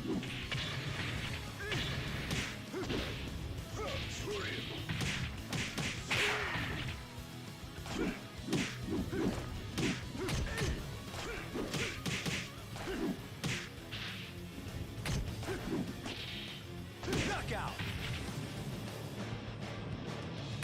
Now, Akira can also 9k, but it's very risky if he reads that. 4. So 9k would crush the low punch, but the true answer is to just block it and do a dashing elbow. And if he whiffs, like to strike really fast to interfere with the second one. Yeah.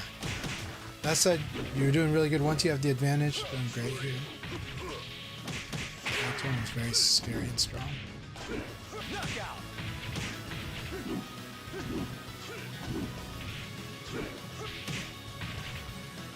Round 5. Ready, go! Karasuba is from Australia. They're going to be playing at, they are going to be going to Battle Arena Melbourne, which will be really cool. You know, we'll see who wins the Virtua Fighter Open Championship invitation there. Knockout.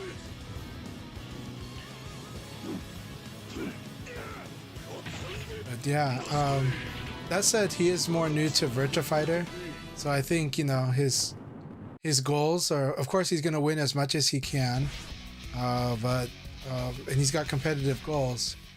But yeah, but we're cheering for him to, you know, keep it up. Going to be a lot of tough people in Australia in Battle Arena Melbourne. That was a lot of fun, everyone.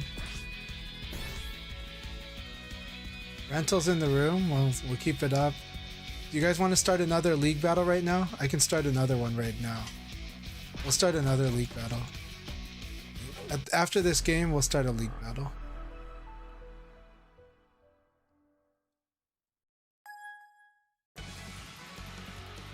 I see. Definitely train with Mike though. He will sharpen you up fast. He's really strong. Incredibly strong.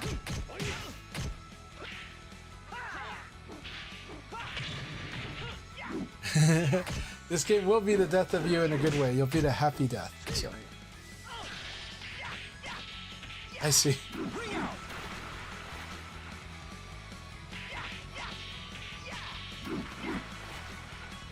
Round 2. Ready, go!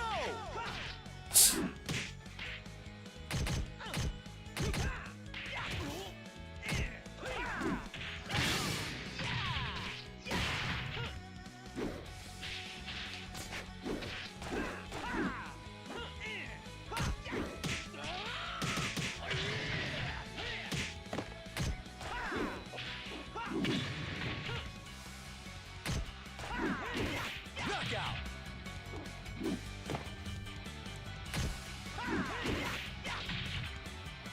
Round 3. Take good care of your hands. They're very valuable.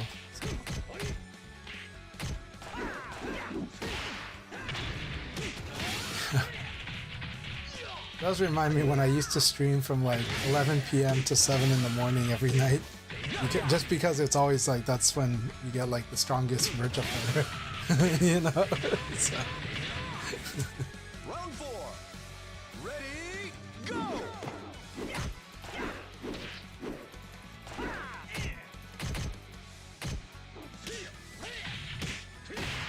Yeah, we got an awesome room right now. And we got Bannock in the room too, so this will be so much fun. This is so much fun.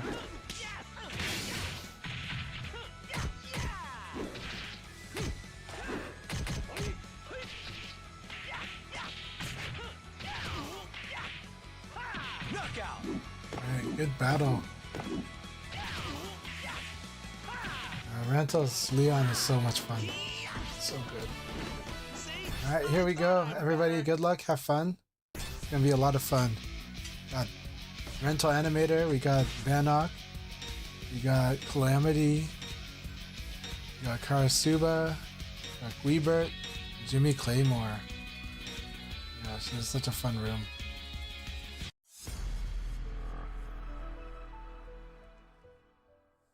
After this league battle, I will call it a night because I know I have to do stuff. Other people gotta rest. But it's just so much fun. Like, I want to go all night, but it's not the night for me to do that. Round 1. Ready, go!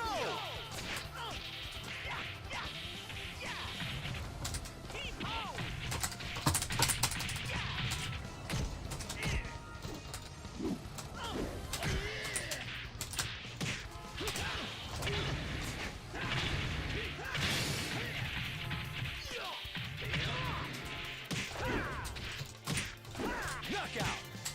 Thought that would do it. It's jab twice, right? Jab twice. Yeah, jab twice. Round 2. Ready, go!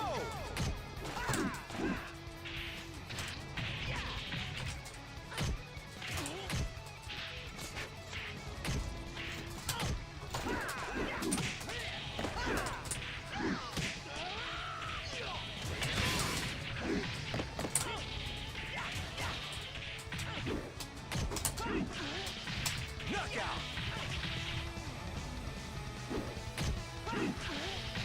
Round 3. Ready, go!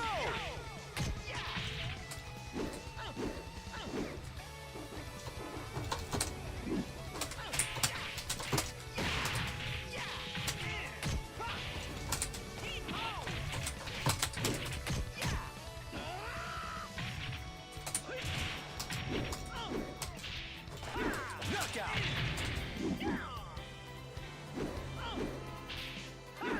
Round 4. Ready, go!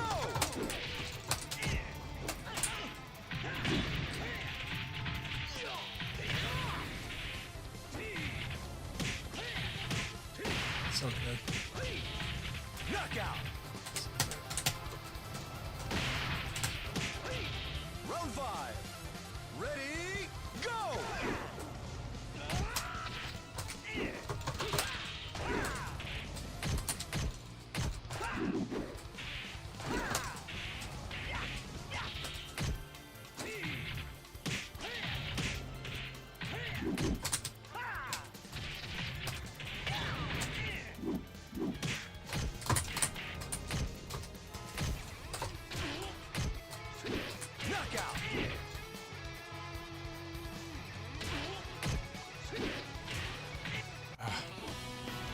Thank you very much. I want a Mashing's what I do. fight. Rantel, thank you for the compliments on my shelf.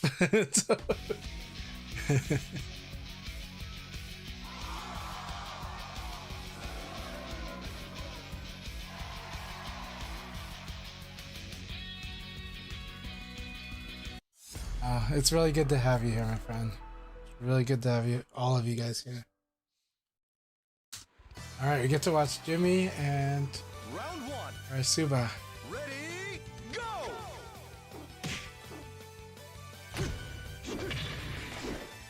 No problem testing the features.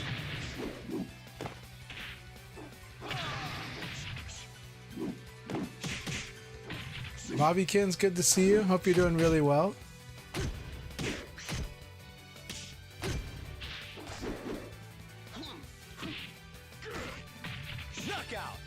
Not gonna lie, Virtua Fighter has challenged a lot of working men's schedules. Round two. And, like, I've known so many people that had the dilemma. Like, you know. Fortunately, almost all of them managed it very well. Almost all of them were able to strike that balance and not let it interfere with them. But they've always been caught in the position where it's borderline. You know? It's like when you play an all-night session and by the end of the session, oh crap, it's almost time for my meeting. It's like, what? Yes. Round three. Ready, go! Hey, Socrates, it's good to see you. How are you doing, man? What have you been up to? I hope you've been doing really well.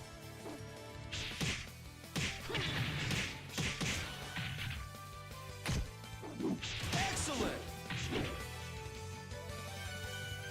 Doing all right? Glad to hear that. Might makes right. So, enjoying that things are being slower for the summer. It's good. That's good.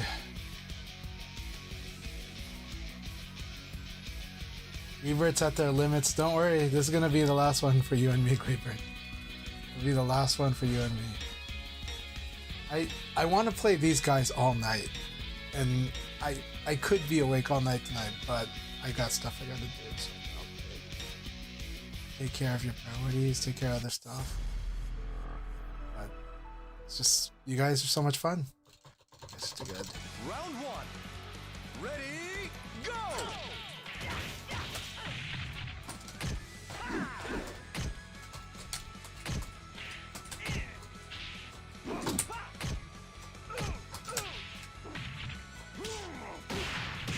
I hate that it woke up when I didn't want to wake up. Very good. Spacing.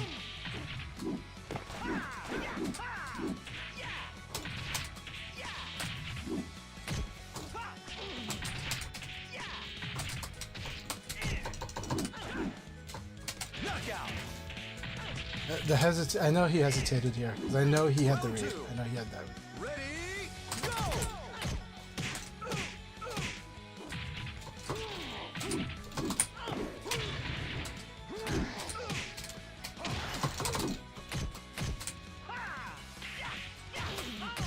Knockout. Yeah.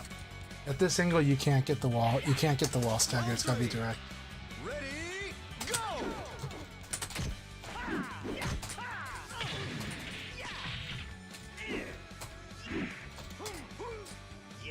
That throw is always a good one. Okay.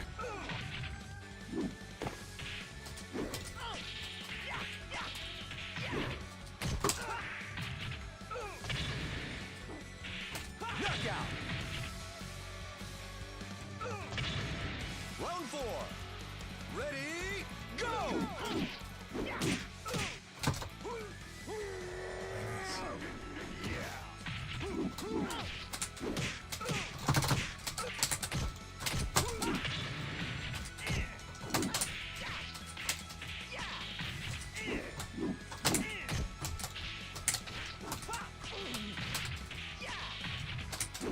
Knockout.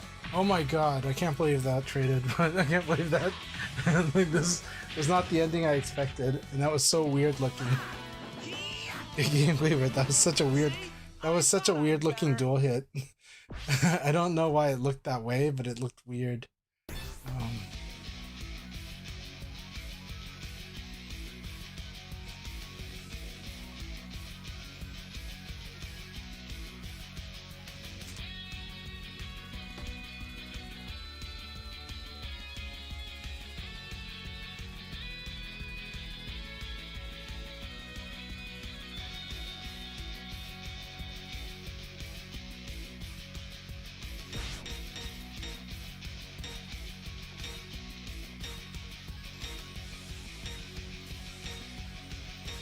I understand, Guibert. It's really late, so, and you've definitely been tired for a while, so, you know.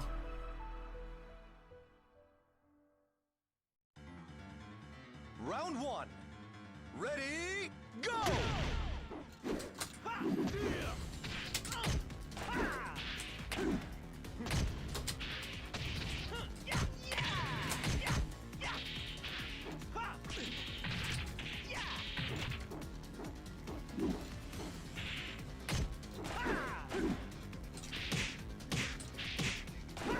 Knockout!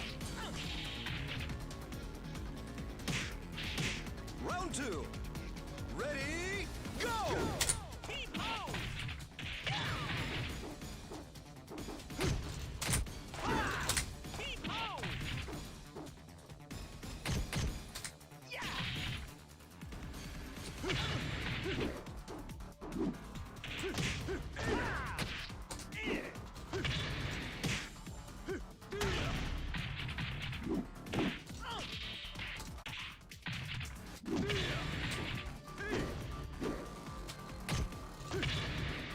Knockout!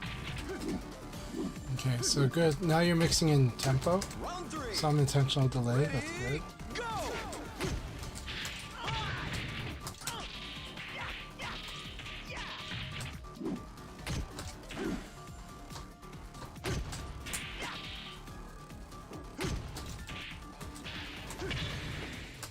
Very good.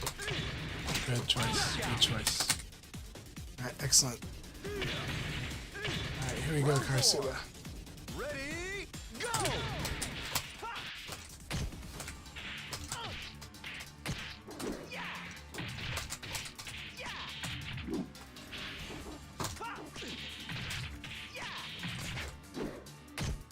Knockout! Round five. Ready, go!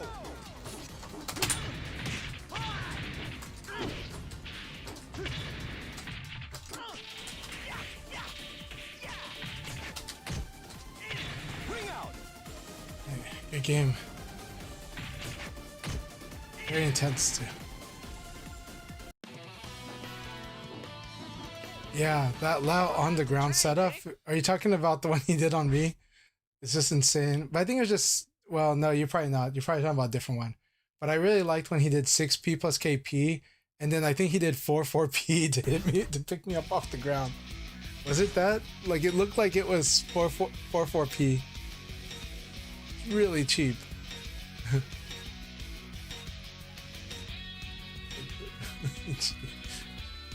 So it was 4-4P? Okay, that was just so, like, it blew my mind. Like, blew my mind. And I saw that. Ready, go! You were trying to save that for LA Gathering? No.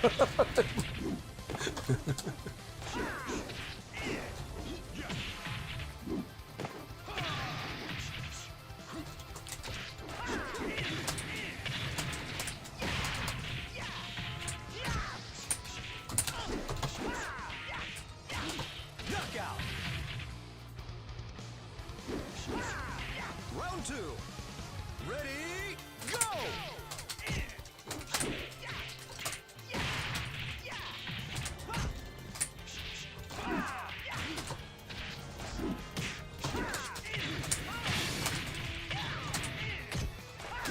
Knockout!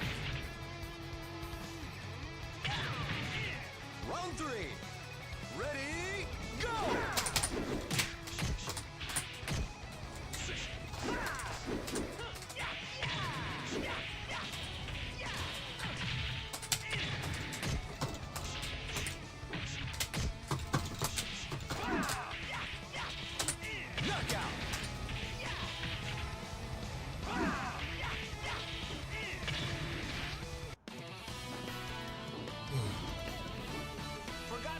mine, eh? Thanks for the game, Jimmy.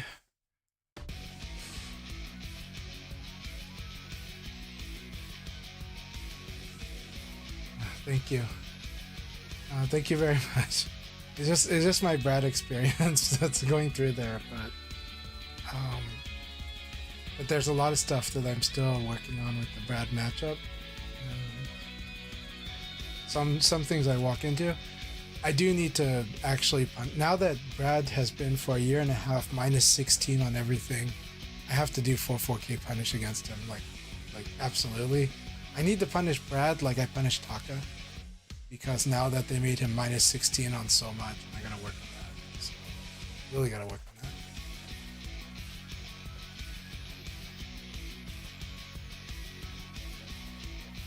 I'm guessing Karasuba has a question for Rental Animator.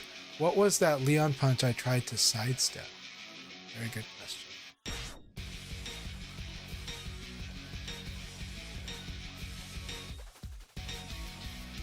Really?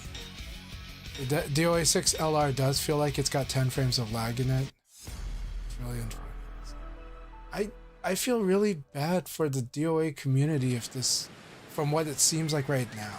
I really feel bad because I want everything to do well. I want DOA to do well. I like DOA as a franchise.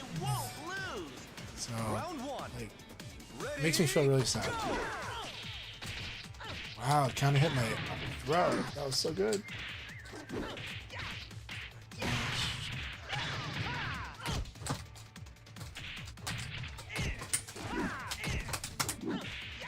See, okay, we'll catch the 4K. You're Leon versus Leon. 4K is like this fun in this match. Ready, go! I like that.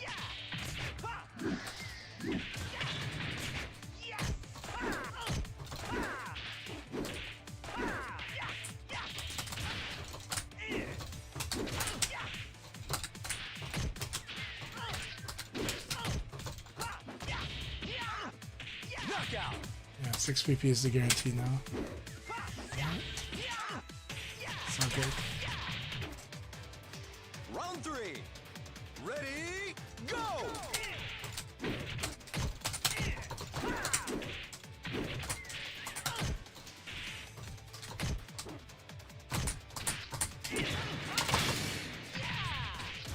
Just move slow.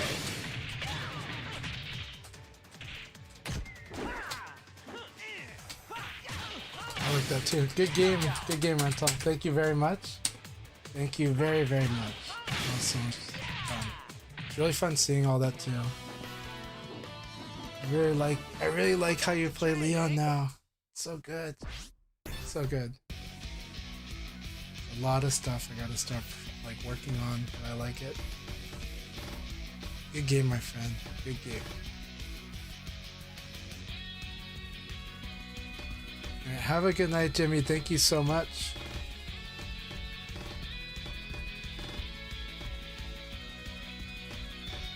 Let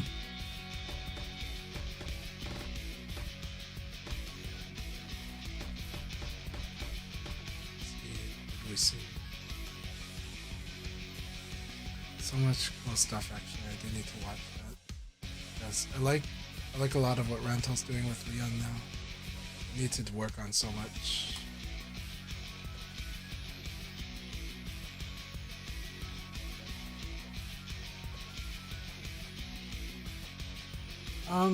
Well, the thing about sidestepping is there's no, like, the timing requirement is not really like kind of a factor. I mean, in a way, if somebody does delay attack, then yes, because you fail evade if you evade before they attack. So if they delay the attack, that can cause you to fail this evade, right? Because you end up evading before they attack.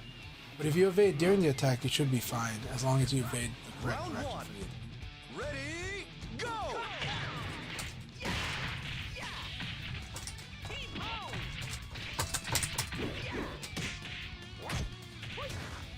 So I can evade that.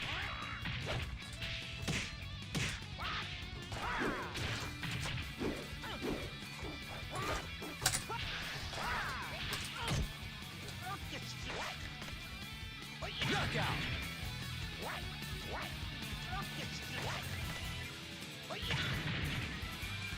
Round 2. I like the Vacation Chan costume too. Go. I hate that. So what do I hate? Okay, see how we dual hit? I did not input anything except for what was initially was the attack, and because of that, I did Ukemi, right? This is the complaint that players do have about the new system, is that the input for the attack is counting as the Ukemi input, and so it's like one thing to like. I hope they either adjust the window or find a way to address this. I don't mind the intention of this change, though I do prefer the old way. I would be happy if we get the option to do the old way. Like that would be cool. But alright, that's it. Good game. But like when you do like you both hit attack and you did nothing else, or okay, there might have been an extra input. The extra input might be that out of habit I guard cancel, but I don't think that happened there, right? So a lot of time it's like it's the attack input from when we both hit each other, and I press nothing else, but I fall down and my guy gets up, right? That's what people are complaining about, because it's like, hey, the window is a bit big, or it's just allowing me to do it from the attack, not from like inputting after the knockout, right? So that's a big challenge. That's what some players are really complaining about when they talk about this Ukemi change. In spirit, I don't mind the change myself. I just would like it adjusted so that this happens less. But Bannock killed me. That's normal, but that was a lot of fun. A good game, everybody. Jimmy, awesome stuff. Rental, awesome stuff, and of course Bannock, especially awesome stuff. Again, Bannock, amazing play at Evo. Thank you for fighting so well, being like, and thank you for being you. But it was so much fun watching Evo this past weekend. This was a really good Evo to watch. I had a blast. Rental, thank you very much for joining our room. I had so much fun. I am gonna call it because, well, I'll let you rest. You said you are tired. I am gonna work on something, but I really appreciate you all so much. Guibert, thank you very much. Thanks for hanging in here with us. It's been a lot of fun. Karasuba, I enjoyed having you in here today. I know the connection was not everyone's favorite, and I can't have you here all the time, but tonight it was good tonight to have you here, and I do like to train with you more, and yeah, like, you're welcome here usually, but I do want to, but it is true that most of the time I'm gonna restrict the connection to being closer. I have no problem with our connection myself, but I know that for a lot of people it's stressful for them, so I'm gonna respect that can be the case. But I would like to do some training sessions, and sometimes I would, like, I will definitely open up the room to international, like in the later hours, and then of course we, but I am happy to have you here. I'm happy to have you watching us, supporting, and happy to play with you sometimes too. But I'm just letting you know that sometimes I might make a call on it and say, hey, but tonight I thought it was perfect. I mean, it worked out because of the group we have, and I knew the group, they understood, and they were happy with the international. They were fine with the international. But I also know some players, want to have it less rollback happening. But I really thought our matches were very productive for both of us, and I'm hoping it was very productive for you. And I'm also happy doing training session with you. Right? You know what to do sometimes.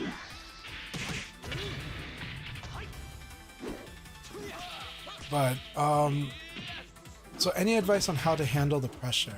So right now, I mean, it makes sense that Akira is pretty straightforward, right? So you're like attacking and defending, and it's like right now the mix that you should use is based on the opponent. Some opponents you need to throw more. what I'm going to encourage you to do is recognize when someone's sidestepping you. That's the first goal. You can still do what you do right now. So right now, play how you want.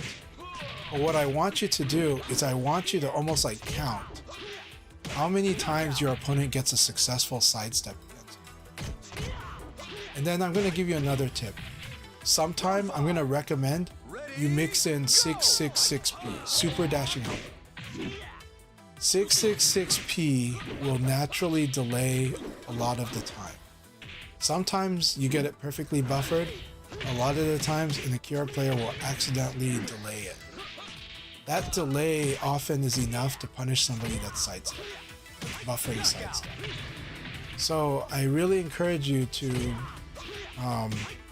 use 666P a little more. Not like, don't go over the top. Just try to put it in 3 or 4 more times in a round. It's one of those moves where you can put it in a lot. Literally, you seriously can put it in a ton. So I recommend do 666P a little bit more. Just a little. 3 or 4 times in a round more. And then also count how often your opponent sidesteps. Then I want you to remember that if your opponent sidesteps, there is 2 very strong ways to beat sidestep. Number 1 that you should get used to is throwing. Throwing is like when somebody is stepping, throwing is actually, in my opinion, it's the best way to punish sidestepping. However, there's a caveat. At the high level of play, the timing is tricky. Like you have to the opponents have to be kind of in sync and understand each other's timing for it to work that way. But anytime someone does a sidestep, throwing is actually the strongest and most clean way to punish a sidestep. And it's also like, it recovers fast enough that the risk is not as bad as people think. The scary part about doing throw is people doing delay attack or attack. Those are the 2 things that really make throw feel like scared, makes you scared to do a throw. The throw escapes don't make you scared, but they can annoy you if your opponent escapes your throw like a lot. Okay, so I can understand being tilted by a lot of throw escapes, but actually you need to still be patient and know that you just still get to fight. And if they're doing throw escapes, they're not hurting you. It's just more fighting. They're not hurting you yet. If they attack your throw, that's when you're in trouble. That's when they attack your throw, that's when you have to question how much you're throwing. Or that you wanted them to start attacking and you finally got them to attack. So throwing is the clean way to beat it. Now the second way to beat, the 2 other ways to really beat sidestepping, one is half circular, but Akira is kind of limited on that, and the problem with using half circular is it's very risky. Why is it risky? If they evade the correct way, they will have a huge evade punish against them. And at the higher level, they're going to blow you up. It's still good to do, but understand it's the reward for doing the half circular usually is a moderate reward or a decent reward, but it's not like the best reward. But the risk is actually higher than a lot of people realize. Doesn't mean you never do it. It just means you gotta be precise. You need to ask yourself, how precise am I? If I'm precise, great, keep doing it. If I'm not precise, maybe I should adjust my move selection. So half circulars are high risk, moderate reward. They can be nice and clean when they work. And sometimes they can be very rewarding too. And Akira's half circulars do lead to good okizeme and good side turn game. So those are good rewards. So now the question for Akira is, how accurate am I? If I'm not accurate, I should maybe put it off for a while. If I'm very accurate, then I can keep doing it. It's going to be like this with VF. It's risk management. VF is a lot of risk management. Whether I should do a move or not is not exactly because it's the best or the worst. It's a question of whether the way that the match is going, it's working for you. And whether or not you're really bringing out its potential, then you can worry about whether it's the best. But if you're not accurate with the things that you're doing, you have to make an adjustment. And so the value of the move loses its value the less accurate you are with it. It raises in value the more accurate you are with it. The third way to defeat, which we've already talked about, but the third way to punish sidestepping is to delay attack. And this is good for the most part, but it cannot be just the only way to beat sidestepping, okay? And so using Akira 666P is a very good way to actually beat both backdash, to beat sidestep as well. It can even beat backdash sidestep, to be honest, if you delay it, if you do like an extra 6-6 and then 666P, you know? So if you like dash in and then do it, it's a powerful tool. Akira's 666P, Super Dashing Elbow, is one of the best moves in the game, if you ask me. Ever since Revo, I think it's one of the best moves in the game. In Final Showdown, it actually had range issues. In Revo and Revo World Stage, it has long range, and it's really good. And it punishes people for sidestepping, and it punishes people for backdash. And sometimes when you delay it, it punishes people for doing backdash evade. And whenever it counter hits, it crumples. It leads to like a third of their life is gone. You combo it. It is one of the best moves in the game. And it will help make people afraid. It can help make people afraid to sidestep you, and even be afraid to backdash you. And that suddenly now you get to play the pressure you like. So I want you to consider working on 666P in there. Definitely practice your fuzzy guards. That's, as a Kira player, you have to. It's not because you always fuzzy guard. It's because when you do fuzzy guard, your opponent has to do a few things to beat them. Or they just wait until it's not the fuzzy guard anymore and they wait for the fight there. But when you fuzzy guard, your opponent has to do a few things to beat it. For most characters, the few things are low attack right away or delay throw. For characters like you that have a guard break is really good against fuzzy guard. And then low throw is really good against fuzzy guard, but it's risky if they do anything but fuzzy guard. But low throw is a strong, powerful way to punish fuzzy guard. So learning how to fuzzy guard first is important because now you narrow what your opponent can do, and then you can manage those few things they're going to do to beat the fuzzy guard.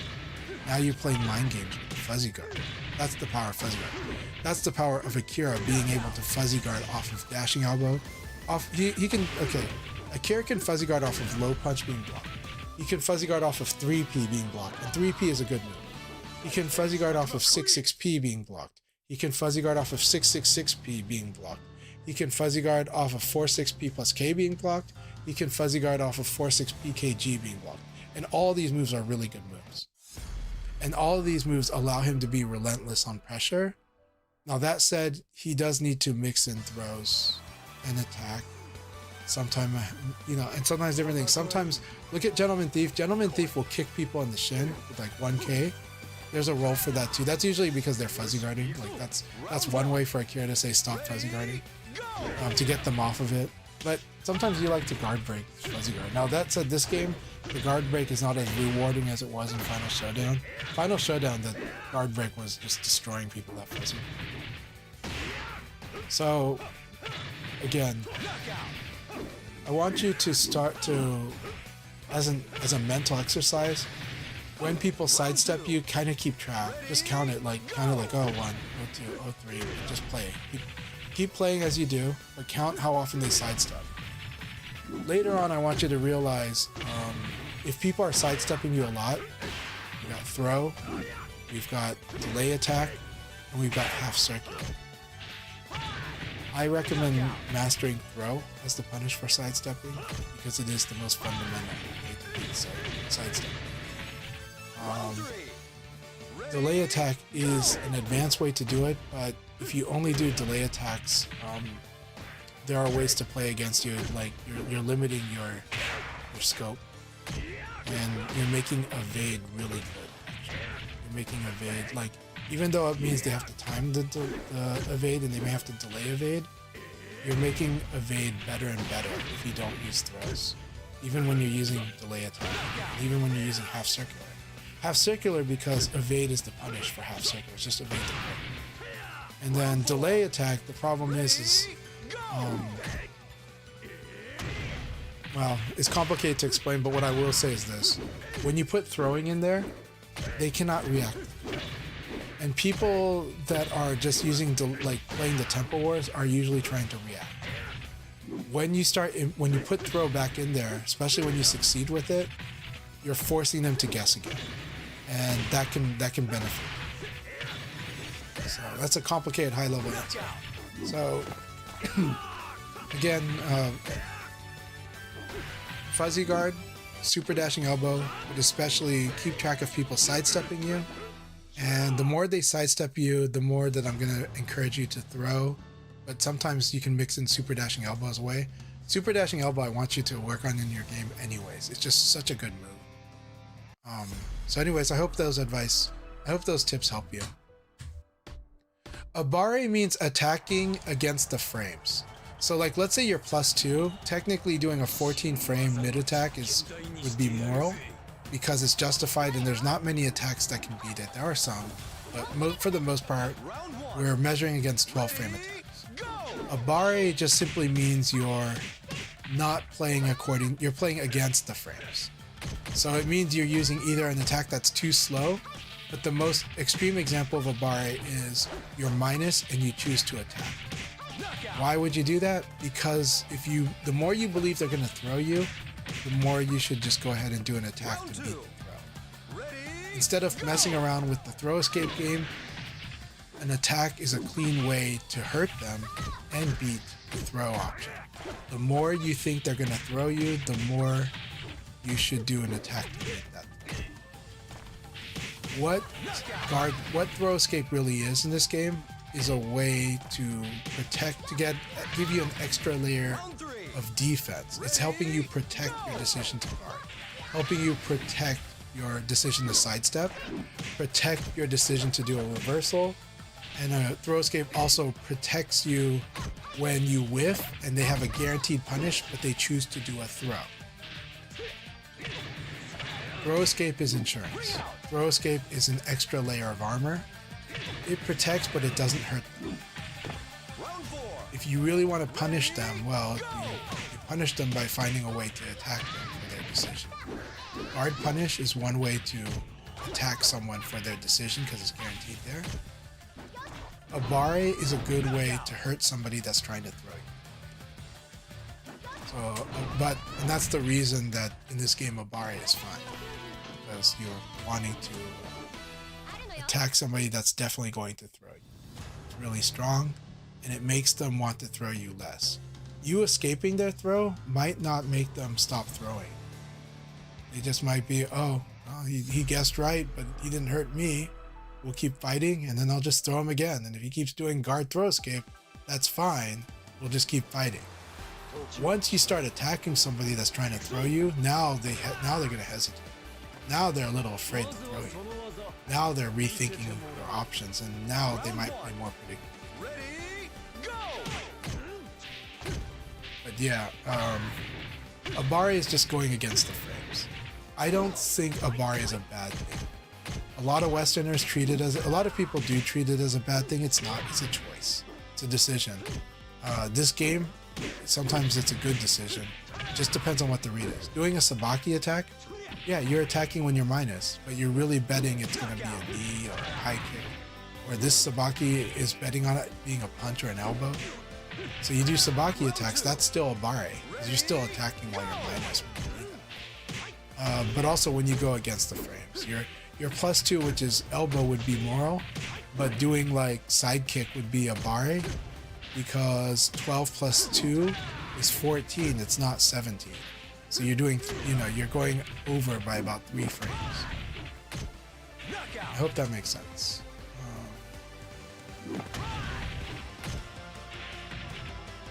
So I am going to tell you a truth about Virtua Fighter and help you in case it might frustrate you.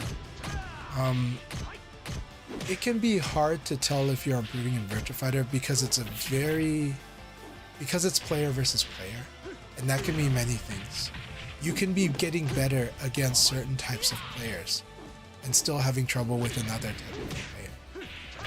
You could be getting better at doing a certain strategy, but maybe while you're getting better at this strategy, you might not be playing other strategies as much, and so strategically you might be losing more. Round 4. This is a game where your growth can be rocky, but I can tell you that you are improving. The ways that I see improving is your confidence in your decisions, and the sharpness is improving, and some of the decisions are more correct than they were before.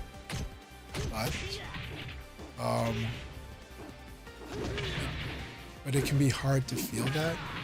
If you only look at wins and losses, this game can be a painful game because every player who's amazing at this game has lost an insane amount. Because they learned a lot through those losses. It's part of the process. It is stressful. We hate it too. I hate losing. Almost everybody absolutely hates losing, but a lot of us embrace that it's just part of the process. When someone shows us what we're doing wrong, we have a chance to see it, and we have a chance to improve how we manage around that, whether we change our course of action or whether we improve other areas to make up for it. It's up to us. But this game, you're going to lose a lot because this is a very interactive game. This is a very player versus player way. You don't just outplay somebody. I mean, you could to a degree, but if you're just playing the same path, the same strategy, every strategy has a weakness in this game. So if you don't change strategy, you will lose to the person who counters your strategy. This is a very tactical game. This is a very rotate the strategy game. This move is good right now because the way they're playing makes this move good. The way my opponent's playing makes my move good. Now they're playing in another way. Now this move is no longer good for now. But when I start dealing with what they're doing, and either I win because they don't adjust or they make the adjustment. Once they make the adjustment, that thing that was bad before might now be good. You got to fight the opponent that's in front of you. And this is a hard thing, because you do want to fight lots of opponents.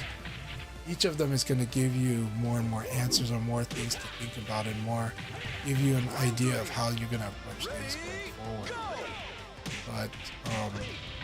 But just because you're good at beating one player doesn't mean you're definitely going to beat the other. And because of that, you may still lose when you fight those players and you have something else to work on. It's a very comprehensive game. There's a lot to this. And you're fighting the player in this game even more than you fight the map. You fight the player. So that's why I do want you to start. What I realized was sidestepping was working against you because you are doing a good job buffering. You are doing a good job buffering. So it doesn't mean you don't buffer them. What it means is that you could delay attack, which is, you could actually buffer delay, by the way. That's what 666 means. But it means you didn't throw enough. Throwing would have stopped it. Throwing would have punished me for sidestep. And so you get used to when did I sidestep? Well, I did a side kick, you blocked it, and then I sidestepped. And you did 3P plus K, and I can punish that. So next time you block my side kick and then you throw me. And that's a big change. And that would punish the sidestep. And then you have to get comfortable guessing wrong. Don't beat yourself up if you guess wrong. Just understand it was a guess. And okay, they did the attack. So their attack is going to beat you trying to throw. You get that. But that's also why I'm having you do the exercise of recognizing when people sidestep by counting. So, that was 1. 2, they evaded me again. 3, they evaded me.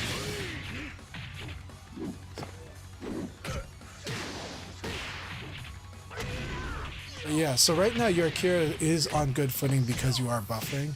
You'll learn how to buffer delays. You'll also learn to use throws. And both of those will do. And you'll use half circuits. All 3 of these things are going to be inside. You can buffer delays. Dash buffering is a good way to buffer delay.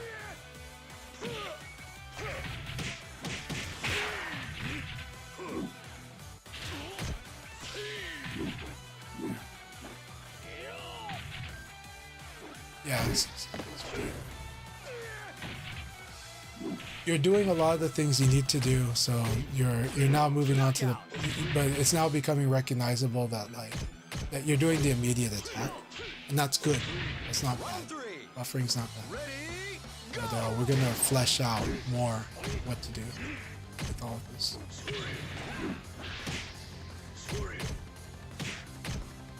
Right now, you're playing in a balanced way. I don't want to call it a style because I've seen you play both. I've seen you play defensive. I've seen you play assertive, and I have no complaints about you doing either of these things. It's not about like either of them is bad. Right now, for me, when I fight you, it's just mostly that sidestepping was really good against you. And it's not because you're playing Akira. It's because right now, sidestepping is good because you choose to attack most of the time, as opposed to throw. And you choose, and you are buffering most of the time, but I don't want you to think buffering is bad. It's not. It's not bad at all. You can still buffer and still beat sidestep. It's just that right now your buffering is straightforward. You're gonna buffer almost for sure, and the sidestep is good. So now we work on doing as we do, while also starting to punish those decisions to sidestep when we recognize it.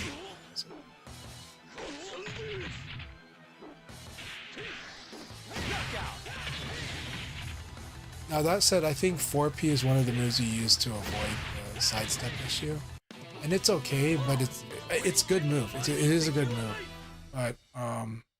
but it's not like your sole answer here.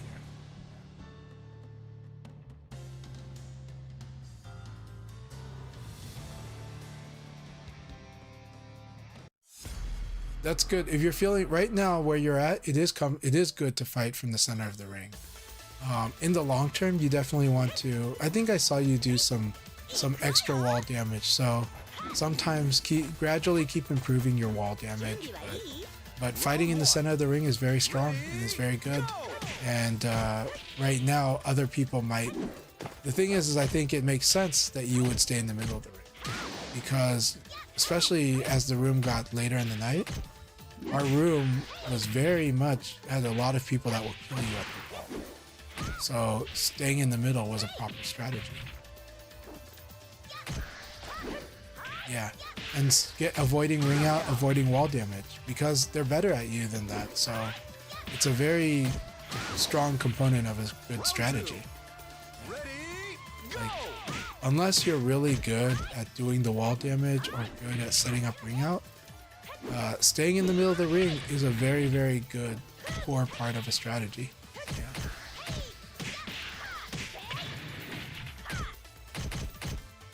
Yeah, you are doing a lot of 4PP and 4P people.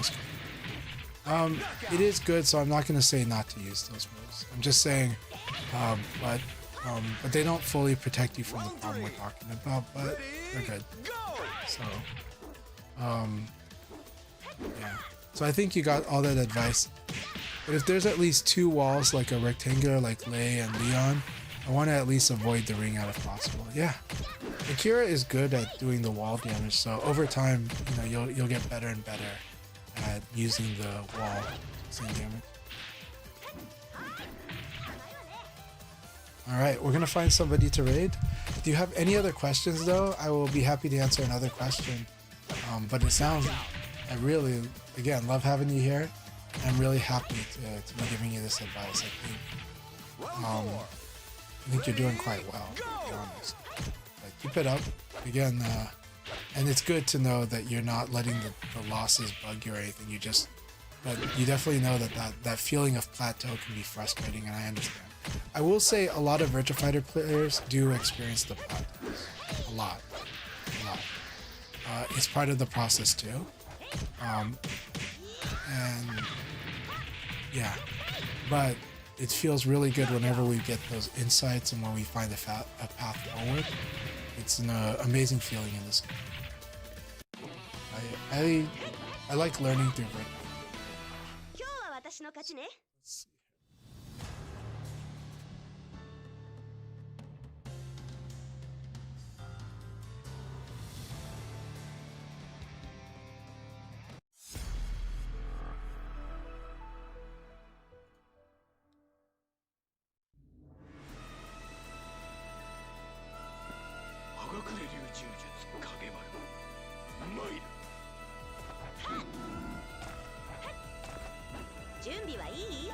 Round one. Ready, go! Hey, thank you so much, Oof. It's so good to see you. And again, I'm glad things are better for you right now. Sounds like you had to go through so much, but I'm really happy to see you today. It really made my day. And I hope to see more of you, and I hope you're doing very well and that you keep doing well. And I freaking love Battlefield, so you know, it's so tempting to play Battlefield 6 for me, but I don't think I can handle it because I got Virtua Fighter, and I've got to start another game I've been playing. So CHANCHAI, by the way, it's all one word, CHANCHAI, it's a Thai name. Any tips on timing the sidestep? What is the advantage and disadvantage of offensive sidestep and defense? Okay, so defensive move is the official name of evade, and sidestep, I still call it evade, it's just what I call it. But the names do help you understand what they're for. When you go for evade, which is what's called defensive move, it is meant to be used defensively. To reiterate what I said earlier today on the stream, to get a successful sidestep, your opponent has to already be attacking when your character starts sidestep. If you sidestep before your opponent attacks, it will fail. You'll get hit. So this is why if you do like high punch into sidestep, guaranteed you'll get hit if they attack. You'll get thrown if they throw. Because you're not going to get a successful sidestep, because when you're plus and you tell the game you want to sidestep as soon as you recover, well, you're sidestepping before they could possibly. So it's impossible for them to be in the middle of an attack that's coming at you when you sidestep if you tell the game when you're plus that you want to sidestep as soon as you recover. So when you sidestep, it should be done when you're minus. As a beginner, okay, they block an attack of yours. Sidestep is a decent you can input the sidestep there, and then when your character recovers, you'll try to do the sidestep, and if your opponent had already done an attack, you'll sidestep. If your opponent does nothing, you will do a failed sidestep. When you do a failed sidestep, it loses to attack or so failed sidestep kind of sucks. So okay, let's talk about the benefits of sidestep really quick. So when you get a successful sidestep, one, you're invincible during the sidestep. This is why people miss hitting you. It's not because of your box. It's not because of your hurt box. It's because you're invincible during the time of the sidestep. That's why they miss you. That's why they whiff. Okay. When you recover, you're no longer invincible. But we'll get into that another day about, like what tracking is. There really isn't much tracking. We don't need to worry about it today. We'll talk about it next time. Just remind me. Okay, when you get a successful sidestep, though, you've caused them to whiff. 2, you do physically move, so it's like you dashed up or down. 3, with a successful sidestep, especially if you sidestep any decent attack, not a really fast poke, but like something decent, something that's got quite a few frames in it, your opponent will be in a state called side turn. And side turn is not good for them, it's really good for you. When you put the opponent into side turn, your attacks are better. They are better because they give more advantage. They have less disadvantage when they make contact with the opponent. So let's just understand, when you put your opponent in side turn, your attacks are better. This causes a lot of people, that's why you start seeing yourself getting stuck in side turn against some of us. Because we'll keep you there, and we're winning more situations than normal because you're slow. Well, you're not that much, you're disadvantaged, but we have better frames. Our attacks, whether you guard them or they hit, are giving us more advantage than they normally do. And if they were disadvantaged, they give us less disadvantage than they normally do. So our attacks are better when you're stuck in this side turn situation. Okay, so now, having said that, let's go to offensive. Ready? We just said that defensive move is a sidestep. It means, and it's the term defensive is important because you should use it defensively. You should use it when you're minus. You should use it when you're on the defense. You should use sidestepping when your opponent has the advantage or when you are minus because it is a defensive tool. So now we have a different thing called offensive move. Offensive move is funny because offensive move loses to attack and loses to throw. Why would you use offensive move if it loses to attack and it loses to throw? This is because you don't use it when they attack or throw.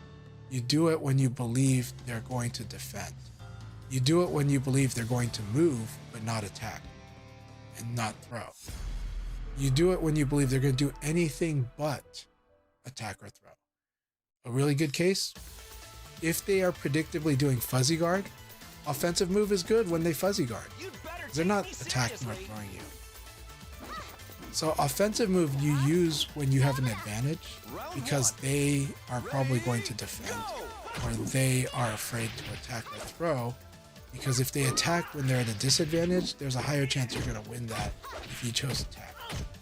So because of that, we use it when they're afraid. We use it when they're not going to attack. And what do we get when we do offensive move? It puts them in side turn. And now you can start attacking them with better frames than if they were not side turn. So defensive move puts them into side turn, but it does it by sidestepping and attack. Offensive move puts them into side turn because they were not attacking, because they were doing nothing, or they were guarding, or they were moving but not attacking or throwing. That's why you use the offensively. You hit them really hard. Now they're afraid, so they're going to defend, and now you offensive move, and now you're assaulting them from the side, and your frames are better. That's what offensive moves for.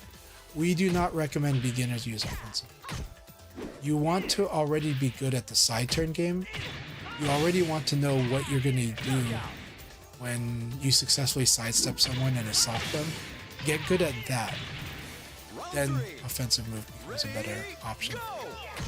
If you are not good at that and you do offensive move, you're just doing something really risky and you're probably not getting the reward you should get for doing it, even when you get it right.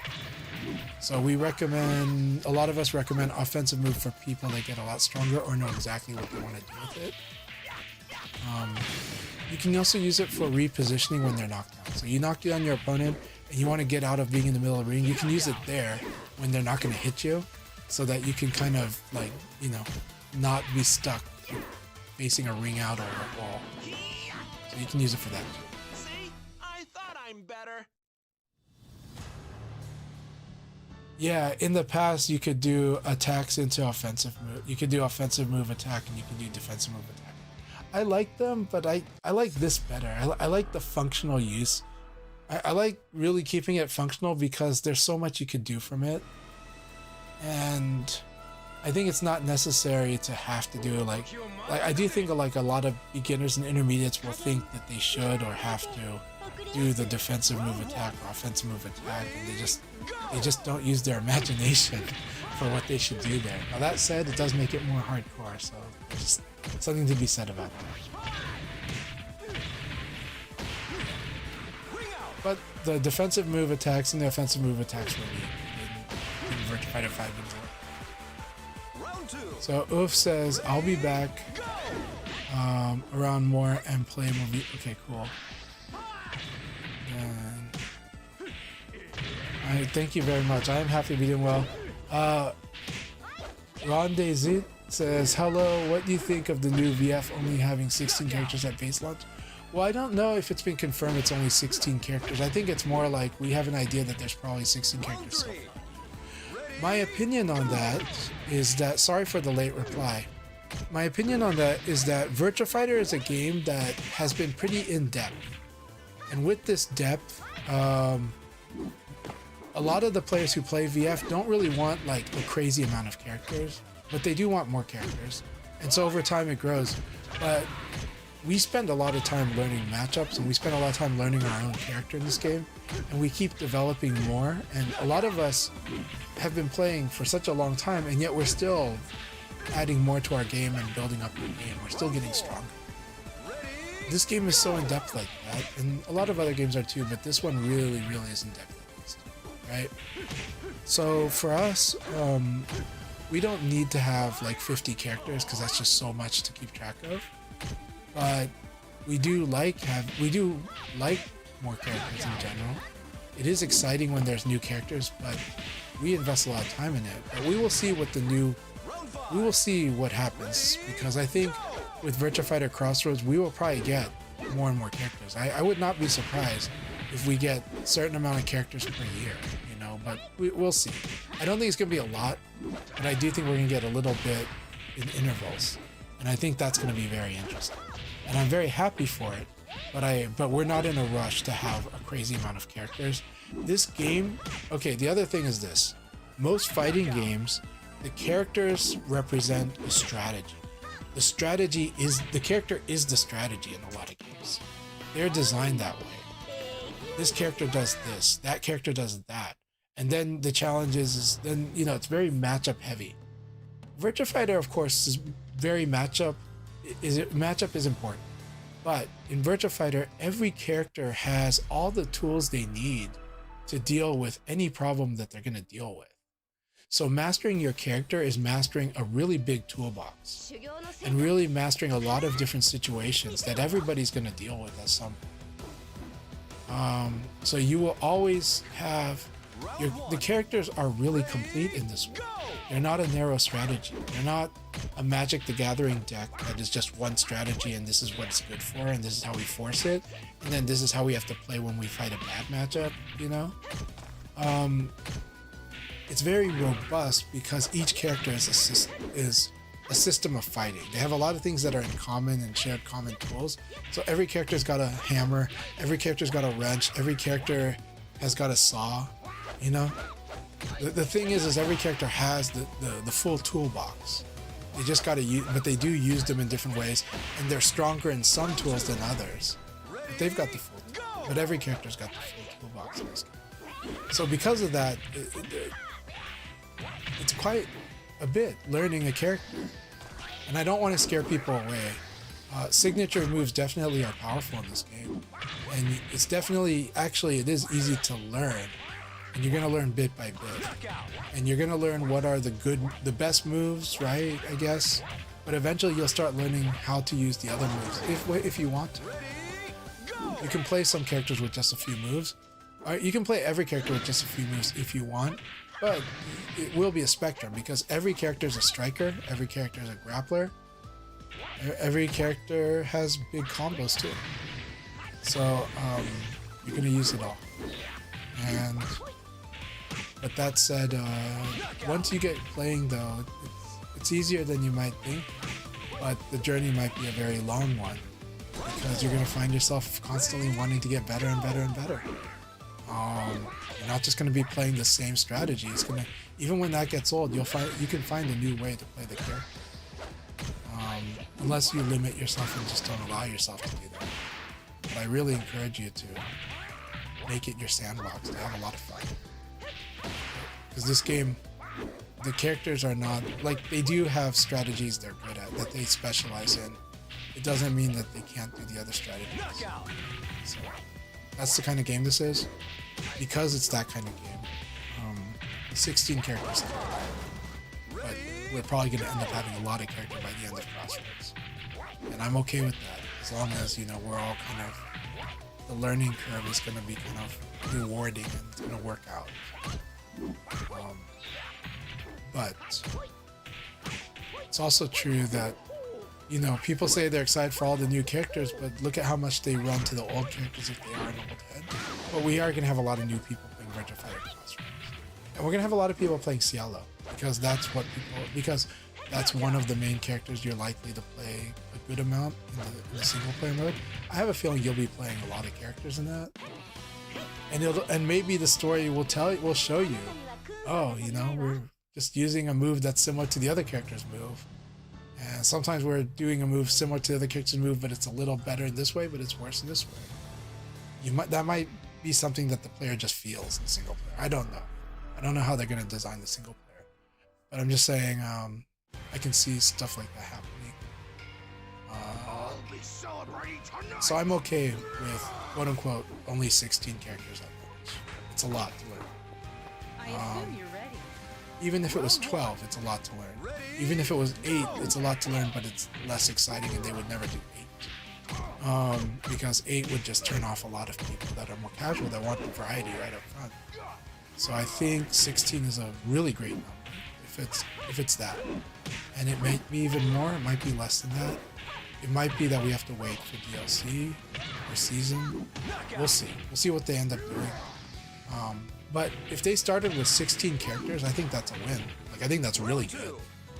I think that's like an amazing number to start the game with. Like, because I was worried they would start with like less.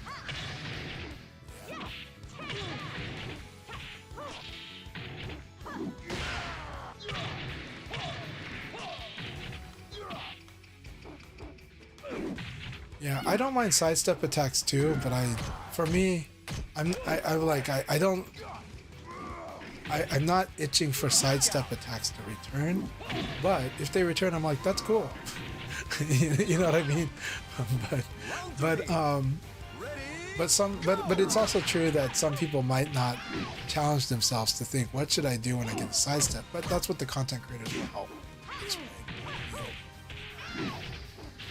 But I agree with Sente that I like the freeform nature, that DM and OM are just kind of the functions of movement and functions of setting up, and that the attack is up to you.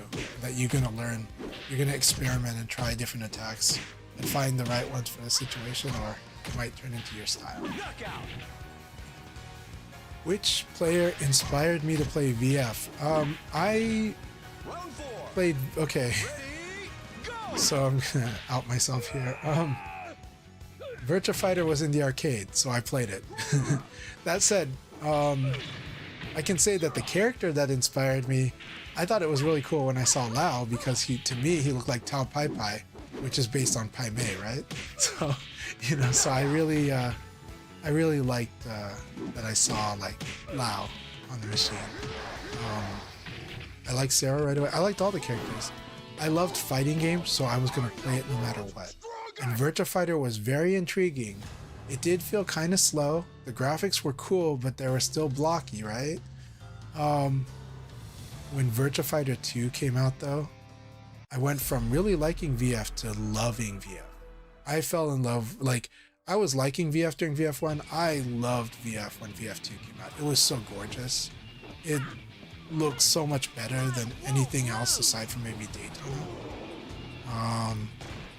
It's like, and it was fast, 60 frames per second. It was fluid. The animations were great. Like, at that time, I dreamed that I would have a VF2 cabinet in my house, in my room. That was like what I wanted, And when the Saturn and PlayStation were coming out, I chose to get the Saturn simply because I wanted to play Virtua Fighter 2. It's like, well, Toshinden at the time was like, looks neat, but Virtua Fighter 2 is what I want to play. So I chose the Saturn, and then I became like a huge Sega fan. Because I just kept falling in love with all the games I was playing on Saturn, and I was loving the way they were experimenting with games and what developers were trying to do at those times. And so even if some things were there were some things that could be a little clunky, it was that experimental nature, because I was a gamer. I love video games ever since I could remember. My family did have an Intellivision, and I did play on Atari system when I was young in arcades. And anytime I was in someone's house that did actually have a computer in a time when not many people had computers, if it had computer games, I was playing computer games on it. So I loved video games my whole life, and when Street Fighter 2 came out, it was something I already knew I wanted, which was I wanted action games where we could play them multiplayer. We could play them one-on-one with techniques, with cool stuff. And then Street Fighter 2 comes out and feels so good. And I already had played Karate Champ, and I liked it a lot.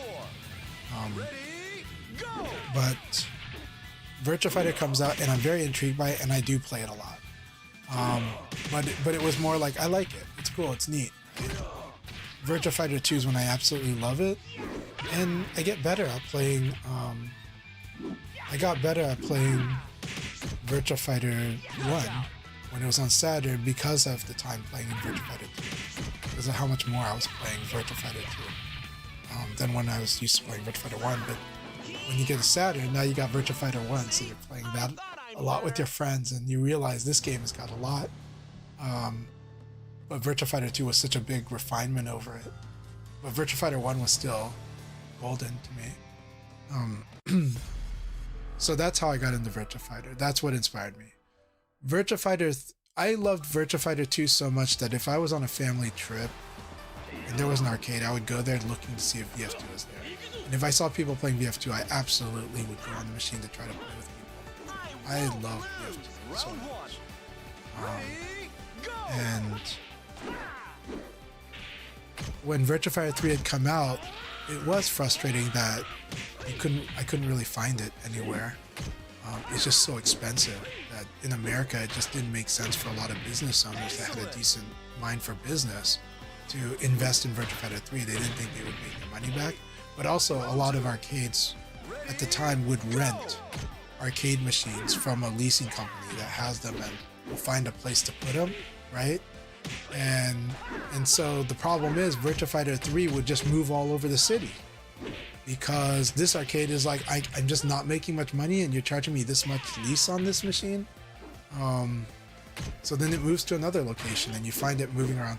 The only places, I think in the US, there is two types of places that really consistently held VF3 for a long time because of the way the business works, right? Number one was college arcades.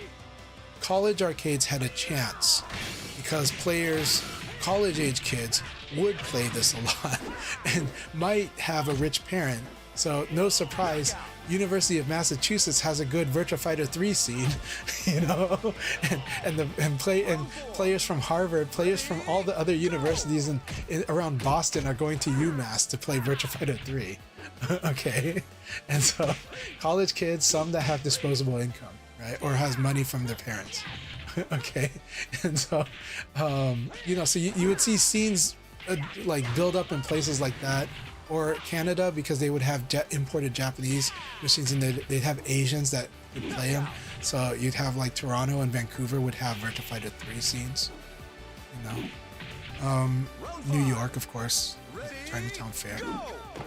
Certain parts of California, like Sunnyvale Golfland, right? You know, stuff like that.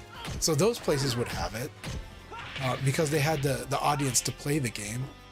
But a lot of people would still prefer to play like Street Fighter or Mortal Kombat or something. And Virtua Fighter 3 is technically an amazing game, but I will admit that, you know, it might have a look where it's not exactly where the mainstream is ready to appreciate it, but video gamers are ready to appreciate it, and tech heads are ready to appreciate it, and fans of computer graphics are ready to appreciate it.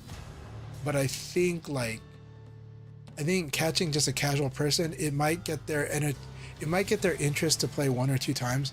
But the other downside to VF3 is that Virtua Fighter 3 was designed in a way, it was designed for the hardcore. It was designed for the tournament. And so like, if you were not good at VF3, it actually looks really clunky and slow. Virtua Fighter 2 looks good no matter who plays it, to be honest. Virtua Fighter 4 looks good no matter who plays it. But Virtua Fighter 3, you could tell who was good and who was not, because the game looks gorgeous when strong players play it. But the game looked very clunky when weak players played it. And that would lose a lot of the interest, right? Tekken 3 looks good no matter who plays it. If bad people play Tekken, if weak players play Tekken 3, it's still pretty gorgeous. It still looks good to them, right? When Virtua Fighter 3 has the thing where it feels like I'm stuck, it feels like I can't do anything. It feels like I feel bad when I get popped. you know, so Virtua Fighter 3 kind of has these dynamics because it's designed for the tournament player. So in Japan, you already have lots of Virtua Fighter players. They know what to do. So you're gonna see gorgeous Virtua Fighter. Korea had really good Virtua Fighter 2 players. They know what to do.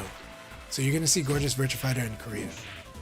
Taiwan had amazing Virtua Fighter players, including GamerBee, who was the best Virtua Fighter player in Taiwan back then, and for many generations. And it looks gorgeous when they play it. So you know, so you can see it. You can see how gorgeous this game is. And so those three places had big scenes for the game, you know, relative to the size of the arcade scenes of today, of those days. Yeah. But Virtua Fighter 2 does look beautiful no matter who plays it. Virtua Fighter 4 looks beautiful no matter who plays it. And I do think modern Virtua Fighter plays, like, even Final Showdown, which reintroduced, you know, getting stuck when you get blocked. But even then, I do think, even weak players playing Virtua Fighter Final Showdown, I think it still looks really good. It's just that, but Virtua Fighter 3 is the one where it really looks so clunky and, like, you can tell somebody doesn't know what they're doing when they play Virtua Fighter 3. Especially if they play Lau, who's supposed to look like he's easy. Everybody has this idea that Lau is like simple, right? That's like that's what everybody says about Lau until they play him. Virtua Fighter 3 Lau, you had to be so precise with the inputs that if you mash PPP, you wouldn't really get it properly. You know, so it's really weird. Like if you mash PPP and then did the kick, you'll probably screw it up. Like it was designed so that you had to be a little more precise. It was like, again, hardcore gaming design. You know, listening to the tournament players, building it for the tournament players. You know? So yeah. So VF3 is beautiful when you get used to it, and VF3 has got a wonderful analog aspect to it. So for me, Virtua Fighter 3 Team Battle is the peak of analog Virtua Fighter. But Virtua Fighter 4 onwards is digital. And we're talking about the sidestep, of course, but we understand what we mean by digital. For people that play VF, they know what digital means, yeah. So Virtua Fighter 3 was very expensive to play, hard to find, hard for a business that wasn't like a Sega game. The other place, okay, so I mentioned certain places like college arcades or hotspots that had active fighting game scenes that could support the game, like in large numbers. The other type of place that had it was like Sega GameWorks. So if you went to Sega GameWorks, you can play it there. The downside, it might be broken, right? Some GameWorks were good at repairing their machines, some are not. And when you have a fighting game that can be a little clunky to beginners, they're probably gonna mash harder and they're probably gonna hit the stick harder. Can you imagine that? Right? You're playing and you're just like, whoa, what do I gotta do? I'm stuck. Right? Americans do that. Japanese might not. Americans are just like raw, you know. I've seen it all at the arcade days. Okay, you know, all arcade machine parts in America are built around the idea that it needs to withstand people like slamming the sticks and pouring Coke on the buttons. Okay, and then Japanese Sanwa is like divine, but is not designed for Americans to slam it and not designed for Coke being poured on the buttons, okay? You know? So I will say this though, in Japan, it is known that yes, Rental Animator brings up a good point. Rental Animator says VF2 was $2 per 1 credit in Japan back in the day. So I do want to put this out there. It is very clear, and Japanese players told me this. It is expensive to play like fighting games or, you know, arcade games in Japan. It was back then too. And so there's kind of a difference in demographic and culture. I don't know. That's just what it seems like to me. Rental could tell you better than me. Rental's from Japan. I'm not from Japan. But what I will say is that it definitely seemed like you had certain audience that can play a lot. And probably the businessmen, right? And probably people that are working. Working people are playing. And I've seen a lot of working people that do play games in Japan compared to other places. But, and I don't think like that's a meme. I think it's just that it's their hobby. It's their life. Right? It's what they like to do for fun. And some people in Japan like to play video games even as adults. So Thank goodness for that. You know, Sega has an upward revenue stream, so they're making money and they can put the machine in, and you know, like they have the incentive and they're gonna make money back. And Japan has a vibrant arcade scene that lasts longer than pretty much any other arcade scene in the world. But even now, a lot of the mainstream Japanese arcade is you know, gachapon, redemption games, music games at some, but music game is like hardcore too. Even racing game is a little harder to find, but they're there. They're at certain ones, you know. So after COVID, for sure, the arcade culture is different in Japan. Yeah. So, anyways, fighting games are part of the home and part of the hobby and part of going out to locals. And I hope it can continue this path. And I hope Virtua Fighter Crossroads can revolutionize the fighting game, to, you know, to shine a light on where fighting games should be, and to get new people, new generations to love fighting games. Okay, so Virtua Cope says that, mark my words, the Bakunawa killer is the Hornet from Daytona USA. Hell yeah! All right, you know, that theory's in play. We'll put that theory in play. So I think there's a lot of things going against that theory, but you never know until the game comes out. We're gonna see it. But most importantly, we're all gonna buy it, right? We're gonna buy the game because we're gonna buy the game, enjoy the game, you know, enjoy the story ourselves, you know, enjoy it with our family and friends at home. But we do have a new generation that watches games more than play. I think we're in interesting times and we have to manage some of it and we have to see how things go. But I'm very excited because I think Virtua Fighter Crossroads is looking really amazing. It's looking like a must-play game. And I'm happy seeing single-player friends want to get the game. That's huge. Friends that only play single-player games are interested in Virtua Fighter Crossroads. And I hope to see more and more of that feeling, and I hope to see other things too. We'll see.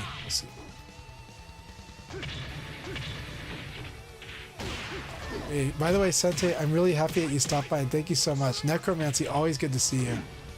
So, Necromancy, I gotta read. I'm gonna add a giant caveat here because it always catches people out early. If you step, you're invincible until it ends, plus a short period if you don't press any button. Yes. So stepping and pressing nothing, not even blocking, lets you avoid follow-up attacks and strings. Yeah, if it's a single attack or a string, usually this is how it works. And so whatever people talk about tracking, it means that the sidestep has already passed and they probably hit an input, which could be a direction, guard, punch, or kick. Any of those will suddenly have that single attack or single string start to track.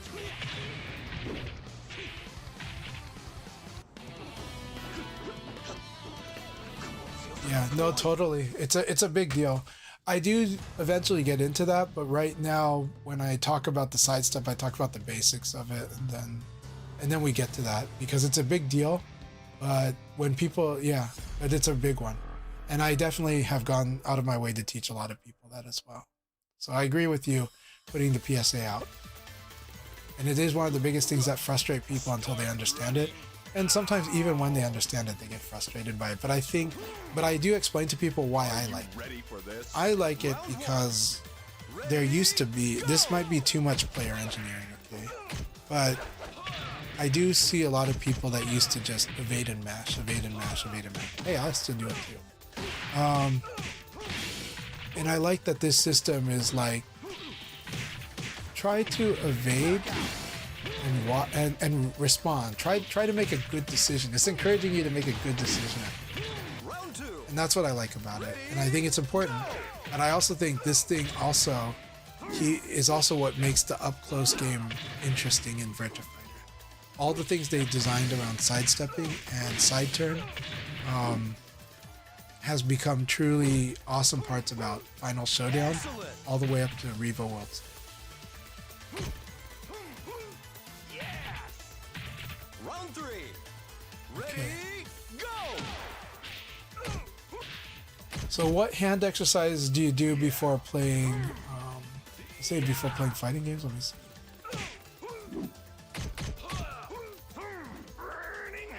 My chat like is jumping, whatever. So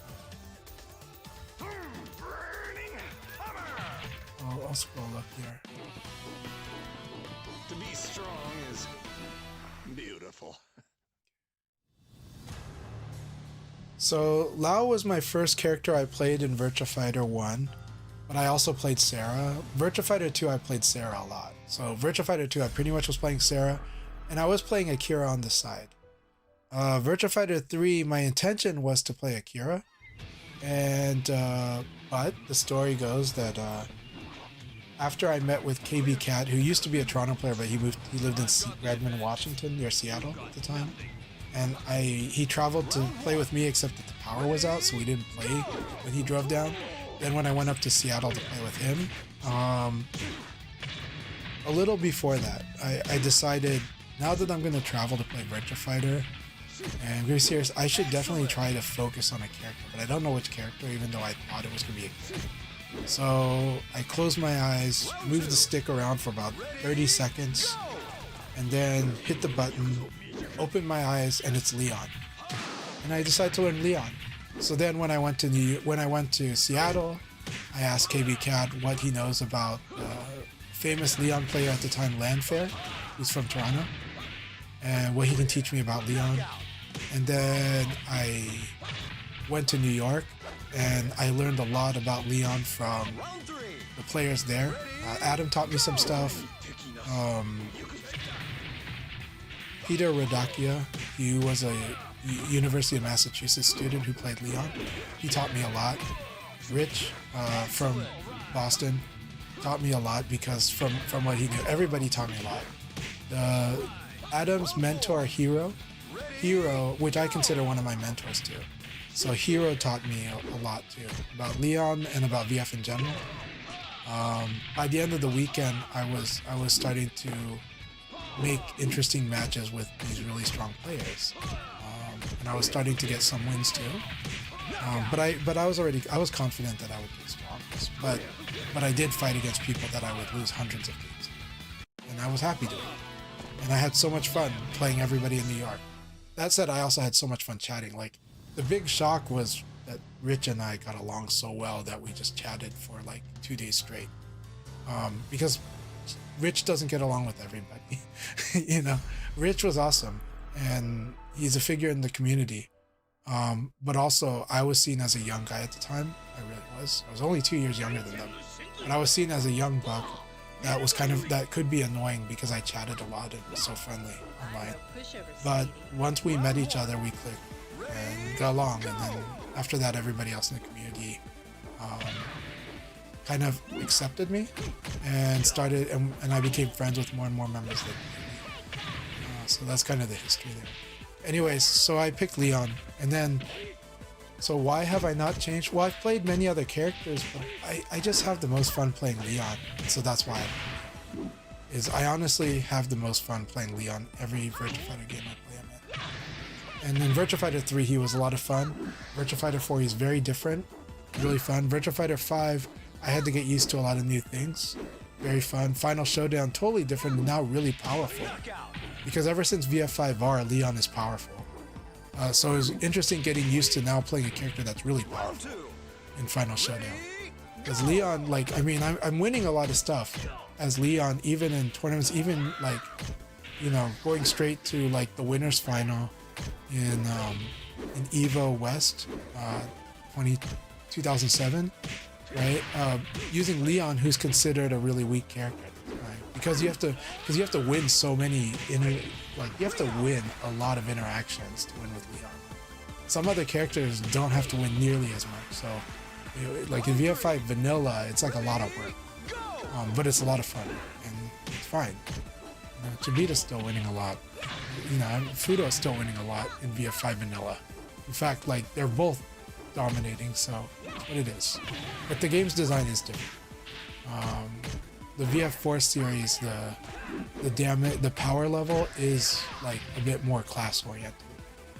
Final Showdown would make everybody really powerful, and Revo World Stage would definitely keep everybody balanced on having high power. Like it's more balanced with everyone being really strong, right? in Revo and Revo World Stage. Ready, go! Let's see here. So, Zed, I hope you get back into fighting games. I'm always cheering for you to do that, because I love having more people playing fighting games. But as long as it doesn't drive you crazy, but I would love to have you play more fighting games. Yeah, Virtual Cope says, I went to the Gigo in Akihabara, and then 2 weeks later they announced it's getting shut down. I know, it's really, really sad.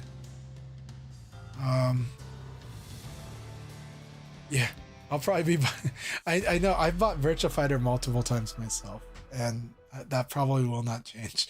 So it's like, please take my money. I love this series, I love this game. It's go time.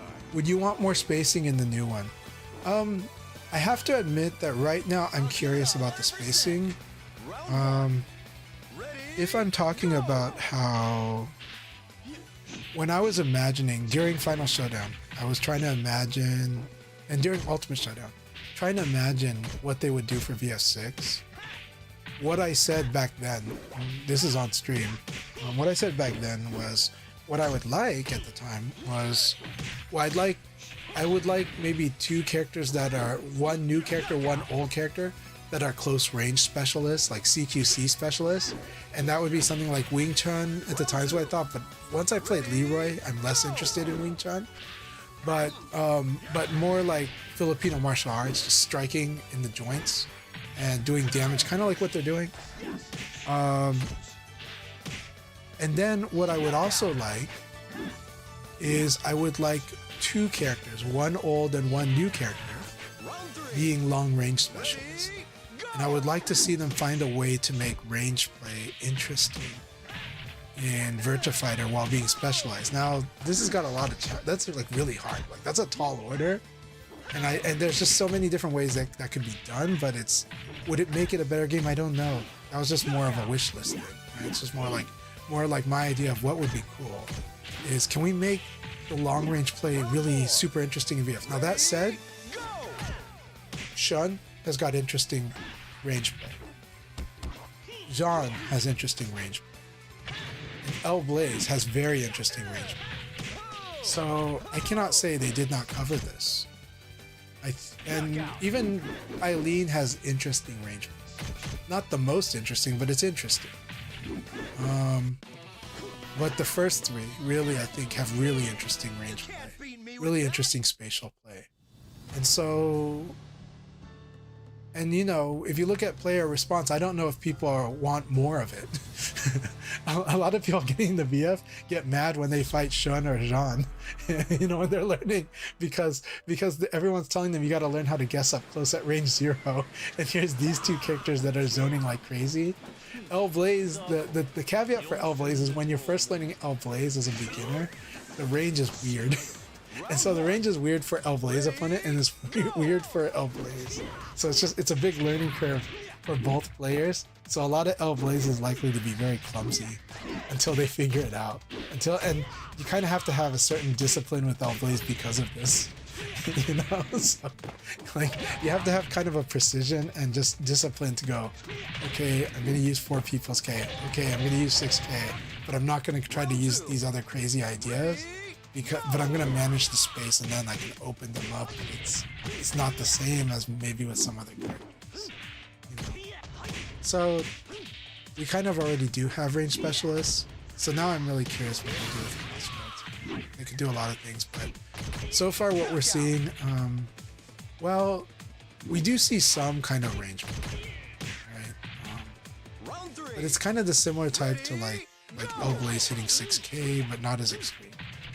You know, I like seeing like Wolf do like screw hook into what looks like a catch throw. I like the ground game, which looks like it's Okizeme to me, like a blending of ground throw and actual Okizeme. But I hope it's still robust, but we'll see what they design. I don't want to... It's so early. We just have to just wait and see. But what I can say is from what I'm seeing, from what they've released, what I've seen, it looks really good. It looks like it's still VF, and it looks really fun. And there's still a lot of questions, but I'm happy with what I see so far because I see the flow. I see interesting combat. Now, for the BK, for the Bakunawa Killer trailer. Okay, first off, I do want to say to a certain person out there, that trailer is gorgeous. I love that trailer. I like it a lot. So the next things I say are not. The next thing I say is that I think they have to present moves so that you can see the moves. So when they're presenting the gameplay perspective, it's showcasing moves. It's showcasing sequences. So it looks kind of like a showcase of like Tekken attacks, for me. But it looks good. It looks great, and the moves are. But the best part is that there's a lot of shout out. Like this is how a move that you might have seen before kind of looks like now. And it makes you also go, is that move really that move that I think it is? And I think it is, right? Though my favorite part is the 1-inch punch. Dude, that 1-inch punch was awesome. It's like, pow, boom, right? It's just like hits them in the hand and then bam, 1-inch punch and just goes bam, right? Just slams them really hard. That was really awesome to see. And I'm really poses more questions, but I'm happy to see that. That was so cool because I like that 1-inch punch is in Virtua Fighter and it looks so cool and it's a cool way to do it. So yeah, I'm very interested to see where they take it. We'll see what happens. What they showcased, the very alpha footage they showed Akira versus Stella, shows some interesting space in itself. So at least we're confident we see space. We see stance change. I'm happy to see stance change because I was afraid that I understand if they streamline it a little, but even then, I think it's really good in its design and for gameplay. I don't think it turns people off. The only people it turns off are the people that's like, I have to learn something a little different than how I did it in Tekken. Everybody, but even then, they'll still play and they'll learn. Everybody else, they would have learned. They'll learn it through the single player. They'll learn it through playing. And even if they don't know it, I don't think it stops them from playing. So,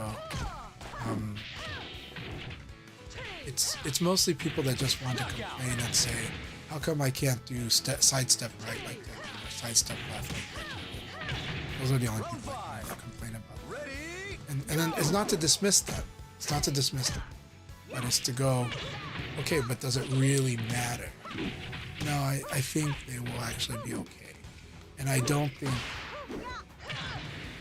the 80%, I really don't. I don't think you lose anybody because of that system. Because of the foot changing system that everybody is ambidextrous. I can lead with my left and I can lead with my right. I want it because of the positional play of Virtua Fighter. I don't like the way that Virtua Fighter's positional system is just great. And when you imagine what stages could be in Crossroads if they do different types, and the thing that lights my imagination for the stages is in the Akira versus Stella video, that training room, the danger room, and they're showing like narrow stage. And they're and you're just like, it could be anything. It could be obstacles. It could be bar counters. It could be anything. I don't know what will happen, but it makes me excited that positioning play will be interesting, and probably wall play will be interesting. And I really believe that there was an interview where they said ring out will still exist, but I haven't heard anything since then. So we'll see if ring out still exists.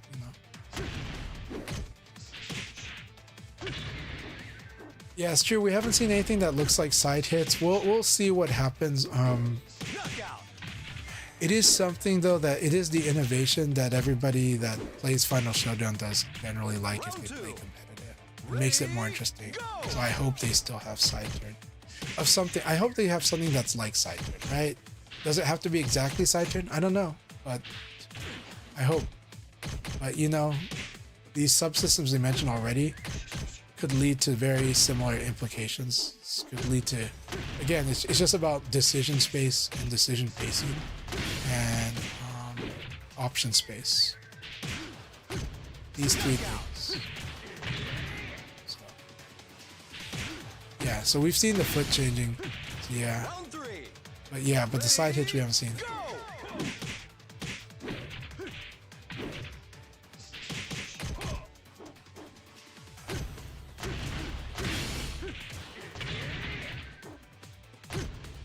Yeah, they did say that because when you add new mechanics, you might have to take some mechanics out. There's definitely gonna be some tweaks, and we'll see. They could evolve old systems, mechanics, and they could also take away a bit.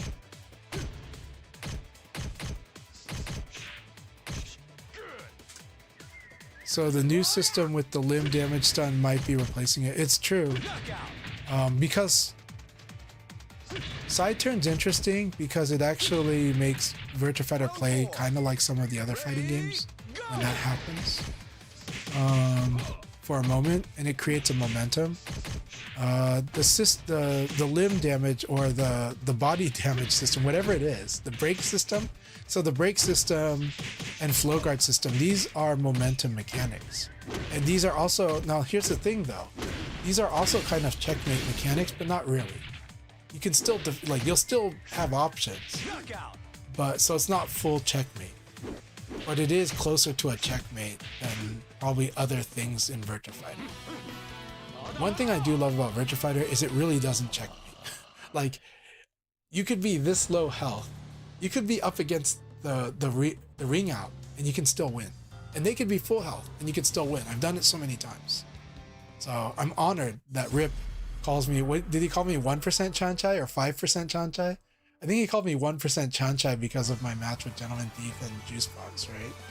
Because like I'm on the verge of death and I win it, and I win the round. So, you know, but Virtua Fighter is the game where you can fight your way out of the back, and I want that to stay, right? This is why, like, yeah, I don't want block chip damage, right? The chip damage in VF is hitting them with a low attack, you know? So...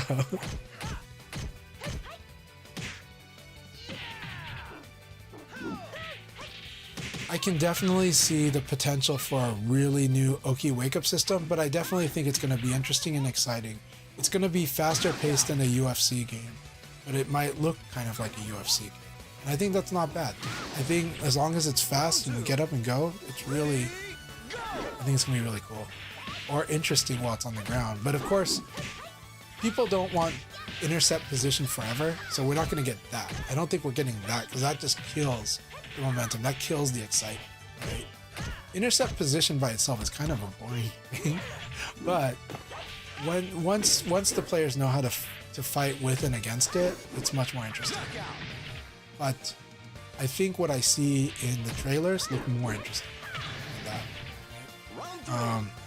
I really like it. So I like what it looks like with Wolf doing what could be a ground finisher, and what that can lead to. And what Cielo seems like he's going to end up doing because he's MMA. So I can imagine, whether it's subsystem or universal system, the Cielo stuff is definitely the thing to watch for what they're going to do with Okizeme and the ground thing. I think they're making it very interesting. So I'm excited for it. I do think, yeah, getting up will be both faster and more force. I agree. I finally landed a Wolf 2P escape part into Shining. Oh, it's so cool. Because I was on the ring edge and read my opponent trying to 2P me up there. That's so awesome. That is so awesome. Yeah. Well, Calamity, you know I always get caught in the vortex. I think you're talking about the vortex of me chatting on the stream, but I really appreciate everyone. And again, I'm going to give a shout out though to the people who just followed. So I already mentioned B-Fry. Thank you so much for the subscription. Based Swami. So Based Swami, thank you for the follow. L2K Snake, thank you for the follow. SB, thank you for the follow. Marveling, thank you for the follow. Zed Zabel, good to see you again, and thank you for the following. Jumbo Box, thank you very much for the follow. Really appreciate you all. All right, let us actually find somebody to raid, because I really do need to work on some stuff and try to sleep too. But it's just been great. It's so great having you all here. Thank you so much. Thanks for keeping me company. I hope you guys enjoy me rambling about stuff, but I try to answer your questions and just sharing the love of the game. Let's keep sharing the love of the game. Okay, we got interesting people here.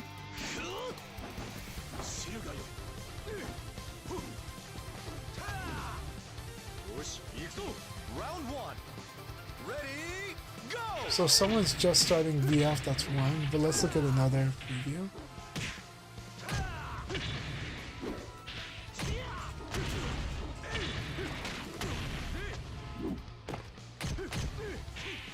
Pericles, thank you very much. Pericles has dealt with my rambles in person.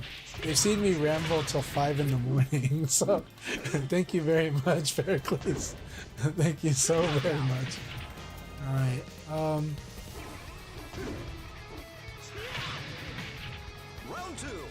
so I do want to encourage people who start streaming VF and they're just learning, or they're very new, be very kind to them. And if they're streaming, be encouraging, be supportive, listen to what they do actually want. Don't try to impose on them, but do let them know, do welcome them and let them know you're there to help if you have a question, right? That's usually a good way to invite the opportunity to have a discussion on VF. But don't try to mansplain them, and don't try to rifle. Don't start throwing frame data at them. But if they ask for frame data, go ahead and start telling them frame data. But I would wait for that. We do have people that are trying VF out and are learning. Work with what they give you. Communicate with them with what they communicate to you. And be encouraging, right? That's my request to you guys. So I'm going to go ahead and raid Dilly Go Silly. I haven't listened to the way they talk. I don't know how they're talking about the game, but it looks like they've just picked up the game. So I would love for you guys to just really be encouraging to them, and I'd like them to know how welcoming our community is, and I know you guys will do it. So here we go. We're going to prepare a raid for Dilly Go Silly. Looks like they're having some fights, which is great. And if you guys want to invite them to a room, that's fine, but I think it's good to just let them play and enjoy the chats with them.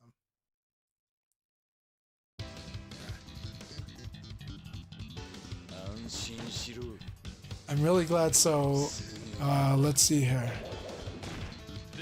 My pleasure. Happy to do this stream. Zed Zavel, thank you. Caloros, good to see you. Sorry I'm leaving when you're about to go, when you said hi, but I'm here. But I'm gonna go. Oof. Yes, I am still going. I left an hour ago, I think. Yeah.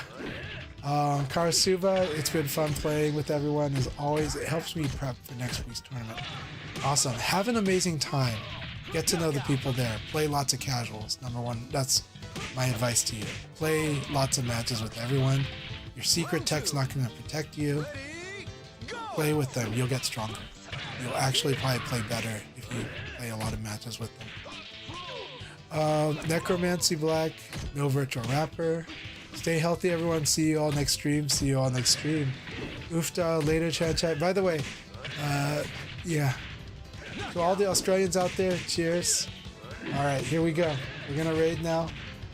3, 2, 1. Have a good night. Ready, go! Everybody else that's still here,